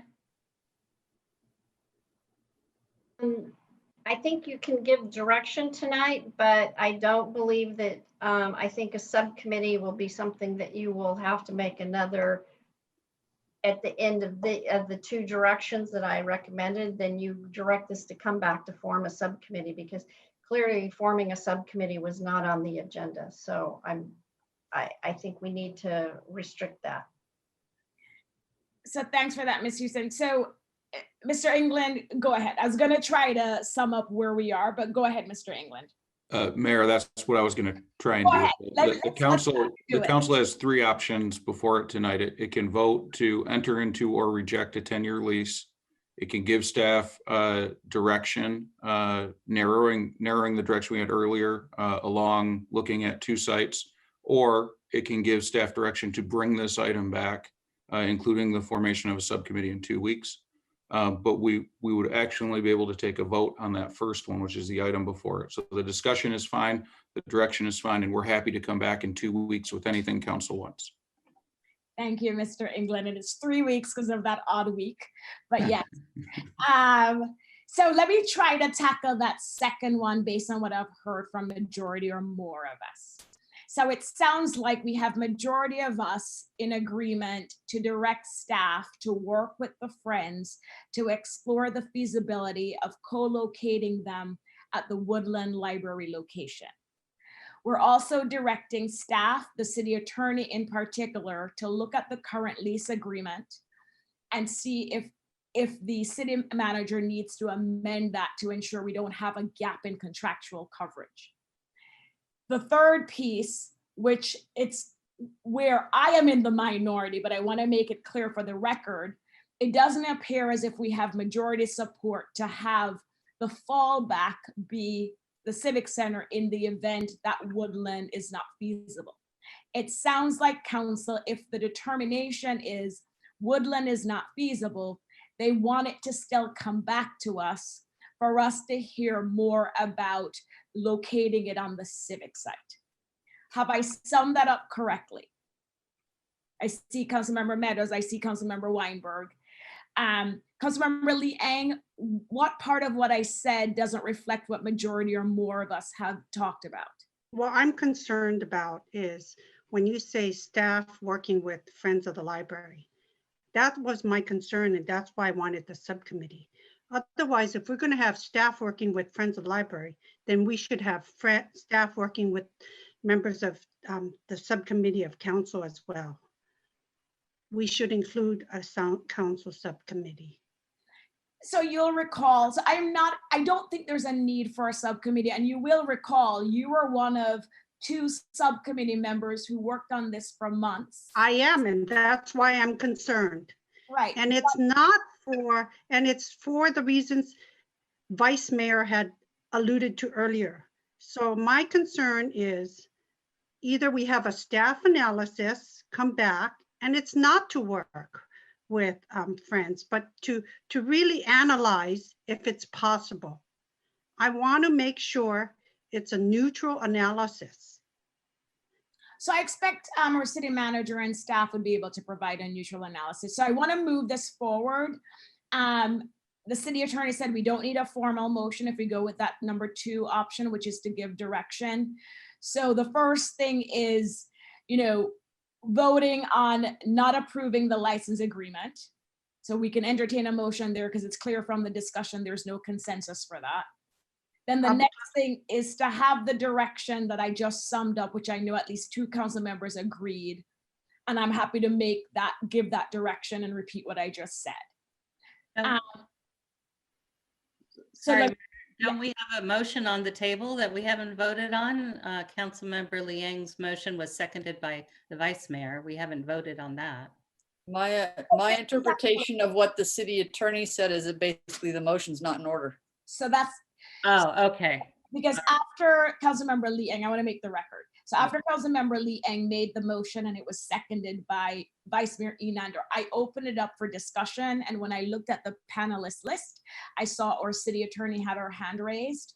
And that's when she outlined what we really need to be focused on tonight. So with that, I will entertain a motion with regards to the license agreement. But then really quickly, I had that discussion item, but that discussion item can come back. So we should have had that discussion, and then we can determine whether it should be coming back to form a subcommittee. So and then it could be another motion for it to come back. So that's the third piece. If you remember what Mr. England said, You're correct. That would be so the first is the motion on the license agreement. The second is direction to staff. And the third is whether or not there is support for them to come, for us to form a subcommittee for that to come back. So let's start with the motion with regards to the But license. we're skipping because I think number 3 should come before number 2. Okay, so Councilmember Liang, why don't you go ahead and make the request for the future agenda item? What's your motion on the subcommittee for it to come back? Because again, as the city attorney says, that has to come back to us. Correct. I would like to put a motion that we form a council subcommittee. They work with staff as well as with, if you're going to include friends, with friends, and that would, come back. Or well, the motion is to form a subcommittee, and that should come back in 3 weeks. So wait, the attorney's trying to say something. What you should just give direction to come back at the next meeting for a discussion about forming the subcommittee. Okay, So that's my motion. it doesn't have to be a motion. It just needs to be direction. It's like a future agenda item. It's like a future agenda item. As a future agenda. And we'll bring it back, and then it will be on the agenda, and we'll be able to have a full discussion on it with public input. So thank you. So let's be clear though, city attorney. If this is a request for a future agenda item that does not require staff report, then yes, I think we have support from 2 council members. If this is something that will require staff work, it requires 3 council members. So I want to go back to where we're going, and I'm not going to, so starting out with the license agreement. Is there a motion? Councilmember Weinberg, I see your hand. Mayor, I believe that we should table the question of the license agreement. If we take a vote on it and it does not pass, but it turns out the council believes Woodland would not work, we may need to have a motion to reconsider the license agreement. So we just table it for now, then we don't have to go through that extra step later, assuming the license was not supported by a majority. We could do it one of 2 ways, but go ahead. So I am comfortable tabling it. We could vote on it now, and you could always bring it back as a new item. It doesn't stop it by voting on it saying no tonight, just so you know. But if we don't want to vote on it, we can just table it. So what's the consensus? Vice Mayor Enander. So I think what I would do is move to table the agreement and direct staff to execute whatever extension of the current agreement or a replacement document of similar terms, so that there is no gap in a contractual agreement between the city and the Friends to bridge the time between the October expiration of the existing in-force agreement and whatever action this council may choose to take in the future on a replacement longer-term agreement. So you just collapse the motion with what we're going to make part of the direction, but I think it's fine. I think with regards to extending the term of the existing lease, that was going to be part of the direction, but it's fine. So we have a motion by Vice Mayor Enander. It's to move to table the current license agreement, and then also give authority to the city manager to execute, if necessary, an extension to the current lease agreement. Or a bridge or a replacement. If the city attorney wants a different agreement, then that's fine too. Okay, so that's the motion by the Vice Mayor. Councilmember Weinberg. I think we can do all of this just by direction, but to the extent we can, I'll second the motion. Okay, so we have the motion by the Vice Mayor, seconded by Councilmember Weinberg. If there's no other discussion on this tabling the license agreement, and Councilmember Liang, go ahead. I'm concerned about this extension thing. I just feel that when you do extensions, and you're not clear about it, it's going to come back and haunt us like it's doing right now. And then you're going to, and staff has a unclear interpretation. Otherwise, we need to make it clearer on timelines or something, because we need to have some clear guidance and guidelines. So otherwise, when you have a lease that expires, it goes month to month. The current agreement that we have, I think, is substantial and it's good enough, and we can just let it continue on. But you know, it's not like you kick them out, and that's just like your tenants. You don't kick them out. So I just am uncomfortable with this extension or bridge thing you're proposing right now. I'd like to have this tabled like was suggested by Council Member Weinberg, and we're going to continue to have the discussion when it comes back at the next council meeting, because we're providing direction.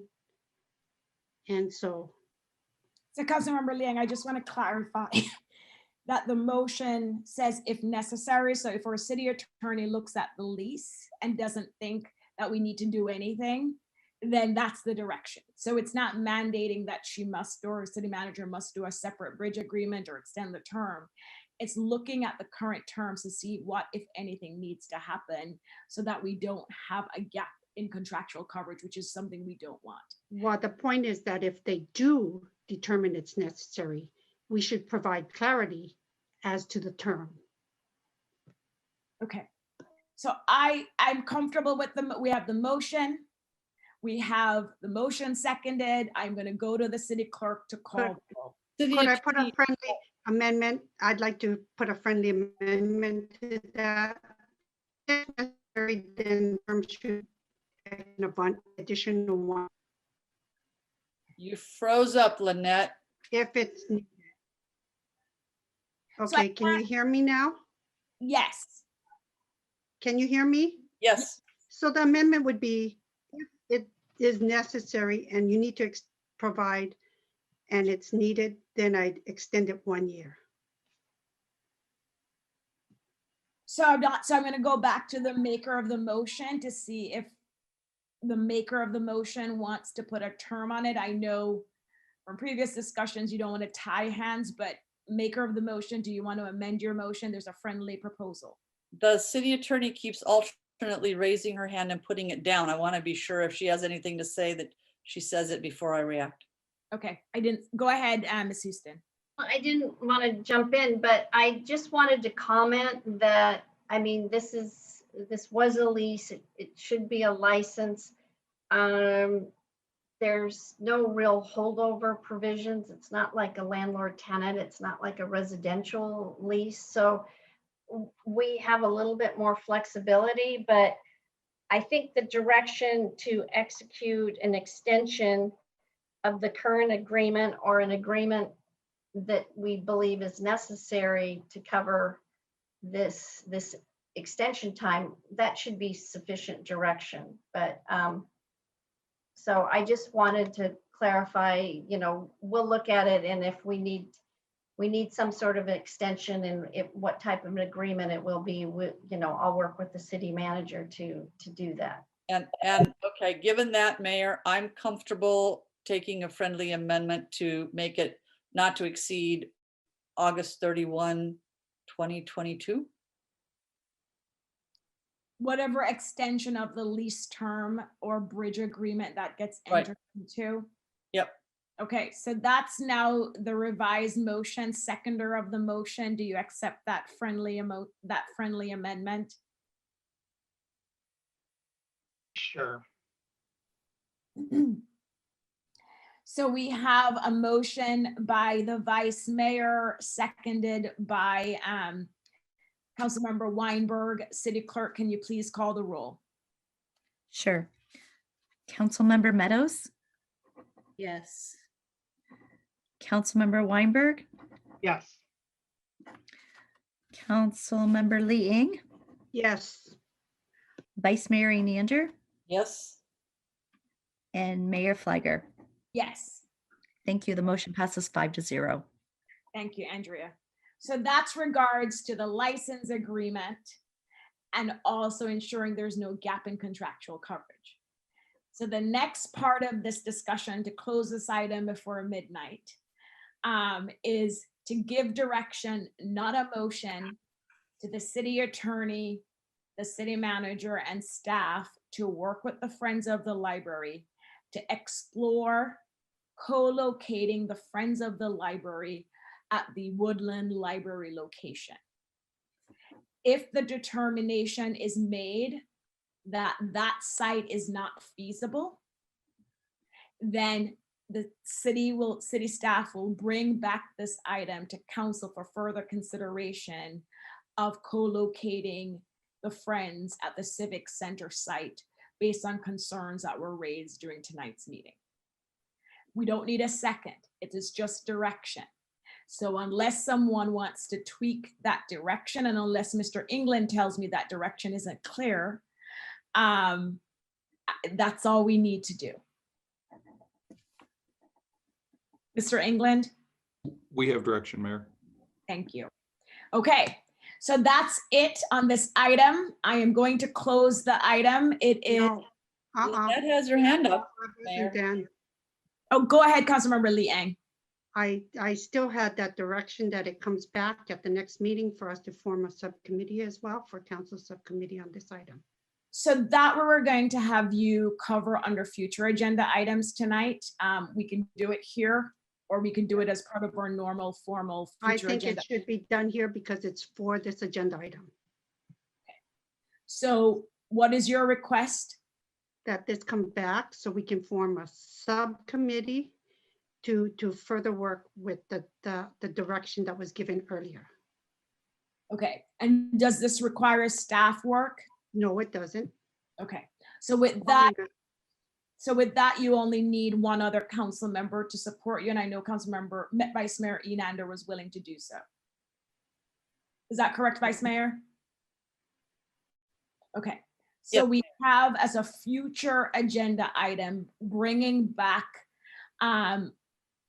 the formation of whether or not council wants to form a subcommittee regarding this item. And I want to make sure that Councilmember Liang, you clearly articulate this subcommittee's role. So could you go ahead?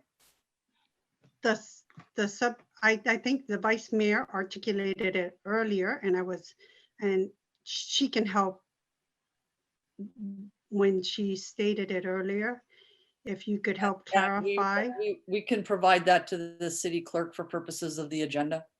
But we need to do it on the public record. It actually, you can't just pop up this. I think we did, and I'm not gonna, I think it makes sense not to try and call it back out of my memory at this hour, to be honest.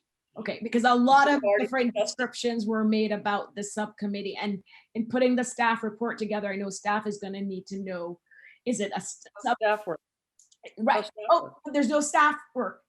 No staff There's work. no staff report. There's nothing. All we have to do is make sure we've got the agenda item stated correctly, and we'll make sure that that happens. And Okay. if there is anything, we'll put it there. But no, there's no staff work. No staff report, no staff work on this future agenda item. Okay. All right. So it is 11:51. We're going to close this item. Before I do, Mr. England, any other questions, clarifications on this item? Oh, we're clear, Mayor. Thank you. Thank you. Okay, so next we will have item number 12, which is our future city council meeting location. And so I think Mr. Maginot, Deputy City Manager Maginot, will be presenting on this. Good evening, Madam Mayor, members of the council. I actually don't have a presentation and don't have any additional information to provide beyond what is in the staff report. So I'm happy to answer any questions you may have. Thank you, Mr. Maginot. And just to highlight what I took from the staff report, it's really focusing on location. It's not getting into the other potential topics here, but it's really, if we were to resume meetings in person, where as a council would we want to have those meetings? And I think the two locations proposed are the new community center and the Lacey building. Is that correct? Correct. Okay. So any questions for Mr. Maginot? Just questions. Okay, I see no panelist hands. Try to be quick here because people will raise hands after I look over. So seeing no hands, let's go to public comment.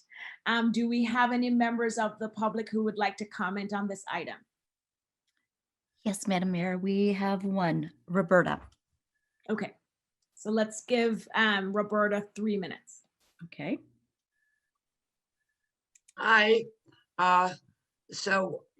Obviously we've used Lacey before. None of us have seen the community center, but I did want to make a comment that was made earlier. And since the Pfizer vaccine was approved as a permanent thing, I heard on the news that it would make it a lot easier for cities or governments or private companies to require proof of vaccine. And I know I carry my proof of vaccine in my wallet. And I would like to see, to protect people who have, lower immunities, seniors, members of the city council, that we require a proof of vaccination. I think it's really simple. When somebody comes to the door, that they should be able to present their vaccination card. And I just think it's, we've done a really good job. Many of them have been vaccinated, so it shouldn't be a hassle for anybody. But I would like to see that happen. I don't care which location it happens at, but I would be more likely to come to a meeting if I knew that vaccinations were checked, and that people were socially distanced and that people were wearing their masks indoors. I think that's just good health policy. Thank you. Thanks, Roberta. Okay, I don't see any other hands raised. So let me bring it back to the panelists. I'm checking the virtual hands. Bear with me. Councilmember Lee Ang. I forgot to ask earlier, Mr. Maginot, we do have a new HEPA filter system in the new community center. Is that correct? I would have to defer to somebody who's more familiar with the construction of the building. I don't know if Mr. Hernandez knows the answer to that question or if he's still on. Yeah, I'm sorry, but I don't have that answer.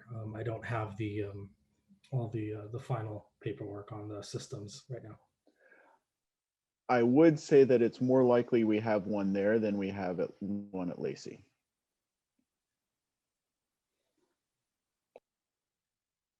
Thank you. I still would like I'd still like a follow-up to council to ensure that we have HEPA filters. We'll get that answer to you. Thank you. Okay, Councilmember Weinberg. Thank you, Mayor.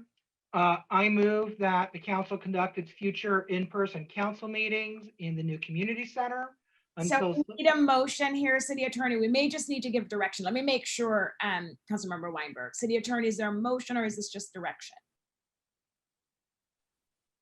Are you there, Ms. Houston or Mr. England? Oh, Mayor, we would prefer a motion on this one. Got it. Thank you. Go ahead, Councilmember Weinberg. I move that the council conduct its future in-person meetings in the new community center until such time as the council chambers are constructed and ready to host meetings. Thank you. So we have a motion. Vice Mayor Enander, I see your virtual hand. Is that to second the motion? I will second the motion and ask that the staff collect information on the air exchange rate and HEPA filter consistent with best practices as recommended by our county health people, and report that to the community as a way to help reassure people about the safety of holding the meetings there, and that we require proof of vaccination for entrance to the meeting. So Vice Mayor Enander, you collapsed a second of a motion and then you, so. And then so I'm asking for the maker to accept the additional matters that I've added. Okay, so thumbs up, so friendly amendment accepted, motion maker, Vice Mayor, you're accepted as well as the seconder of the motion. Councilmember Lee Ang, you have your virtual hand raised. Is it from before or do you have another comment? No, that my question is now to the city attorney about how we can mandate this and making sure that we can do so. So if I could get clarification on that, greatly appreciated, because I know for a fact that in another state today, they're getting sued on their mandate to require vaccination. So I just want to make sure we're covered. So we have to separate, I know. So Councilmember Lee Ang, that's a separate topic. We're not talking about mandating vaccines. If you want to raise this later in the meeting when we're doing staff reports, future agenda items. No, I put that in the part of the motion. No. So the part of the motion that I heard didn't have to do with a policy, a city policy related to mandating vaccinations. Oh, that's what I heard. For admission, I said for admission to the meeting. I did. So that is a city policy that separately this is a location motion. So I don't want us to collapse the two, and I know Mr. England or Mr. Maginot will chime in here too. The direction about the vaccine mandate, that has to be handled separately unless what the makers of the motion are saying it's contingent.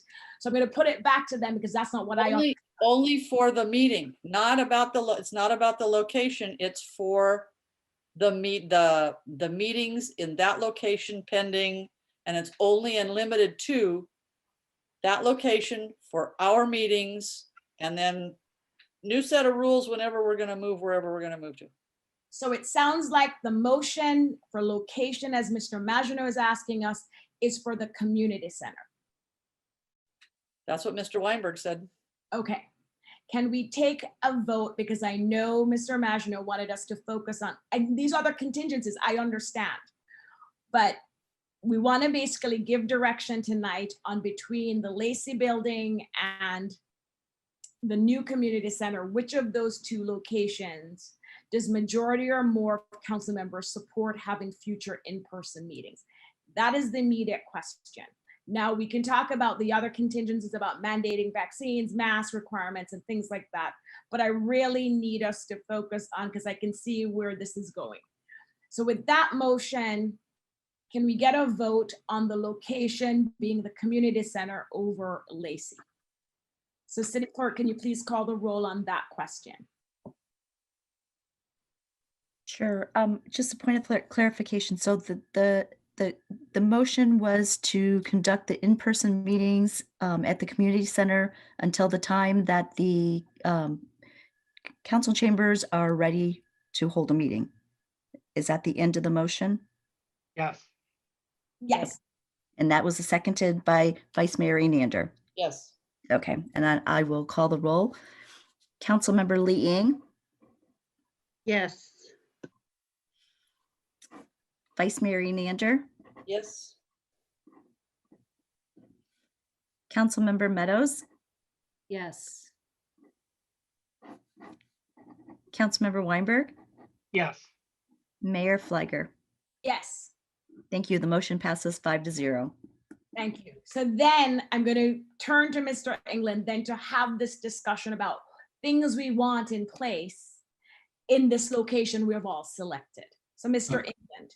Thank you, Mayor. We're happy to bring back information about COVID-safe protocols, including any legal implications for requiring proof of vaccination at the next meeting, if that's okay with council. We'd really like time to look at that as opposed to responding this evening.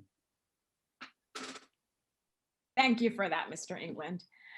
Okay, so that's it. Mr. Maginot, did you need anything else from us? Nope. Nope, you're good. Okay, thank you. All right, next we have item 13, which is the formation of the City Council Lehigh Quarry Subcommittee. I don't think we have the staff report. I think we all know the history here and what has occurred to date, and because of the time, I'm going to look to council members to see if they have any questions based on what was in the staff report, go to the public, and then come back for discussion. So any questions about what was in the staff report about what we're forming and how this came about? Okay, I don't see any hands. Mr. England, your hand is still raised, but I think that's from item 12. Okay. City Clerk, do we have any members of the public who would like to comment on item 13? Yes, Madam Mayor, there's one person, Roberta. Thank you. 3 minutes. Okay, I just unmuted myself. Okay. So I would just like to say that at least 6 to 8 months ago, I did have a conference call with Rhoda Fry and Lynette, who made me aware of what's going on in the quarry. And I would really recommend that Lynette participate in this because it really is a passion of hers. And the people in South Los Altos will be much more effective than the people in North Los Altos. So I would hope that, since she resides there and has, had a long-term interest in this, that she be one of the members. That's my suggestion. Thank you. Thanks, Roberta. Do we have any other members of the public? City Clerk? No, Madam Mayor, you do not. Okay, thank you. And as we bring it back to council, I do want to make sure the record is clear. Los Altos doesn't have district representation. So it doesn't matter where you live in Los Altos, you represent the entire community and you represent the entire community's interests.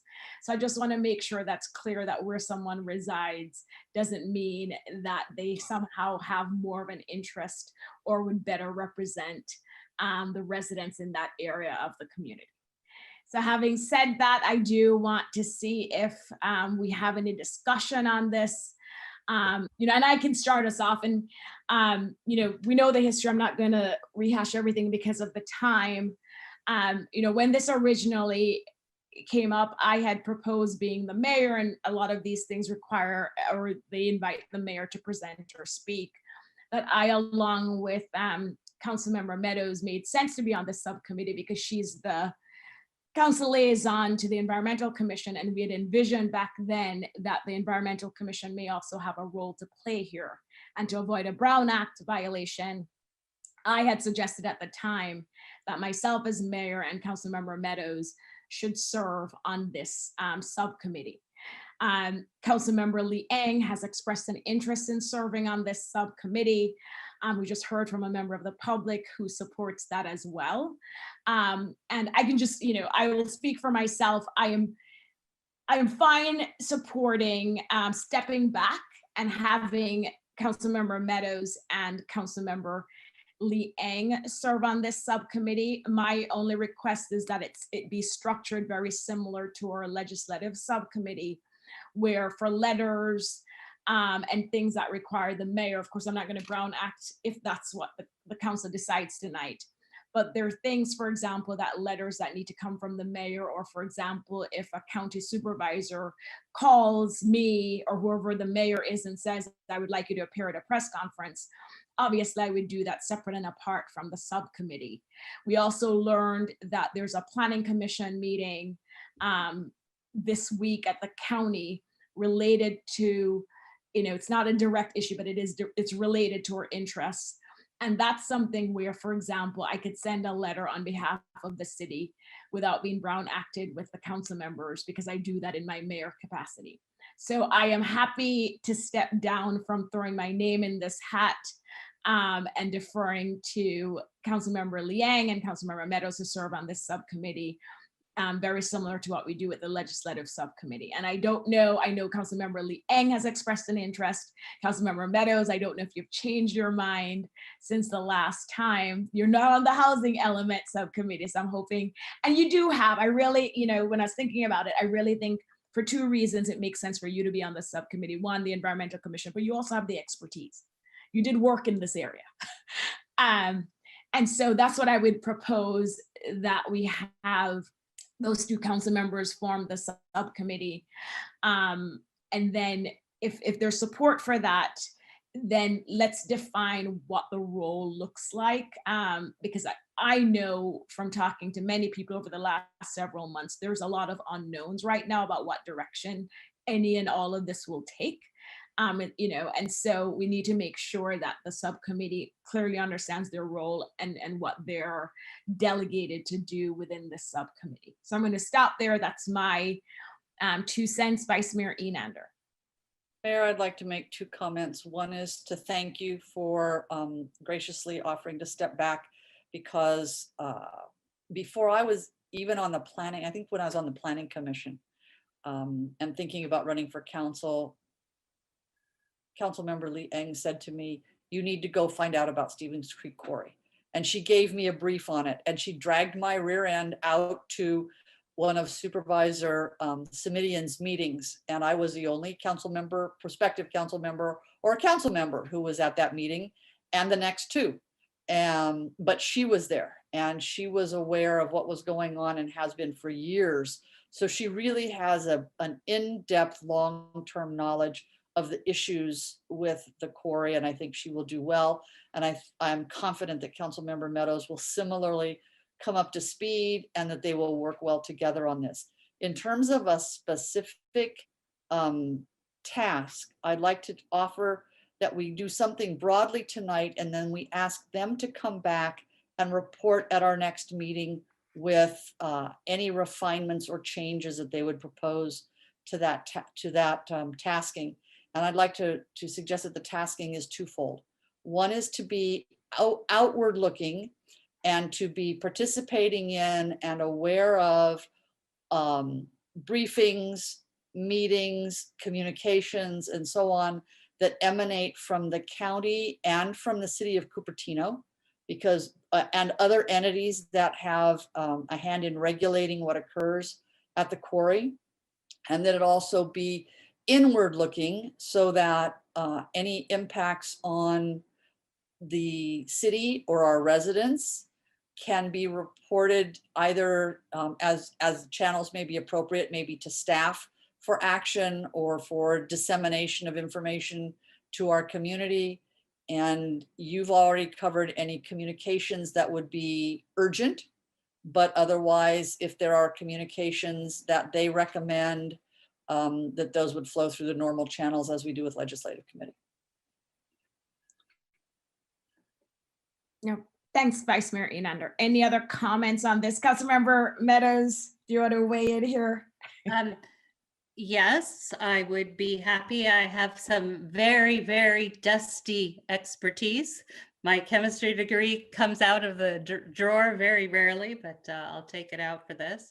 And I would say, though, I think it's an open question. Maybe we don't deal with it tonight, but we were going to have some discussion around what role the Environmental Commission might play too. So maybe that's something Councilmember Liang and I can talk about, and then I could take to the commission and we can come back to council with that, because they should, I think, be playing a role in this, and they can help figure out what that should be. And I will mention that. 1 second, Vice Mayor. Chair. Vice Mayor. Yeah. Councilmember Weinberg, I don't see your hand raised. I'm in accord with the general consensus of the council. Okay. Councilmember Lee Eng, you have your hand raised. So I think it was also the subcommittee was going to work with MidPen, because they're taking the lead on the subcommittee as well. So we would be working with their direction as well. Yes, just to clarify that. Yep. Yes. And I will leave it to the subcommittee. I know you know Eureka, and so reach out to them, let them know we finally formed our subcommittee and we're ready to go. Okay, so Vice Mayor Enander, back to you. Only to add that at those meetings that I attended, that Mr. Whedon, who serves is a long-serving member of the Environmental Commission, was at all of those also, and he is already, very well briefed on what's going on with the quarry. Thank you. And I will say I've been to Lehigh meetings as well. Maybe not all the ones you have been to, but I know I've been to many as well, and I'm very familiar going years back with my previous employer, working and learning about this. So with that, it looks like we have consensus. I think we need a motion to form this subcommittee. I am comfortable with the role that the vice mayor described, and I like the idea of the subcommittee coming back to us, fleshing out more what this role is and potentially how the Environmental Commission could play a role here. So with that, I will entertain a motion to do just that. And I'll move that we that we establish a City Council Lehigh Quarry Subcommittee with the initial appointees to be Council members Lee Eng and Meadows, and the broad scope as outlined in our previous discussion to be further refined based on their conversation, especially with respect to the involvement with MidPen and the Environmental Commission. And staff, Emiko. And staff, thank you. Yes, and staff. Yeah. Okay, so we have a motion. Do we have a second? I'll second the motion. Okay, seconded by Councilmember Meadows. So we have the motion by Vice Mayor Enander, seconded by Councilmember Meadows. City Clerk, can you please call the roll? Sure. Councilmember Weinberg, Yes. Councilmember Liang, Yes. Mayor Fliger, Yes. Vice Mayor Enander, Yes. and Councilmember Meadows. Can't hear you, Sally. Yes, I'm sorry. It was showing me as being unmuted again. Yes, yes. Thank you. The motion passes 5-0. Thank you. There was a delay. Thank you. Okay, it's after midnight. Let's keep going. Councilmember Lee. One more thing on that item, please. I don't know if we need a motion, but like we stated, there's a planning commission for the county coming up on Thursday, and I'd like to make sure that we send a letter supporting that position. And so is that a direction, and do you want Let's handle it just like you. The scope is broad, and I do think this falls within the scopes. If you and Councilmember Meadows want to put a letter together for my signature, we just need to get it to Angel, and he knows how to get it over to this county. Okay, wonderful. Thank you. Okay. Sally, I'll send you the draft. It's ready to go. Okay. Next, we have number 14, which is the designation of the voting delegate and alternate. And as you know, it's myself and Councilmember Weinberg who are going, so this should be an easy item, but we still have to go through the process. So any questions on this item? Councilmember Lee Eng, you have your hand raised. Sorry, that was from previous. Oh, okay. But when you get the freebies, bring me back a doggy toy too again. That was fun. So moving to attendees, any comments from the public on this item, City Clerk? No members of the public wishing to speak. Okay, so let's bring it back to council for discussion or a motion. Any discussion, any motion? Councilmember Weinberg. Madam Mayor, surprisingly, I move that you be the delegate to the League of California Cities, and that humbly I will put my own hat in the ring to be the alternate. So we have a motion by Councilmember Weinberg. Councilmember Lee Eng, is that to second it? Yes. Okay. I'll second. So we have the second by Councilmember Lee Eng. City Clerk, can you please go ahead and call the roll? Sure. Councilmember Meadows, Yes. Mayor Fliger, Yes. Vice Mayor Enander, Yes. Councilmember Lee Ing, Yes. and Councilmember Weinberg. Yes. Thank you. The motion passes 5-0. Thank you, City Clerk. And then the next item, I had said at 9 p.m. that we were going to continue it, but skip it. And I don't see any hands being raised to override that. So let's go to informational items, which are there, as you know, they're just in the packet for informational purposes. And so next we have council staff reports and directions on future agenda items. Mr. England, this is your first time doing this with us. Sometimes we have the staff report first, sometimes we go first. If you're ready to go, let's start with you.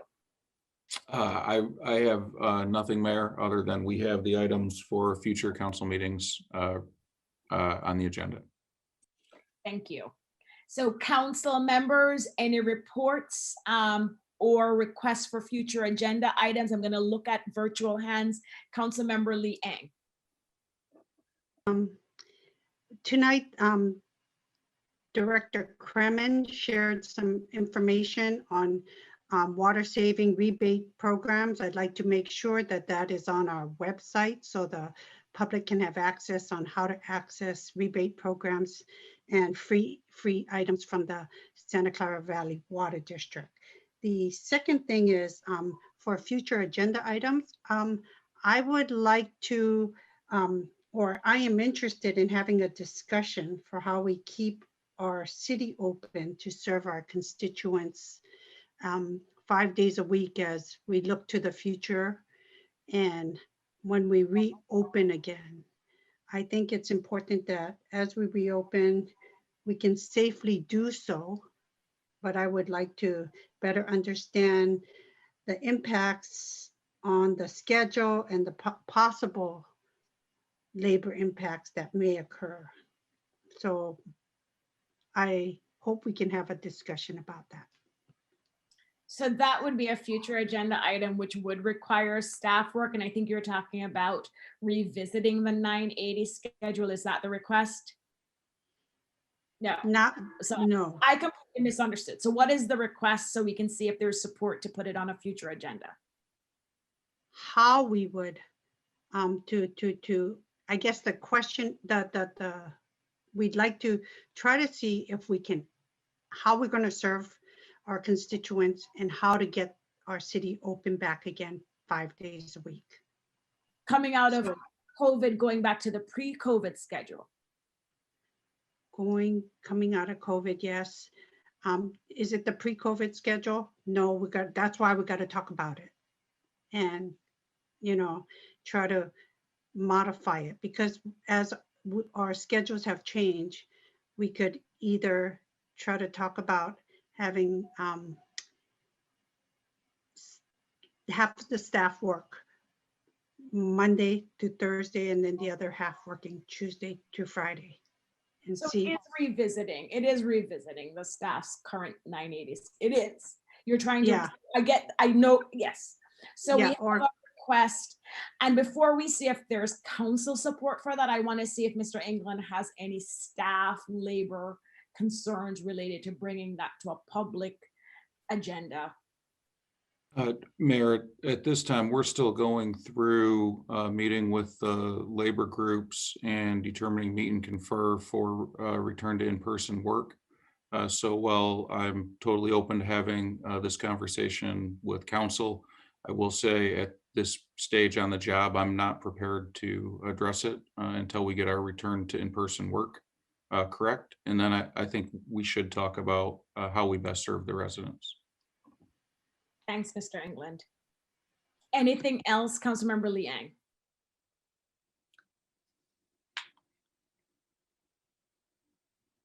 So I wanted to ask if we feel it would be good for us to have a real retreat on relationship building. I think that it might be helpful. I think right now, I'd like to pose the idea so you can think about it, but we can have that discussion. But it'll be hard virtually right now, but just I'd like to at least have the thought and then have it for future discussion. You've planted the seed. And we'll see with the upcoming annual retreat priority setting, whatever we call it, if that may be where we put it, but you planted the seed.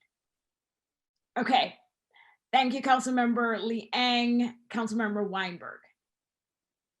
Thank you, Mayor. I have a brief report, and then I would like to propose 2 future agenda items. In my report, I am proud to reveal to the council that I have been selected to join the Champions Institute, which is it is a program for elected officials put on by Smart Growth America, and this is in conjunction with the Center for Disease Controls and a lot of other organizations.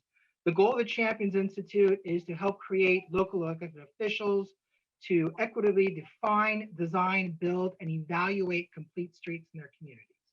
And the goal is to empower us to promote and help build those complete streets, which in turn are designed to promote a healthy and active lifestyle. Apparently, it was a very competitive process, so I'm happy that I was selected. I think the timing is perfect because we're putting together our Complete Streets Master Plan, and it just so happens that I'm a liaison to the commission. So a very special thank you to the mayor and to the city manager who both wrote me letters of recommendation. Tomorrow I will thank the chair of that commission. So I'm very excited about that. And I think this is going to give me some tools to really help promote better, equitable, healthy, active streets. In terms of future agenda items, I would like us to agendize the question of whether the city should require that all city employees be vaccinated for the virus. I think it's going around both nationally and locally. It's something that I think I support, but whether we support it or not, I think it's appropriate for us to have the conversation and for us to have it soon since we're opening up. So let's stop there, Councilmember Weinberg, and of course, congratulations, well deserved for the Champions Institute. Let's go to the city manager about what is the process to really consider that type of policy. Mayor, the city manager has the authority to mandate that. Certainly council would also have the authority to provide direction and vote on it and mandate it as well. I would suggest that if council would like to discuss that, we determine if there's a Brown Act exemption. There will certainly be impacts to labor unions and certainly be likely litigation. So if council would like to discuss it, staff can prepare that. If council would like to request the city attorney to look at a Brown Act exemption for a closed session, we could explore that as well. So let's see if there's support from council for the city manager and city attorney to explore that. So we have, I support the city attorney. I see the vice mayor. Is it unanimous? Well, Councilmember Liang, I don't see your hand. I have a question. Go ahead, Councilmember Liang. I guess we're exploring it, right? Because I'd like to better understand. He raised a good point that I am concerned about is the litigation aspect. So I just want to make sure we get more information before we proceed. So the direction is for the city attorney to work with the city manager to determine if there is a Brown Act exemption for us to have this discussion in closed session. And then we go from there. Okay, good. I froze. And so you said the city attorney and then everything froze. So more memos. What am I looking into now? It froze. So Councilmember Weinberg proposes a future agenda item, council discussing having a mandatory vaccination policy. Oh, okay. Mr. England explained that one, he has the authority as our city manager to enact such a policy without council weighing in, even though council could do it as well. But separately, because there are labor implications and potential lawsuits, that this could fall within a Brown Act exemption. And so he would work with you if there's interest in council in having this discussion, work with you in seeing if there is in fact a Brown Act exemption, and so we can agendize it for closed session. Okay, thank you. You're welcome. Okay, so Councilmember Weinberg, I think you said you had a second item. I did, thank you, Mayor. I move that the council consider whether or not to adopt a policy of censure / admonition. So it's not a motion, but you're proposing it as a future agenda item. And I support it. I would want it to be broader, not just admonition or censure, but it's actions we can take to respond to violations of our norms. So I support it. We need 3 because this requires staff work. Do we have a third? Okay, Councilmember Meadows. So we have at least 3 council members supporting staff working on a proposed policy that would allow us to take action if there's violation of our norms. Okay, is that it, Councilmember Weinberg? Who's next? Vice Mayor Enander. I can see everybody now.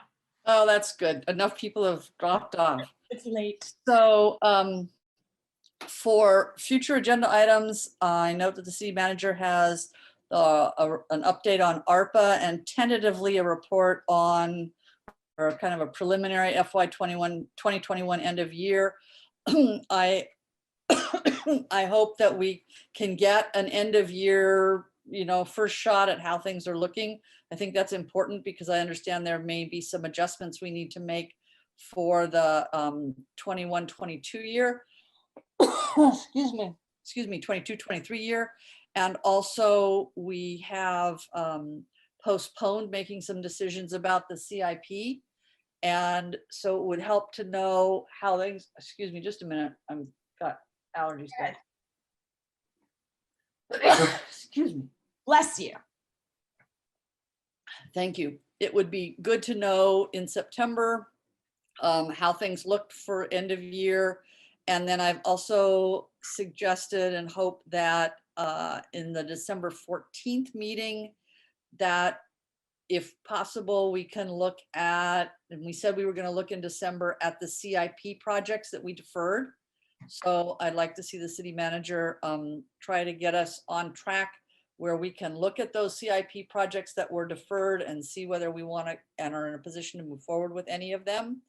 And also that we approve a meeting calendar at our December meeting for next year so that we've forecasted holidays and all those kinds of things and the need for possibly some extra meetings.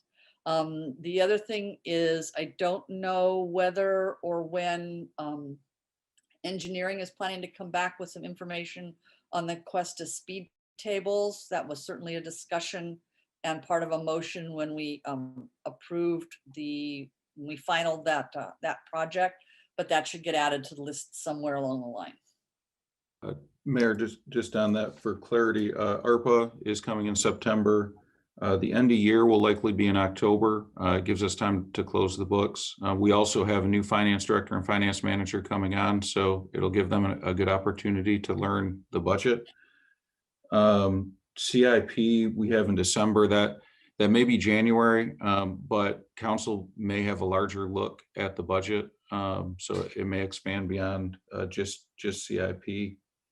The calendar is fine. The Cuesta speed bumps, I want to look at the motion. I think I'm not sure if that needs to come back to council or not. I'll look at the motion. I do know that we need to make changes to the speed bumps, but we have pretty good guidelines with public safety and fire for what the speed bumps should be, how they should be engineered, how they should be installed in the field, and what we've installed is outside of those standards. So that's good feedback to have already. Thank you very much. And that's all I have, Mayor. Thank you. Just a clarifying question, if you don't mind, clarifying question. Go ahead. What he stated. We're having a new finance director, and when does he start? Or she, or that person? The finance director, I haven't got the final okay on the background, so I can't announce it yet, but it will be in September. We don't have any concerns. They're just moving a little bit slow on the background check. And the finance manager accepted today, and I think she is also starting in September. So my request, because this hasn't always happened, and I think you would do this anyway, Mr. England, but with key staff, especially like department heads, it'd be nice to get, when you get those finalized, if you drop us an email and tell us who and their names and when they're going to report. Absolutely, we will. Thank you. Thank you. And we've done it a couple times as well, just to add to that, where if they're really at that director level, you bring them to a council meeting and do a formal intro. Okay, so is that it, Vice Mayor Enander? Okay, and nothing you raised was new. You were just bringing up existing items and figuring out. Well, there were a couple of things that weren't on the calendar yet. Right. But I sent a prelim off to Mr. England because I didn't want to catch him unawares tonight. Great, thank you. Who is next? City Attorney, go ahead. I've been given direction to, look into the Brown Act on agendas. I have a memo on that. I've been directed to look into the NIMBY lawsuit and the pros and cons of that.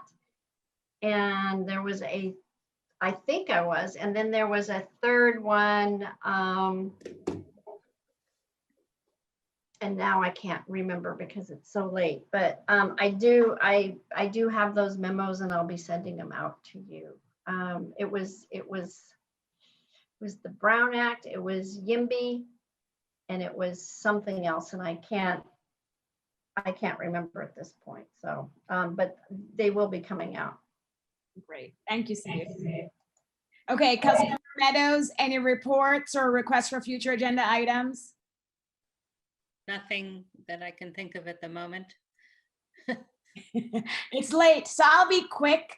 I would like to congratulate the Los Altos Hills softball team for winning our annual friendly game. Thanks to our Los Altos team for doing a good job. It just wasn't our year.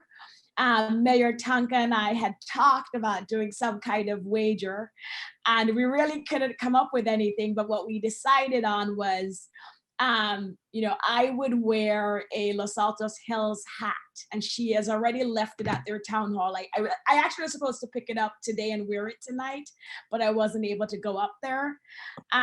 So because we lost, I promised Mayor Tanka I would wear a Los Altos Hills hat around town and at a council meeting. So you'll see me donning a Los Altos Hills cap. And Mayor Tanka and I also said, we would love for the two cities to work on something before the end of the year. So stay tuned for that. So that's it for me. I have no requests for any future agenda items at this time. If nothing else from council, we don't take public comments on this item, as everybody knows. And so with that, we will adjourn our meeting at 12:35 a.m. Thank you and welcome back again.